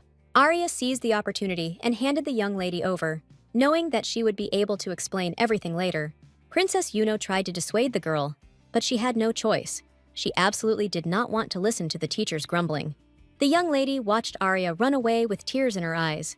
She did not understand why she did not want to spend time with her. Our heroine's day flew by. All she had time for was running from one room to another, from an audience to sewing. In the evening, finally reaching the door of her chambers, She thought with a shudder that this day was over after all. Opening the doors, she was glad that she was resilient. But what she saw inside sent all her thoughts flying. In the middle of the room, there was a whole mountain of boxes, and above them was a message from her squad, which said that they were waiting for her. Once the initial surprise had passed, and she realized what was going on, she even felt pleased to realize how much they missed her. She was curious about what exactly the squad had given her, so she went up to the packages and took the first one that was lying on top. Arya thought that her charges had gone overboard and could have given one, or at most two, gifts for everyone. Attached to the bright ribbon of the box she was holding in her hands was a note from Dieter, and our heroine read it. It said that the knight had chosen this gift together with his sister and wished him to have fun with the young master. She did not unpack the boxes, thinking that she could do that later, and went to visit the heir. But there was no one in the room, and this surprised our heroine, because at such times he was always at home. Wondering where he could be, she didn't even notice that the door opened, and Princess Yuno looked into the room. However, the appearance of the young lady did not go unnoticed, because when Arya decided to go out, she saw the girl's back. Then she hurried after her to talk, and at the same time to explain her behavior in the morning, but she was distracted by the maid. Moreover, the maid simply grabbed Arya with a death grip and began to quickly say that only she could help. And no matter how much our heroine wanted to catch up with the princess, she still gave in to the servant's persuasion and went with her. At that moment, our hero said something about how this was the only thing he couldn't do, even if she said it. His interlocutor was our heroine's mother, who had been defending her position for some time. The Baroness had her own opinion and was used to defending it, so she said in a firm tone that she was not talking about transferring power. She shook the wedding dress she was holding in her hands and said in a raised voice that this would suit Arya better. The heir responded by putting forward the outfit he liked best and declared that the bride would wear this dress at the ceremony. The culprit of this dispute stood with her mouth open in surprise and listened to her mother's words about the need to show off her figure. Julius asked again why it was shown, and Arya asked the maid how long this had been happening. When they told her that it was from lunch, she decided that she simply had to intervene and asked them to stop this argument. Lady Winterheart, delighted by her appearance, said that she should let her daughter choose for herself which one she liked best. Mother and the prince began to try on their own dresses to match Arya's figure, but she had already chosen another one. She looked at it from afar for a few moments and felt an overwhelming desire to wear it. Our heroine approached the mannequin with this sample and ironed the material from which it was sewn. She stood as if spellbound and looked at him, then said in a quiet voice that the wedding dress should be snow white. Remembering herself many years ago, she added a little louder that she always admired them when she saw them as a child. These memories stirred up a secret desire in her that she had forgotten about as she grew up, but she had always wanted to try something like this on. Without thinking, she now said it out loud, which greatly confused her mother and surprised the prince. The Baroness, however, admitted that she never knew about this because her daughter had always dreamed of legends about the Holy Night. And when Arya said that she herself knew that this was not her style, the heir unexpectedly supported her choice. Milady Winterheart confirmed, adding that anything would suit Arya and that it was not a compliment at all. Suddenly, a thought came into her head, and she decided to immediately confirm or deny her guess. She whispered to the heir and asked in a conspiratorial tone if Arya could wear a snow-white dress. Julius didn't quite understand her question, so he asked again, to which the Baroness explained that white is a sign of purity. And laughing a little at the heir, she asked, after all, he had never allowed himself anything like that before the wedding. The meaning of the question reached the prince, but in order to maintain the tone, he also cheerfully replied that, of course, it had not come to that. Our heroine looked at their sweet conversation, but did not hear the conversation itself, but it did not bother her. She looked again at the snow-white dress and thought that it seemed so unreal, and just looking at it made her heart stop. But no matter how beautiful the outfit was, the awareness of everything that went with it caused an inexplicable fatigue in her. Since the choice of dress was finished, our heroes returned to their chambers, where a mountain of gifts still awaited them. Julius confirmed that they had indeed sent so much today, and then asked if there was a present for him. Arya didn't answer, because she simply didn't know. She was most interested in the gift with a note from Dieter at the moment. She voiced that the note was written for the two of them to have fun, and the prince said that it was very generous. When she opened the box, she found 2 jars, one labeled salt and the other body cream. Our hero was beside himself with such an intimate gift, but his chosen one was surprised why she was given salt for cooking. Her inexperience changed his mood, and he thought that it was actually a great idea to have some fun together. Stroking her sweet little face, he, like a true old womanizer, said in a cloying tone that he would explain everything to her now. She asked again, right now, and he confirmed his intention, slowly pushing her towards the bathroom. The prince vividly imagined how they would now slowly and completely, calmly have fun in the bathroom. But as soon as he imagined all this in vivid colors, he realized that in this case, he would most likely not survive until the wedding. To shake off the voluptuous obsession, he even hit his head against the wall several times, which surprised Arya beyond words. She asked him if he was okay, and he replied that he was just a little nervous. But inside, he was afraid of the Baroness's wrath. Not understanding what was happening to him, she naively asked if perhaps he was simply tired. Looking at the distraught prince, our heroine sincerely suggested that he not do this today. Holding such tempting jars in her hands, she said that he could show her and explain everything tomorrow or the day after. However, this turn of events did not suit Julius. He decided that it would be better to endure, but the cream with salt must be tried today. While our hero was trying to calm down, more frightening events were taking place in the underground dungeon of Alternia. The knight we already knew was chained to the wall and was mercilessly beaten with a whip, covering her face with a fan to keep the blood from staining it. Princess Eliza thought he was like an emotionless doll. She sat comfortably in the chair and watched the execution, thinking that it was she who had raised him this way. She was so bored that she began to feel sleepy, hiding behind her fan. The princess yawned. The wounds on the knight's body were bleeding, scarlet drops slowly flowing down his skin, reflecting the faint flickering of light, reminding him of cruelty. The princess ordered the punishment to stop, her voice firm and merciless, demonstrating her power and determination. Approaching the imprisoned knight, she commanded him in an imperious tone to rise to his feet. She wanted to see his face. He stood up but did not raise his head. Then she asked if he even understood why he was being punished now. When he answered in the affirmative, Lady Eliza swung her fan across his face, showing him who he really was to her. The knight, spitting blood from his mouth, replied that he had failed to kill Baron Winterheart and his wife. But his mistress already knew the answer. She was interested in something else, and she did not receive this answer from the prisoner. She said questioningly that it had failed, adding that he belonged to her, and since he had failed, why was he still alive? Supporting his chin with her fan, she asked harshly if it wasn't strange that he didn't even have a name. Also using the fan, the princess lifted the knight's head to see his face and demanded to know why he had not carried out the order. He himself repeatedly asked himself this question, why he did not follow the order, and clenched his fist so much that blood flowed from the wound from his nails. But, as in the previous times, when he asked himself this question, she, that knight girl, appeared before his mind's eye. Her words that being a knight was a way of life echoed in her ears, and she would not be proud if she renounced her parents for the sake of her position. The princess was furious when she saw the expression on the wounded knight's face, because it was this expression that made her punish him more and more. Laughing unnaturally, she hit him in the face with her fan again. She wanted to knock this out of him once and for all. She asked what it was, where he suddenly got such a human expression on his face. How could this happen? Milady continued to laugh, and her laughter echoed off the walls of the dungeon, further depressing the prisoner.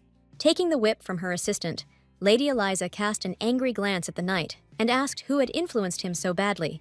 Swinging the weapon, Milady brought the whip down on the prisoner's wounded back and said that he could remain silent. The blow hit the target, causing the one who was punished to sigh in pain and feel genuine suffering. The Princess of Alternia swung again. She was ready to beat the nonsense out of him, especially since she already knew the answers to her questions. She said sarcastically that she had just received an invitation today and was very curious about what she was doing now. But even in her worst nightmare, Princess Eliza could not see what our heroine was doing now. Arya took a bath with the salt Dieter had given her and asked the prince if they were using it correctly. Julius was extremely nervous, but taking a deep breath, he tried to casually advise her to relax. Her voice came from the bathroom again. He felt his hands start to shake. He said not to worry, although it concerned him too. Our heroine, not even suspecting what was happening to the prince, began to tell him about her smooth skin.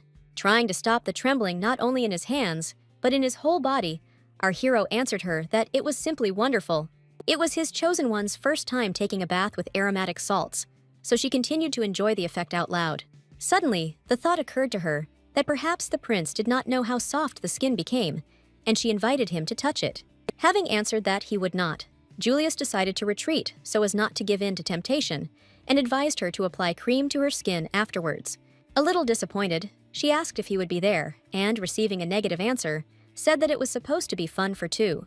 He didn't want to show his excitement, but his mental strength was already running out. He was ready to give in to temptation. Shifting his bare feet across the floor, he asked if she even realized what she was asking for. Pulling back the shutter, he asked another question.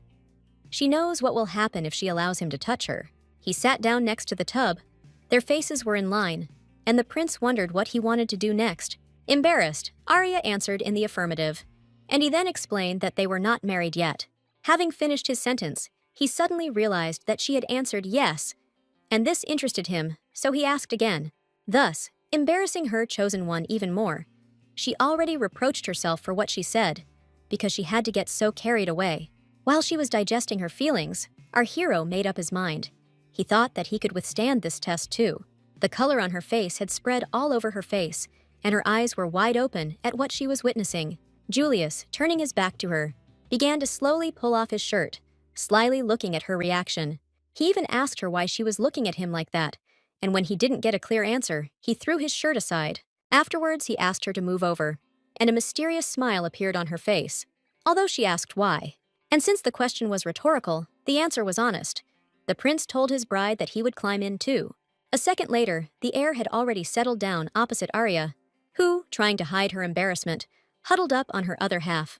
Our hero, on the contrary, sat down languidly on the other side, and looking at her, said that she herself had incited him to do this. Arya understood that in this situation, he was absolutely right, and she had nothing to say in response. She would have to come to terms with it. She hid her face in the water because she was afraid to admit even to herself that in fact she liked it. The logs crackled merrily in the fireplace when he took her hand and said that she swung a sword every day, but her palms were still soft. Turning his palm over, our heroine examined it carefully and noted that it was different from her hand. After explaining that they were much worse than hers, Arya frowned after these words, as if she had said something inappropriate. Her strange reaction to simple things always amused Julius, and now he smiled and said that these were the palms of a recognized genius. She added that they were supposed to have bruises and scratches, and she thought that this was the only thing no one knew about. The prince intertwined their fingers and looked into her face, and at that moment, everything in his soul trembled. He mentally promised himself that he would be gentle, but would not cross the line that he had allowed himself. Leaning towards her, the heir, holding back the excitement in his whole body, asked if he could kiss only her hand. Extending her hand, he asked if he would kiss not only her hand, but also a little higher. She never would have thought that this was such an exciting moment, and she did not have the strength to refuse. When he got her permission, he leaned down even lower and, enjoying her smooth skin, stroked it. He wanted to feel her body so much that he very carefully asked if it was okay to touch her back, and she allowed it. And as they say, appetite comes with eating. Now he wanted to kiss her neck, so he asked again. Arya moved away a little and asked him not to ask so often, otherwise she would get embarrassed. It was difficult for her to understand the feelings and sensations that overwhelmed her in those moments. Julius approached her again and quietly asked in her ear what she was worried about. Then he took her face in his hand, which brought color to her cheeks again, and admitted to her that he was also worried. Leaning against the sides of the bathtub, Julius hovered over his bride, and having considered his next steps, asked her to stand up. His clothes were lying on the nightstand nearby, and he carefully took her out of the bathroom and sat her down right on his shirt. Afterwards, he pressed his face to her chest. At that moment, it seemed to him that he would not be able to hold back, but he did not dare to break his word. She called out to him, and when he answered and looked at her, then Arya admitted that she felt strange. Guessing what it might be, he asked her what she was afraid of, and when she answered that it was a little, he said that everything was fine. Coming out of the bathroom, he sat down next to her, and, putting his arm around her waist, asked her not to be afraid. He really didn't want her to be afraid and have bad memories of this evening. The prince remembered their first kiss several years ago, and how they had stuck their tongues out at each other in such a funny way. He couldn't resist sticking his tongue out at her before kissing her, hoping that she would also remember that moment. But our heroine was so excited that she did not appreciate his joke, but he did not insist. He simply pressed his lips to hers. Pulling away from her for a moment, he said that everything was fine, and they would just enjoy it.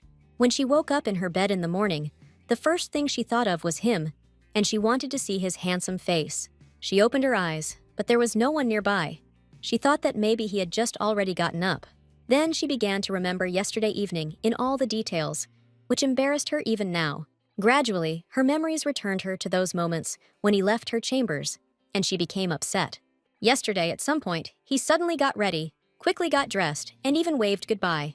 When his words about not sleeping together came back to her mind, she completely fell apart and tears came to her eyes. Arya covered her head with the blanket and thought that maybe if she slept a little longer, she would wake up and find him next to her. She even turned over to her other side to fall asleep. But sleep, as luck would have it, was not going to return to her, just like our hero. That half of the bed was empty, and even the sheets felt cool to the touch. They did not retain human warmth. Having dressed, she went out into the corridor. Firstly, she had classes, and secondly, she wanted to find the prince to talk to. She could not stop thinking about the previous evening, although the maids managed to distract her from these thoughts. When she asked what had happened, the servants replied that they had been unable to find Mrs. Yuno since early morning and were already exhausted in their search. And literally at that second, the young princess ran down the far corridor. The maids rushed to catch up with her. The princess ran to the balcony and, shouting to everyone to leave her alone, went to the railing and then looked down. For a short time, she straddled this railing and, not listening to the maids who assured her that it was dangerous, she asked them not to come closer. The young lady was so carried away that she really did not feel the danger that lay in wait for her on this balcony. Her hand slipped, and the princess fell down, her pigtails fluttering in the wind, her eyes wide with horror. But the horror that the maids experienced at that moment defies description, because they couldn't even scream. And only by a lucky chance, a few minutes earlier, our heroine was walking down the corridor and therefore made it on time. Her movements were deft and confident. The young princess fell right into her strong and caring arms. Leaning down, Arya smiled and asked if everything was okay, and if the young Princess Yuno was hurt. This was followed by a conversation with the emperor, who at the right moment had the habit of emerging from his state of little whiner. He shouted to his daughter that at least she understood how worried everyone was, and what would happen if something happened to her. Grabbing Arya's dress, the little girl honestly said that it wasn't on purpose. The emperor remembered that he was also a father, and changing his tone to a more affectionate one, he said that his daughter would not be walking alone in the near future. But the princess's answer silenced him because she shouted that no one was listening to her.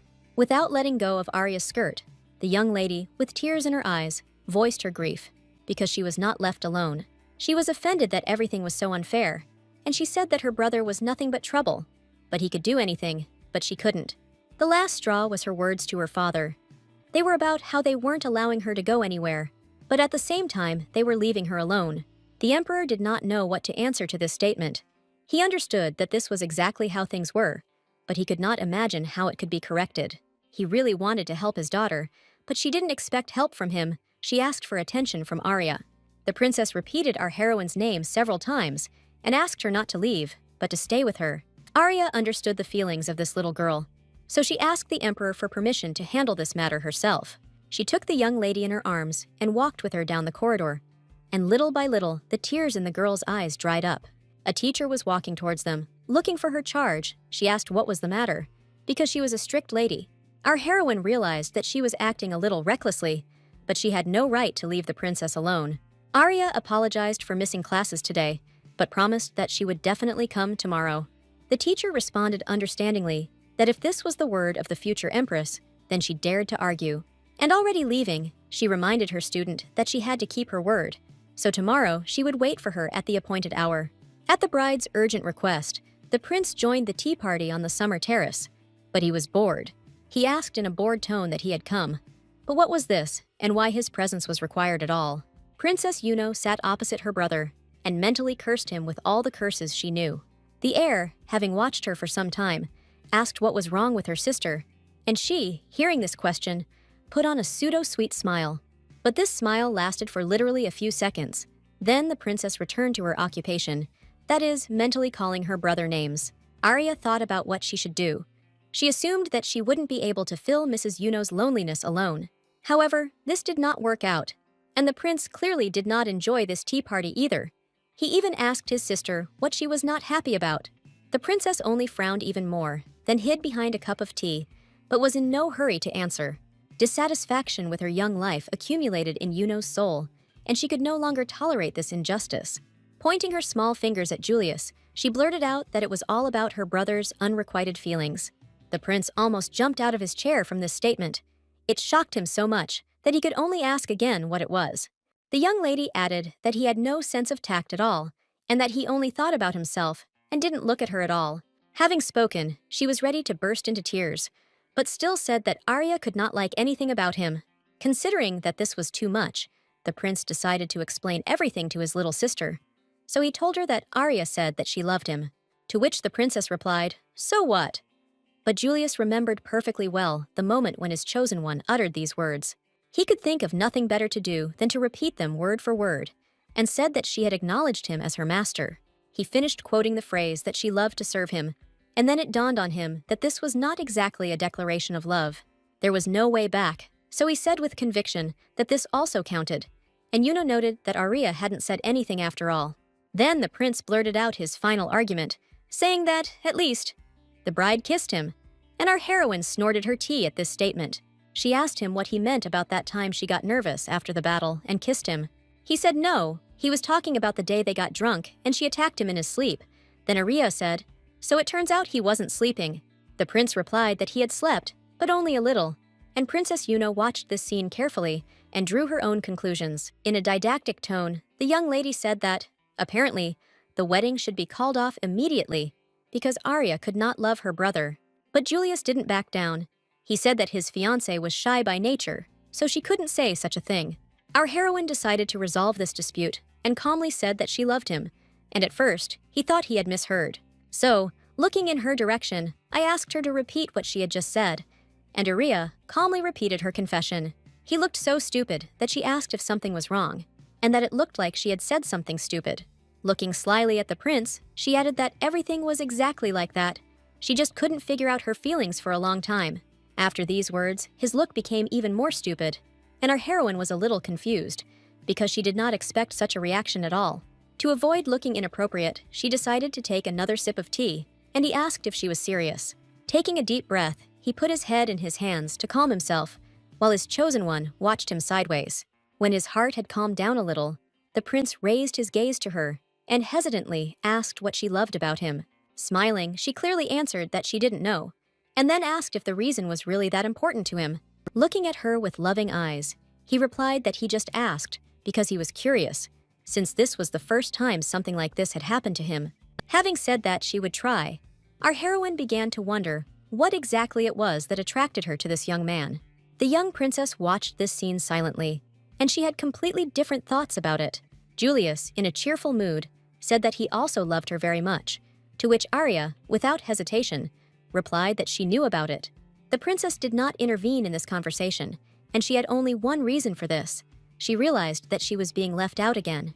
With one hand, she hugged her favorite teddy bear tighter, and with the other, she fiddled with the fabric of her dress. After all, the thought that if Arya left, she would be alone again, and the realization of her loneliness made her want to cry.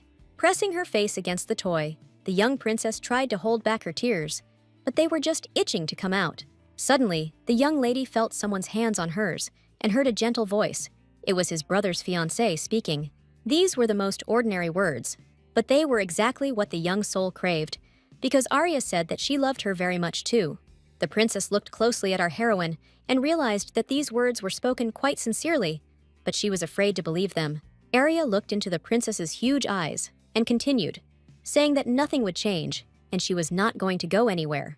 She said what she had wanted to say for a long time, that she simply has a lot to do now, and therefore does not have much free time. Smiling, she added that if Yuno didn't mind, she would like the princess to become her tea ceremony teacher. She wanted so much to believe that perhaps her life would really change for the better, and she asked what was true. Then the girl looked at her brother, and her childhood regrets appeared again before her mind's eye. And although she was still so young, she already understood how hard it is when everyone around is busy and no one cares about you. Yuno remembered one time when she was standing in the hallway with her personal maid next to her, who said that her brother was coming. She remembered how her little heart began to beat, how happy she was that she was not alone, and that there was a person who needed her. Running after him, she barely caught up with him with her small legs, but trying to keep up, she told him on the run that she was his little sister. Yuno also remembered his fleeting glance, which he barely cast at her, and then, having said that he knew, he hurried down the corridor. His elaborately padded cape fluttered in time with his steps, and she remained standing alone in the middle of the huge corridor. The princess also remembered that he never really looked at her, It was as if she didn't exist for him at all. Even when they had lunch together, and she tried in every way to get his attention, he remained out of reach. And no matter how hard she tried to get her brother to look at her, it remained only her desire. Feeling support from Arya, the young princess turned to her brother, surprising him. While sipping his tea, he absent-mindedly asked what she wanted. But he didn't get an answer right away because Yuno was gathering her strength. Barely holding back her tears of despair, she could not utter a word. But the need to speak out had been brewing for a very long time. The little sister blurted out that she actually needed him too, which shocked him to the core, and he asked in surprise why. The answer was a demand to shut up, and Arya stated that everything had been resolved successfully. At that moment, the Emperor passed by in his usual small guise and was very upset because he was not even invited.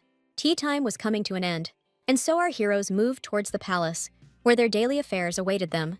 Arya noted on the way that she was very glad that Mrs. Yuno had cheered up, and Julius muttered that it was even too much, to which our heroine told him that, of course, because his sister wants to be with him every day, because they are family. He gave her a slightly puzzled look, because he didn't quite understand what she meant by that. Our heroine looked at the heir so piercingly that he had to admit that, yes, they were family. But the prince also understood that he had to make everything clear, so with a heavy sigh, he began to explain. He said that all his life he considered the imperial family to be the one that supports the country in difficult times. Then he continued by saying that it was for this reason that he began to go out onto the battlefield, and that his parents gave birth to Yuno in case of his death. This is also why he thought that the law needed to be changed so that even a woman could become the head of state. Arya interrupted him and said that she had always found this law somewhat irritating. Understanding her feelings, the heir looked into her eyes and sincerely asked why she seemed disappointed. She looked at him silently for a few seconds. She didn't want to offend him, but at the same time, she needed to say what she thought. She gently took his hand and said tenderly that in that case, she would tell him more about what family meant to her. He always thought he understood the meaning of the word correctly, but if he was wrong, he was ready to listen to another opinion. Therefore, after thinking about it, he agreed. Because he is the future emperor and has no right to close himself off from another point of view, especially if it is hers. Our heroine, saying that it was high time for her to do her own thing, walked down the corridor. His curiosity got the better of him, so he also came into the office and began to spy on what she was doing. And she made a list that would help her become the ideal princess, and she regularly added to it. He read that she would try to have a successful wedding ceremony, make friends, and not be hated. Then Arya said out loud that there was one more item that needed to be added to the list. It was that she needed to become family for the prince. Julius enjoyed all the stages, but the last one pleased him the most. He really liked the idea. Noting that this was her style, he sat down next to her, then took the pen from her, because he decided to add one more item to her list. He guessed that she herself would never think of adding this important point, so after writing down the wish, he smiled. He said out loud that this was to become worthy, and she read his note about how to have a wonderful first wedding night. And so this significant and solemn day arrived. The bells rang throughout the city, announcing the wedding. Our hero, as expected at this ceremony, stood at the altar and was burning with impatience in anticipation of his bride. The bride, although very nervous, was already prepared and waited for the musician to announce her entrance. The number one item on her list was to have a successful wedding, and she had been trying very hard and preparing for the last few days. The heir was also worried, but in a completely different way. He wasn't worried about the wedding. He was more interested in the last item on her list. Our heroine's mother was less worried than others that day. Her intuition told her that her daughter had made a good choice. And so the musicians began to play a solemn melody, which announced to those gathered that the time had come for the bride to come out. The doors to the temple opened, and in the rays of the sun, our heroine appeared on the threshold, led to the altar by her father. The prince did not see this important scene. He wanted to see his chosen one only when she stopped next to him. He knew what dress Arya had chosen, but he still succumbed to superstition, and therefore did not see her in it. And she was beautiful in her outfit. She walked, modestly lowering her head and holding her father's arm. Behind her walked the young Princess Yuno. She had a whole basket of fragrant flowers, which she scattered over the guests. She was in high spirits that day, because now she would have an older sister who would not leave her alone. The princess enjoyed the special day, as did a couple of children, who were entrusted with carrying the bride's veil. The squad joyfully greeted their commander. Many were sincerely happy about this event. Only Luca was distracted by the tearful guest. But it was not only this guest who was in tears. The emperor was also crying. He took this event very close to his heart. In general, this ceremony made an indelible impression on many. The bride's father also could not hold back his tears. The children who carried the bride's veil were at such a big event for the first time and did not quite understand why so many people were crying. The ceremony took place in the largest cathedral in the capital, and the high priest was ready to conduct the rite in a proper manner. Princess Yuno walked up to her dance partner and winked at the boy, who had been entrusted with the wedding rings. Dietrich, meanwhile, thanked his younger brother and sister, who had done such a good job with their assignment. Baron Winterheart was no longer able to hold back his tears, and our heroine's mother only had time to hand him handkerchiefs. Meanwhile, the music stopped playing, and the high priest began the solemn ceremony with words, no matter what the people said. And our heroes listened to the continuation of his speech about how without love, everything is just empty noise, and it doesn't matter how strong you are. After this phrase, Julius could not resist and looked sideways at his chosen one, and words were heard in the cathedral, no matter how much knowledge they possessed. The high priest continued, solemnly declaring that without love all this was useless, until the prince appreciated the modesty of his bride. But at the same time, she was so beautiful that he no longer listened to the fact that love is patience. Love is kindness. Leaning slightly towards Arya, the heir to the throne, quietly said that if it weren't for her veil, he would have burned everything here to hell. She didn't mince words, and just as quietly replied that she would have stopped him before it happened, so everything was fine.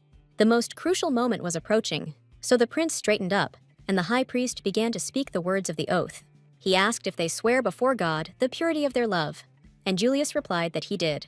Then, slightly lifting his bride's veil, he added that his vow was not for some god. Removing the veil from her face, he looked once more into her beautiful eyes and solemnly said that he swears his love for her. Our heroine also looked at her chosen one, and her gaze seemed to sparkle with happiness and the solemnity of the moment. The prince leaned towards her and asked the question that followed the ceremony. Now she had to pronounce the words of the oath. At that moment, the bell rang, its loud and drawn-out ringing breaking the silence, attracting the attention of everyone present. Arya said the vows. They were now husband and wife, and Julius pressed his lips to hers, capturing this important moment. A great many residents and guests of the capital gathered at the cathedral. Many wanted to see with their own eyes such an important event in the life of the empire. There were shouts of, "They are here," and the announcement that the crown prince and crown princess were leaving the cathedral. They were greeted with cheers, congratulations were heard here and there, and our heroes were simply happy. But one could still hear some not-so-pleasant whispers. One lady said that a lowly aristocrat had managed to become the crown princess, and one girl in the crowd told the other that as far as she knew, the crown princess fell in love with the prince at first sight, adding that even after 7 years, she was able to win his heart. And at that moment, the carriage with the newlyweds set off.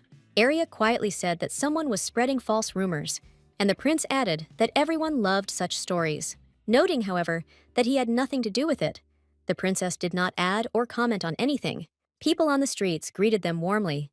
Many shouted congratulations, and Julius thought that ordinary people loved her. But he actually knew about it before that moment. All the most interesting things would begin in the evening at the reception. He was aware that most of the high aristocrats would put spokes in her wheels, and his face darkened at the thought. Continuing to wave hello to people on the street, our heroine told her husband that his face was now frightening. Smiling her most charming smile, she gently told the prince that she would be all right. Her confidence was passed on to him, and he himself understood that they could easily cope with the problem of the aristocrats. The formal reception for the crown prince's wedding was already in full swing when a carriage pulled up to the palace. The princess of Volturnia came out of it. She was a little late, but this did not bother her. She had a grandiose plan for this evening. Looking at her silent knight, she said that she couldn't wait to see what would happen at the reception. Fanning herself with her fan, she asked her companion to answer her. He was also looking forward to it, but he only looked at her silently. A little earlier, at the Rosenberg Castle, the guests were gathering in the large reception hall. They wandered off in small groups and talked. Of course, the main topic of conversation today was the wedding, and while enjoying the excellent drinks, the guests gossiped. Everyone was waiting for the newlyweds to arrive. The Winterhearts were also waiting for them, and at that time, Mother was scolding her husband, and Luca went around them. One lady whispered to her interlocutor that she looked at the stairs because the newlyweds had arrived. The lady turned in that direction and saw our heroes, who, smiling at all the guests, were descending into the hall. The Baroness left her husband alone, and he shed tears again. The old knight still decided to stick to this married couple. Everyone applauded in greeting. The emperor tried almost more than anyone else, because finally it happened. His son settled down. Our heroes looked magnificent. Their appearance could outshine even the stars that had been shining from the sky for an eternity. Conversations among the guests resumed, and someone noted that the main thing now was that Parliament did not forbid the prince from having children. Another aristocrat told his friend that she was from a lower class, and even a woman who became a knight. He also added that now neighboring countries will laugh at them, but not all guests were so negative. A friendly elderly couple approached our heroes and sincerely congratulated the prince and princess. My lord was grateful to the heir for the invitation, and, showering him with compliments, he added that it was a great honor for them. However, most of the aristocrats were slow to offer their congratulations, so Arya thought she was prepared for this. Although she felt a little bitter at the realization that she was not being taken seriously, she did not show it, but smiled kindly. She listened with half an ear to what her newlywed husband was saying to this married couple. Her own thoughts distracted her from the conversation. Thinking about her list, she thought it was time to move on to the next item, since the first one with the wedding was already completed. But she felt uncomfortable interrupting her husband's flowery speech, and she decided to move on to implementing her plan a little later. The reception was in full swing. The street was already getting dark, and the illuminated windows of the palace were visible from every corner of the park. Our heroine was eager to move on to the next step, especially since a suitable group of aristocrats was nearby. The ladies were animatedly discussing some topic, and it was obvious that they were having a great time together. Catching a moment of pause in yet another conversation between the prince and his guest, she curtsied and asked permission to leave them. Julius, of course, agreed, although he found it a little strange that she had decided to leave his company so quickly. He sighed, but seeing which way his princess was heading, he decided to give her the opportunity to make new acquaintances. Approaching this group of young aristocrats, Arya thanked them for being able to attend today's reception. She was so excited that she almost forgot all her etiquette lessons, but since she was very diligent, she did everything almost automatically. Our heroine said that she really hoped that the guests were enjoying the evening, and they replied that everything was wonderful. They all curtsied together, and then each in turn offered their congratulations on the wedding. The ladies thanked them for being invited to the reception, adding that they were honored. But she felt the distance they were keeping. Smiling on the outside, she was almost in a panic on the inside, as she found it so difficult to make friends in social circles. She knew it would be a difficult task, and she was prepared for it, so she promised herself that she would succeed, even if it took a while. The aristocrats continued their conversation, completely oblivious to her presence. She felt invisible. They discussed her husband without a twinge of conscience. They said that at 28, he was still handsome, but they had not discovered anything new in this matter. This fact was already well known to Arya, and she looked at it. The prince was discussing something animatedly with a certain milord whom she saw for the first time, and she thought that he was popular as long as he did not open his mouth. Meanwhile, the guests began talking about how, as far as they knew, there was not a single man on the continent more handsome than him. At that moment, another guest walked straight towards her, smiling at Arya, and she was even surprised that someone had really paid attention to her. Meanwhile, our hero was talking with one of the most eminent aristocrats of the empire, who said that he was extremely surprised. Playing with the glass in his hand, he added that it was unexpected, to which the prince replied that he did not see anything unexpected. The aristocrat said ingratiatingly that the crown prince had been bewitched by a snake, explaining that such rumors were circulating in high society. Julius looked at his interlocutor, his face dark, and said that he would be interested to know who was spreading such rumors. Waving his hand, the guest added that the position of His Highness's legal wife was still vacant, so people chatted whatever they wanted. But when he advised the heir to think about this issue, for the sake of everyone's peace, he clenched his fingers so tightly that the glass in them crunched. The interlocutor, as if nothing had happened, continued, saying that, by coincidence, he just happened to have a daughter of the right age. This statement offended the prince, so, barely restraining himself, he asked why he didn't shut his insolent mouth before it was too late. Julius rocked back on his heels and said menacingly that he had never been known for his great patience. He added that, however, he had decided to choose a wife once and for life, and he would like to end this evening on a good note. He was ready to tear his interlocutor to pieces, but said that it was only thanks to her mercy that the guest's head was still on his shoulders. The prince's patience was at its limit, but he really didn't want to spoil the reception, and his interlocutor tried to turn everything into a joke. The man said that perhaps the heir had misunderstood him, adding that he was glad that the prince and princess had such a passionate relationship. He continued by saying that when he himself had just gotten married, he was almost floating in the clouds. But one should not forget that time changes everything. However, our hero was no longer listening to his interlocutor. His attention was drawn to the fact that his wife was chatting pleasantly with one of the guests. He quickly decided everything for himself. First, he needed to deal with this annoying and ungrateful aristocrat. Having thrust his cracked glass into the guest's free hand, the prince signaled to Aldrich, who quickly assessed the situation. Shaking his hands as if throwing off excess trash, Julius didn't even listen to his interlocutor's excuses. The guest had already begun to tell the knight that this was a simple misunderstanding, and His Highness certainly understood everything. Aldrich was adamant. He had orders, and he carried them out. He said that showing disrespect to his masters was unforgivable. He himself was supposed to remain in the hall and keep order, so he handed this guest over to those of lower rank. The heir had already stopped thinking about this incident. He was worried about something completely different. His chosen one was with another. She chatted merrily with the young aristocrat, and jealousy overwhelmed our hero so much that he did not see anything around him. Adjusting his gloves as he walked, he thought that he had hoped that everything would become easier after the wedding. With a quick step, the prince crossed the space separating him, and, approaching his wife from behind, stated that he saw how much fun they were having. He almost grabbed the commander of his detachment in his arms, and then, turning to the guest, asked if it would be okay if he joined in. Arya tried to find out why he was acting like this, but Julius didn't answer. He only realized that after the wedding, it got even worse. The prince looked at his new rival in such a way that he even lost the power of speech from the horror of what might await him. As we remember, the heir had a reputation for being a man with a bad character, so the guest quickly thanked him for the invitation. Then, almost in a rush, he congratulated her on her wedding, and after that, he retreated so quickly that a minute later, he had already disappeared into the crowd. Our hero watched him go, and his young wife called him by his title. She wanted to attract his attention. He heard her call and stopped watching the guest. Then Arya told him that he seemed to be quite popular. The newlyweds could not hear what the aristocrats were talking about, and they were just discussing whether they had a chance and could come up and talk to him. The princess wanted to talk to the heir in a more or less calm atmosphere, but at the reception, this was unrealistic. 3 girlfriends were already hurrying towards them, and as they came closer, they began to talk in turn about how much they were enjoying this evening. This situation made our heroine lose her temper. She began waving her arms so much that her glass with the drink ended up in free flight.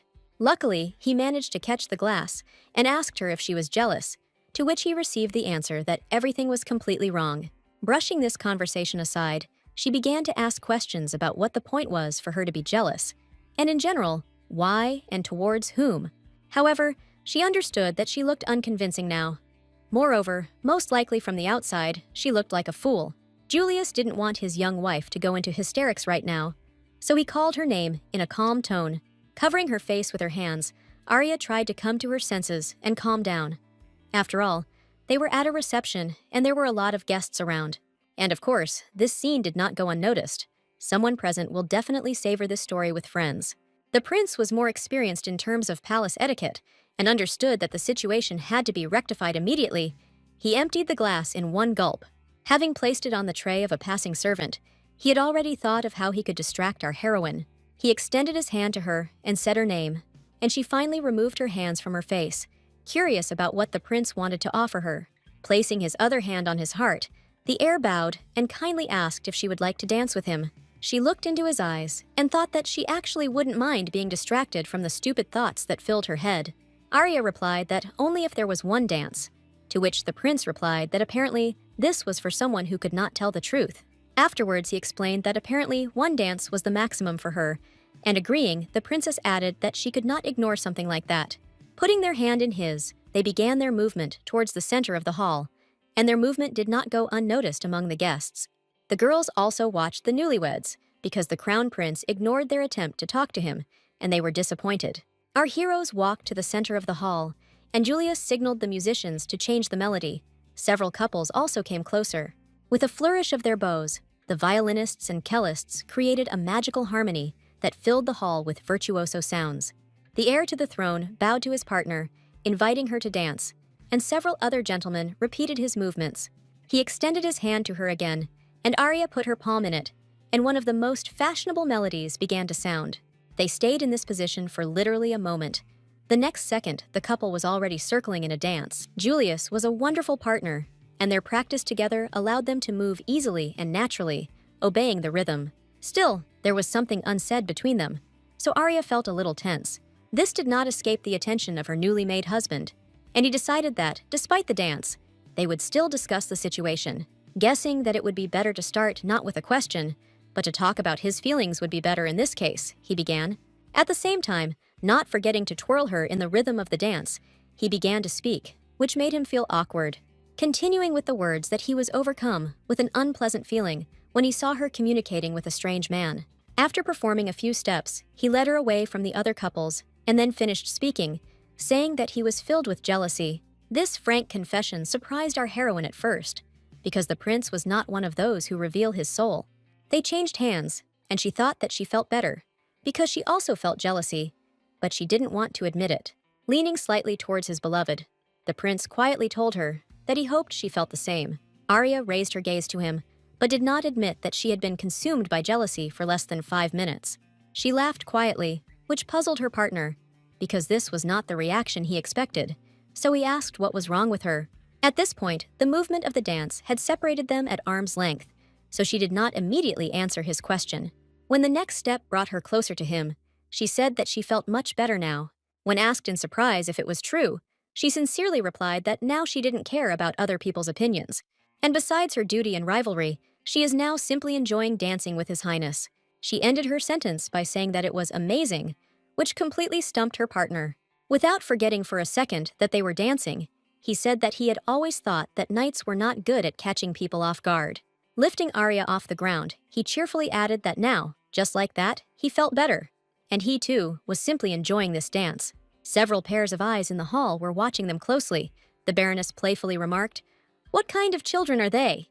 adding that they looked so happy, which was true. The newlyweds were simply glowing. Having spoken, they both felt relieved, and for the rest of the dance, our lovers simply enjoyed each other's company. When the melody stopped, the partners bowed, and applause for the main couple of this celebration was heard in the hall.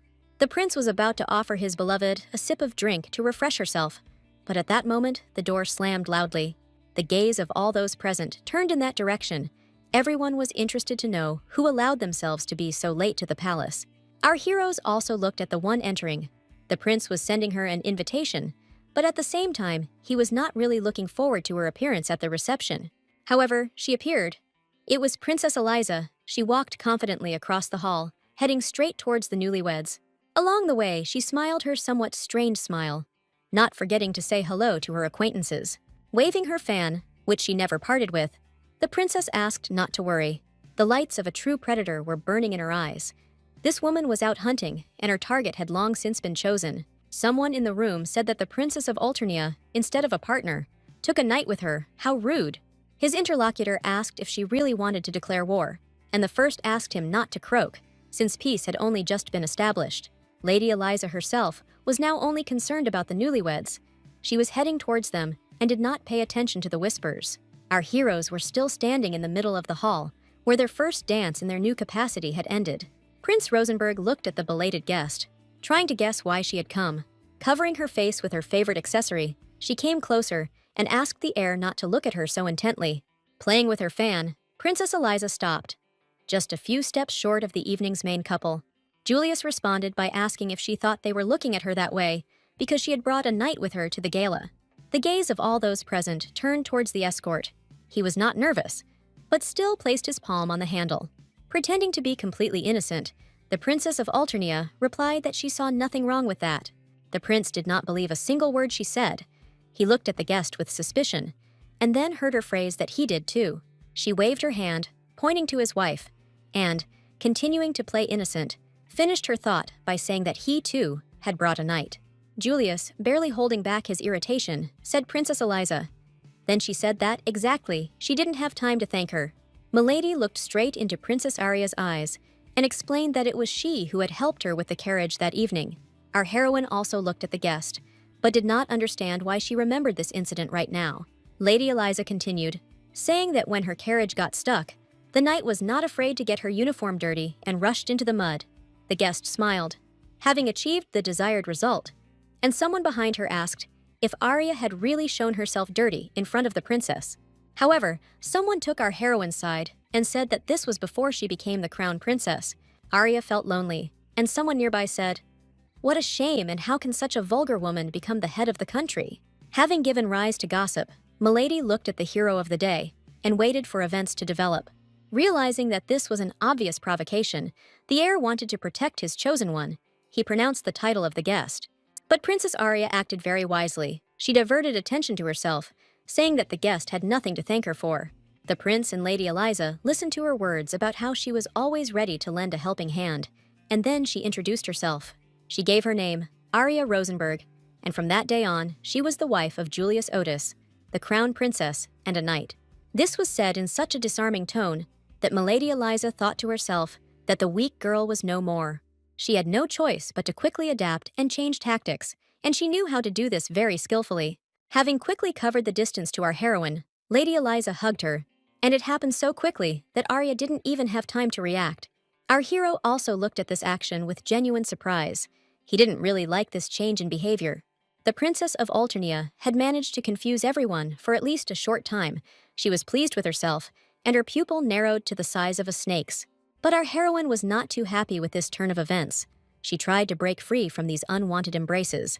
She succeeded, but not thanks to her efforts.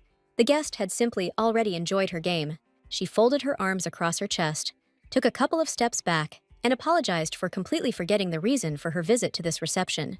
Julius felt the falseness in her voice, but he could do nothing about it. My lady bowed in turn, first to him, then to Arya. Taking a few more steps back, she asked to be allowed to congratulate them on such a special day, their wedding. She spread her arms and said that she wanted to congratulate the Rosenberg Empire on having such a delightful crown princess. Then she glanced over her shoulder at the guests present, who stood frozen in silence, afraid of doing something wrong. She needed everyone's approval, so she loudly asked that she was right, and the aristocrats began to clap their hands uncertainly. She stopped the sparse applause with a wave of her fan and said that she wanted to make them an offer on behalf of her country. Julius tensed. He thought that now the moment of truth had come, and now they would find out the real reason for her visit and this performance. Princess Eliza continued. She spoke about how the continent was divided into two parts, and now they were living in a peaceful era. Our heroine became very interested when Milady began to talk about the small country of Lilywood, which appeared recently. This country has broken the old order, and now it is a small war. But if the fire of war spreads, then conflicts will rage again. The prince listened to her with distrust. He knew about this kingdom firsthand, but he still did not understand where Milady was heading. He understood that the guest was being dishonest, but at that time she said that the Rosenberg Empire had raised many outstanding knights. She extended her graceful hand, covered in a lace glove up to the elbow, and added that she was asking to train their people. Raising an eyebrow, our hero noted that his state had no benefit from this, and she smirked. And she said that her country was ready to share with them its methods of enrichment and would help Rosenberg develop the economy. The heir looked at the princess with distrust and asked if Alternia was really offering economic cooperation. The interlocutor replied that this would help ensure stability for his country, and then he asked if this was true. Lady Eliza moved on to the next part of her plan. She said that she was very concerned. Their history was full of conflicts, but times have changed, and for the sake of peace on the continent, she wishes to strengthen the bond between the two empires. And now is the best time.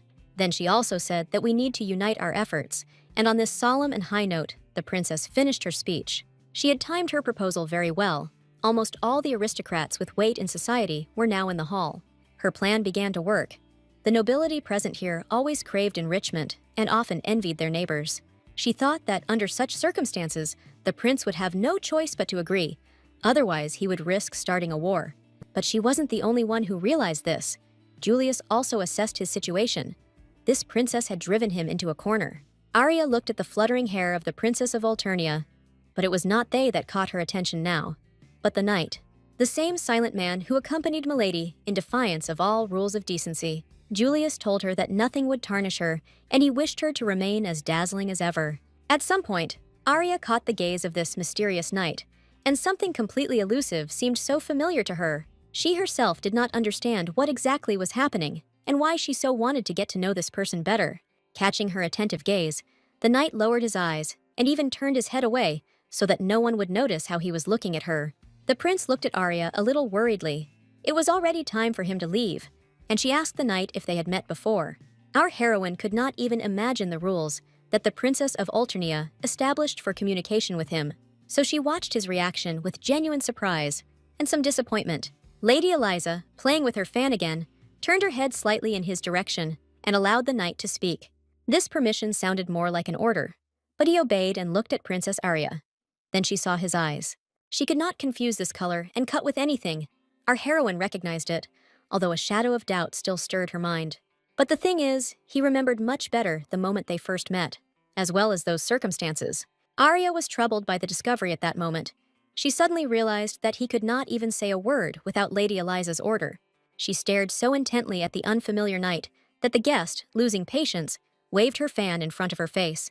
Then she said that he was their best swordsman, and that she was simply sure that they would find something to talk about. Turning to the heir, Princess Eliza said that they could discuss the details of this historic union for now. The prince thought that his guest had not chosen the best day for such negotiations, but she left him no choice. He did not want to leave his companion in the company of an unfamiliar knight. He caused Julius an inexplicable feeling of suspicion. So he called upon the faithful Aldrich to give him the order, and chose him because he was closest to Arya. Our hero's heart was uneasy. He really didn't like this whole situation, and he told the knight that he would answer with his head. Aldrich saluted and replied that he would carry out the order, adding that His Highness could rely on him. Our hero walked past Princess Eliza and told her that the conversation would not be easy, so it would be better to go to a separate room. Looking at his back, she giggled sarcastically, and then added in a sarcastic tone that he was such an outstanding gentleman. The prince cast his cold gaze upon her, heard her words that he must know how to accompany a lady, and took his arm. She clung to his hand like a leech, but the heir didn't show any sign that anything was wrong, and continued on his way next to her. The two heirs to the largest empires on the continent left to applause in the hall, and our heroine also clapped her hands. Arya sincerely hoped that her husband would be able to sort out the negotiations without her participation, so she turned her attention to the knight.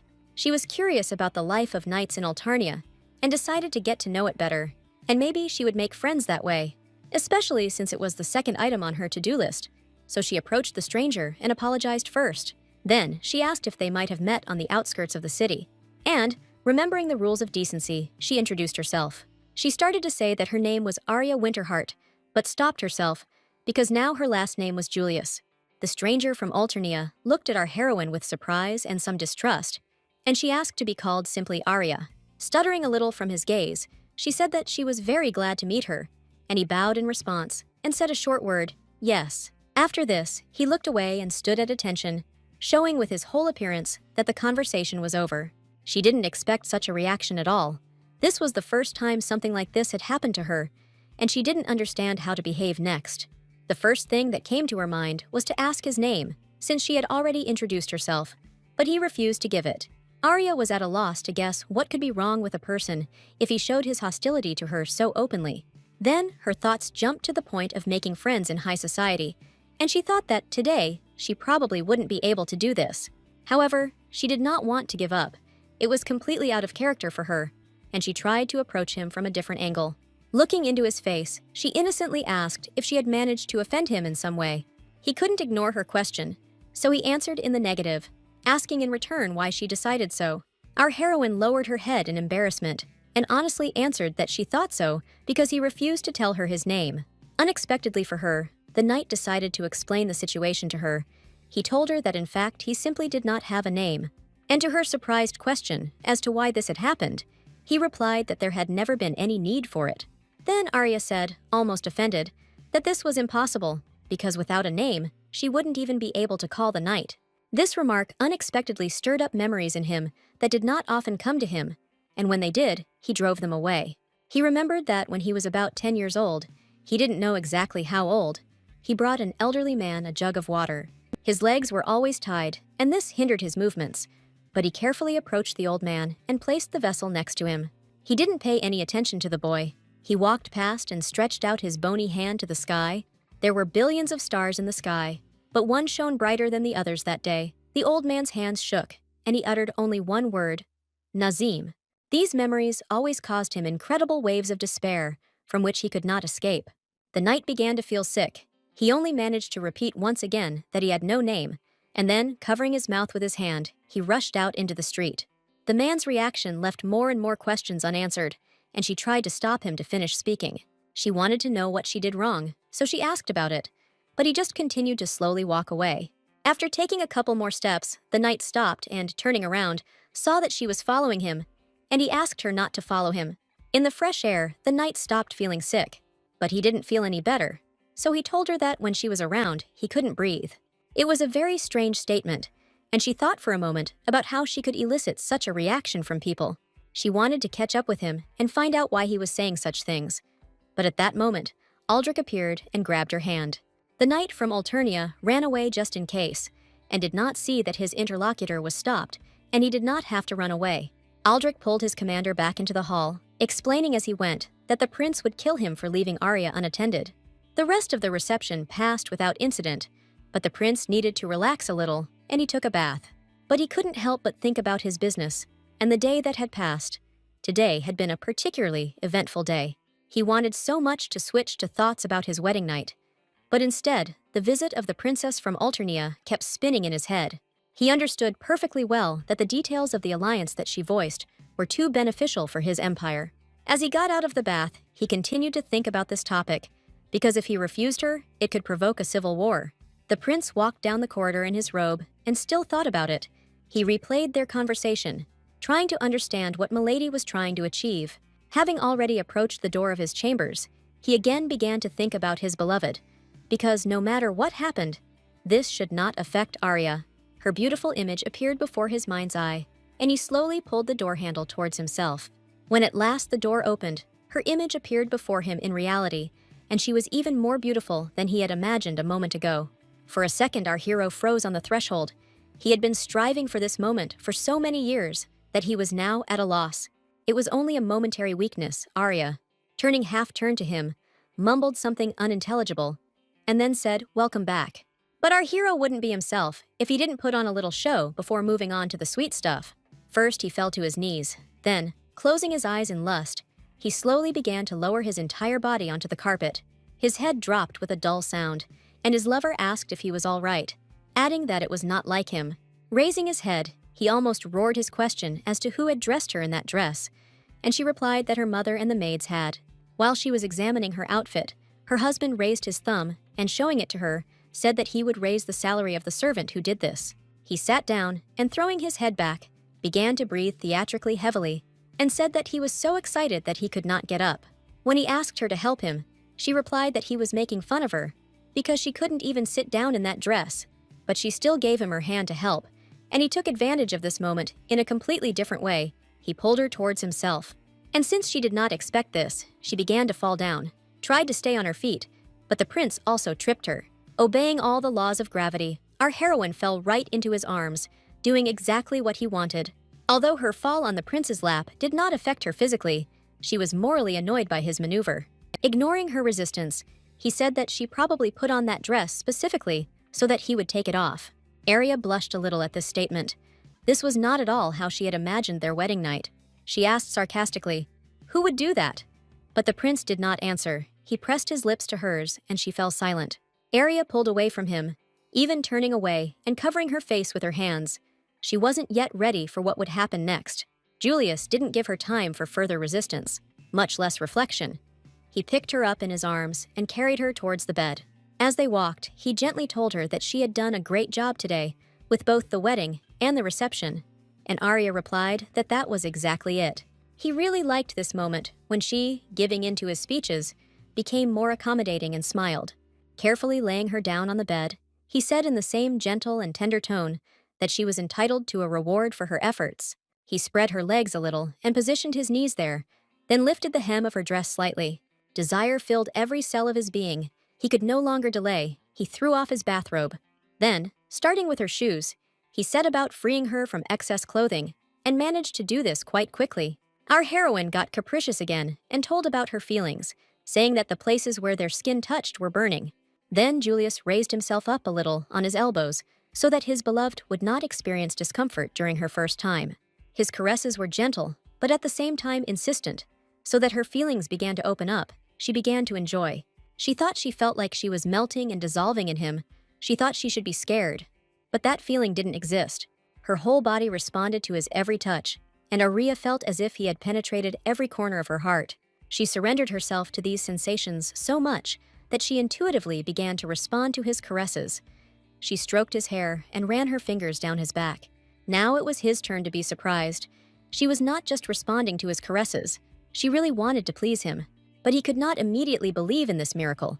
So he looked into her eyes and saw there what he had been waiting for so many years. He saw her love for him. However, our heroine, with her spontaneity, was able to spoil even such a delicate moment.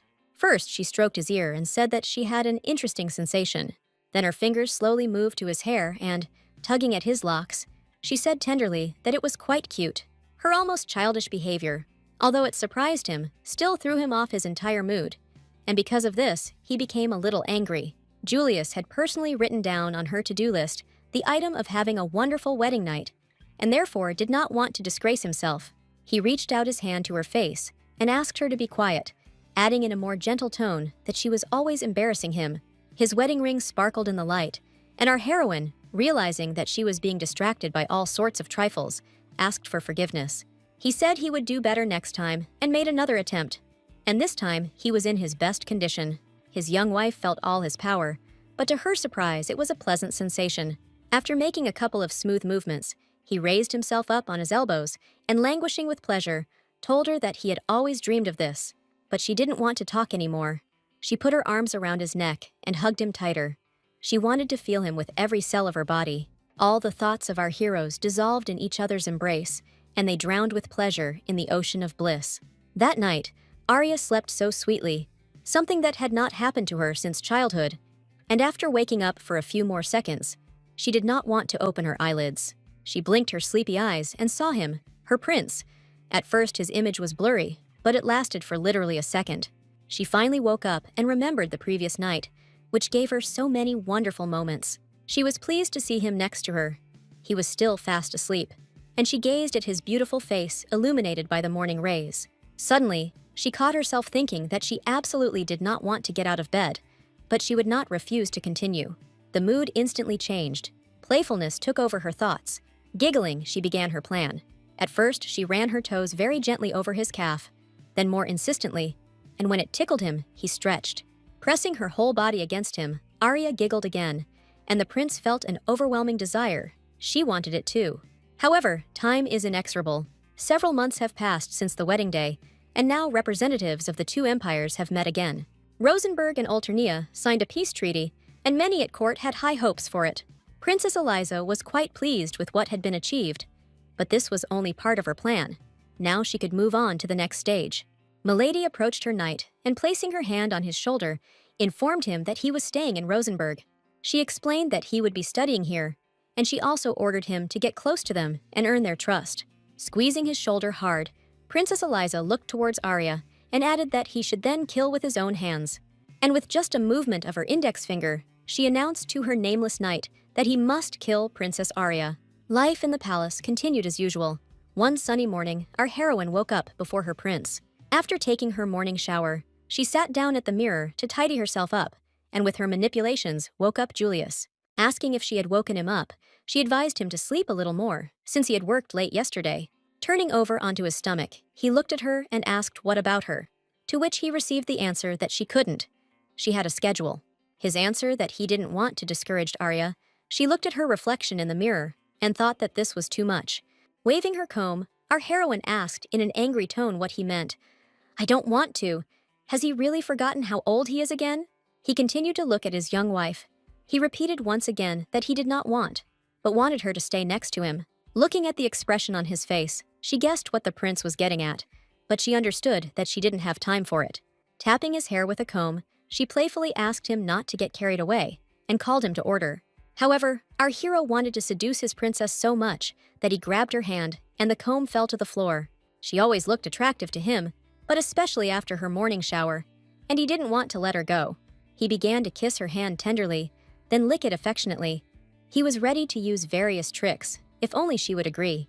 Arya tugged her hand several times, trying to break free, but the heir was determined to get his way, so he held on tightly. She said in a serious tone that it was impossible, but his persistence was taking its toll, and she had little desire left to resist. Julius began to pull her onto the bed, and when she said that it was impossible because it was today, he just shook his head. His mouth was already so close to her lips that her resistance was melting right before her eyes. She tried to stop him once more, asking him to stop. She thought that if nothing happened now, she would no longer want to refuse him. And something did happen. The door swung open, and Princess Yuno appeared on the threshold, having come as they had agreed. Our heroine jumped out of bed as if she had been stung, and at that moment she looked so disheveled that the young lady became worried. When Arya reassured her that she was okay, Princess Yuno happily said that they still had plenty of time to prepare. Then she asked her sister to get ready and answered Arya's phrase, "How much enthusiasm?" with, "Of course, because it's their birthday." The young wife had only one way to get rid of her betrothed, at least for a short time. She threw him out the window. Luckily, he was hanging on a spreading branch under the window, and his beloved tiger ran up to the tree to wait for his owner. After the wedding reception, the entire continent's attention was focused on Princess Yuno's birthday celebration, but due to the whims of the young lady, the holiday had to be postponed, and it was decided to celebrate the birthdays of both princesses on the same date. Our princess was busy. This was all new to her, and the servants came to her with all the questions. They asked where to put these flowers, asked to check the guest list, and she asked them to come to her with questions one by one. Stretch his body as he walked, Julius approached his little sister and noted what a fuss there had been since early morning. Lady Yuno watched as Arya completed her task and asked her brother if he had really appeared here too. He said her name, and she answered without looking that she knew. Then he looked at her sideways, but still decided to express his request. He said that this was the first event that Arya would organize, and her reputation in society would depend on its success. The young princess folded her arms across her chest and replied that nothing would stop her from making it a complete success. The prince glanced at her again. He had no idea that his sister was already so sensible. But when he said only a short aha, she went into hysterics because that was all he could say to her generous offer. She pointed this out to him, and Julius calmly replied that she had deliberately combined the two birthdays, showing with her fingers what a little was. She said out loud that it was only partly. Smiling, our hero thanked his little sister and then asked her to take care of Princess Arya. She thought it was too much. She was already trying her best to help with this event, and his requests were insulting. But quickly calming down, she, speaking about herself in the third person, replied that Yuno was doing this only for the good of Arya. Then she also told him that she simply had no choice, because if she left everything to him, the palace would become a madhouse. Continuing to watch his chosen one, he dryly confirmed his sister's words, which finally got her angry, so she hit him. Striking a pose, she continued by saying that he was so helpless and couldn't do anything without Yuno, but there was nothing to be done. She also said that she was an outstanding woman in the empire, and that the tea party would be excellent, but he no longer heard her speeches. The prince approached Arya, and she puzzledly informed him that this was on a completely different level from the nightly reports. Rereading her document, she added that she was still thinking about how to make sure people enjoyed the holiday. She looked up from the sheets of paper in her hands and looked at her prince's face, smiling and saying that it was quite interesting. He became curious about what exactly she had come up with, but before he could ask, she began telling him her idea. Asking to look at the list, she explained that she had already prepared equipment for anyone who wanted to test their strength. He hadn't yet recovered from this crazy idea when she started talking about not knowing what to do with aerobic exercise. She complained that it would be uncomfortable in a dress. Then the prince mentally rejoiced that Yuno would look after everything. At that moment, an imperial guard approached and, asking for forgiveness for interrupting them, said that he had an urgent message. Lady Yuno had already approached our heroes, and together they listened to the message that the Empress would arrive in a few days. A surprised expression appeared on Julius's face, but he said out loud that after so many years it was somehow unexpected. Arya slowly pronounced the word Empress, syllable by syllable, then realized what was happening, and her inner voice screamed at her mother-in-law. The young lady tugged at our heroine's dress, and again in the third person, shared that Yuno does not love his mother. At the same moment, another guardsman was reporting this news to the emperor, and he was simply stunned. He sat in his chair in the large reception hall, and once again asked in surprise if the empress was really returning. When the information was confirmed, he asked the butler to give him the scepter without even looking at him. Feeling this symbol of power in his hand, the emperor mentally prepared himself and loudly uttered the only word forward. the scepter began to glow, illuminating the entire hall with its shimmering blue light. The shimmering continued, and the transformation began. This item was an ancient artifact and possessed powerful powers. It was thanks to its magic that the emperor changed his appearance. On ordinary days, he could easily afford to be a small and somewhat capricious monarch, but he could not meet his wife in such a form.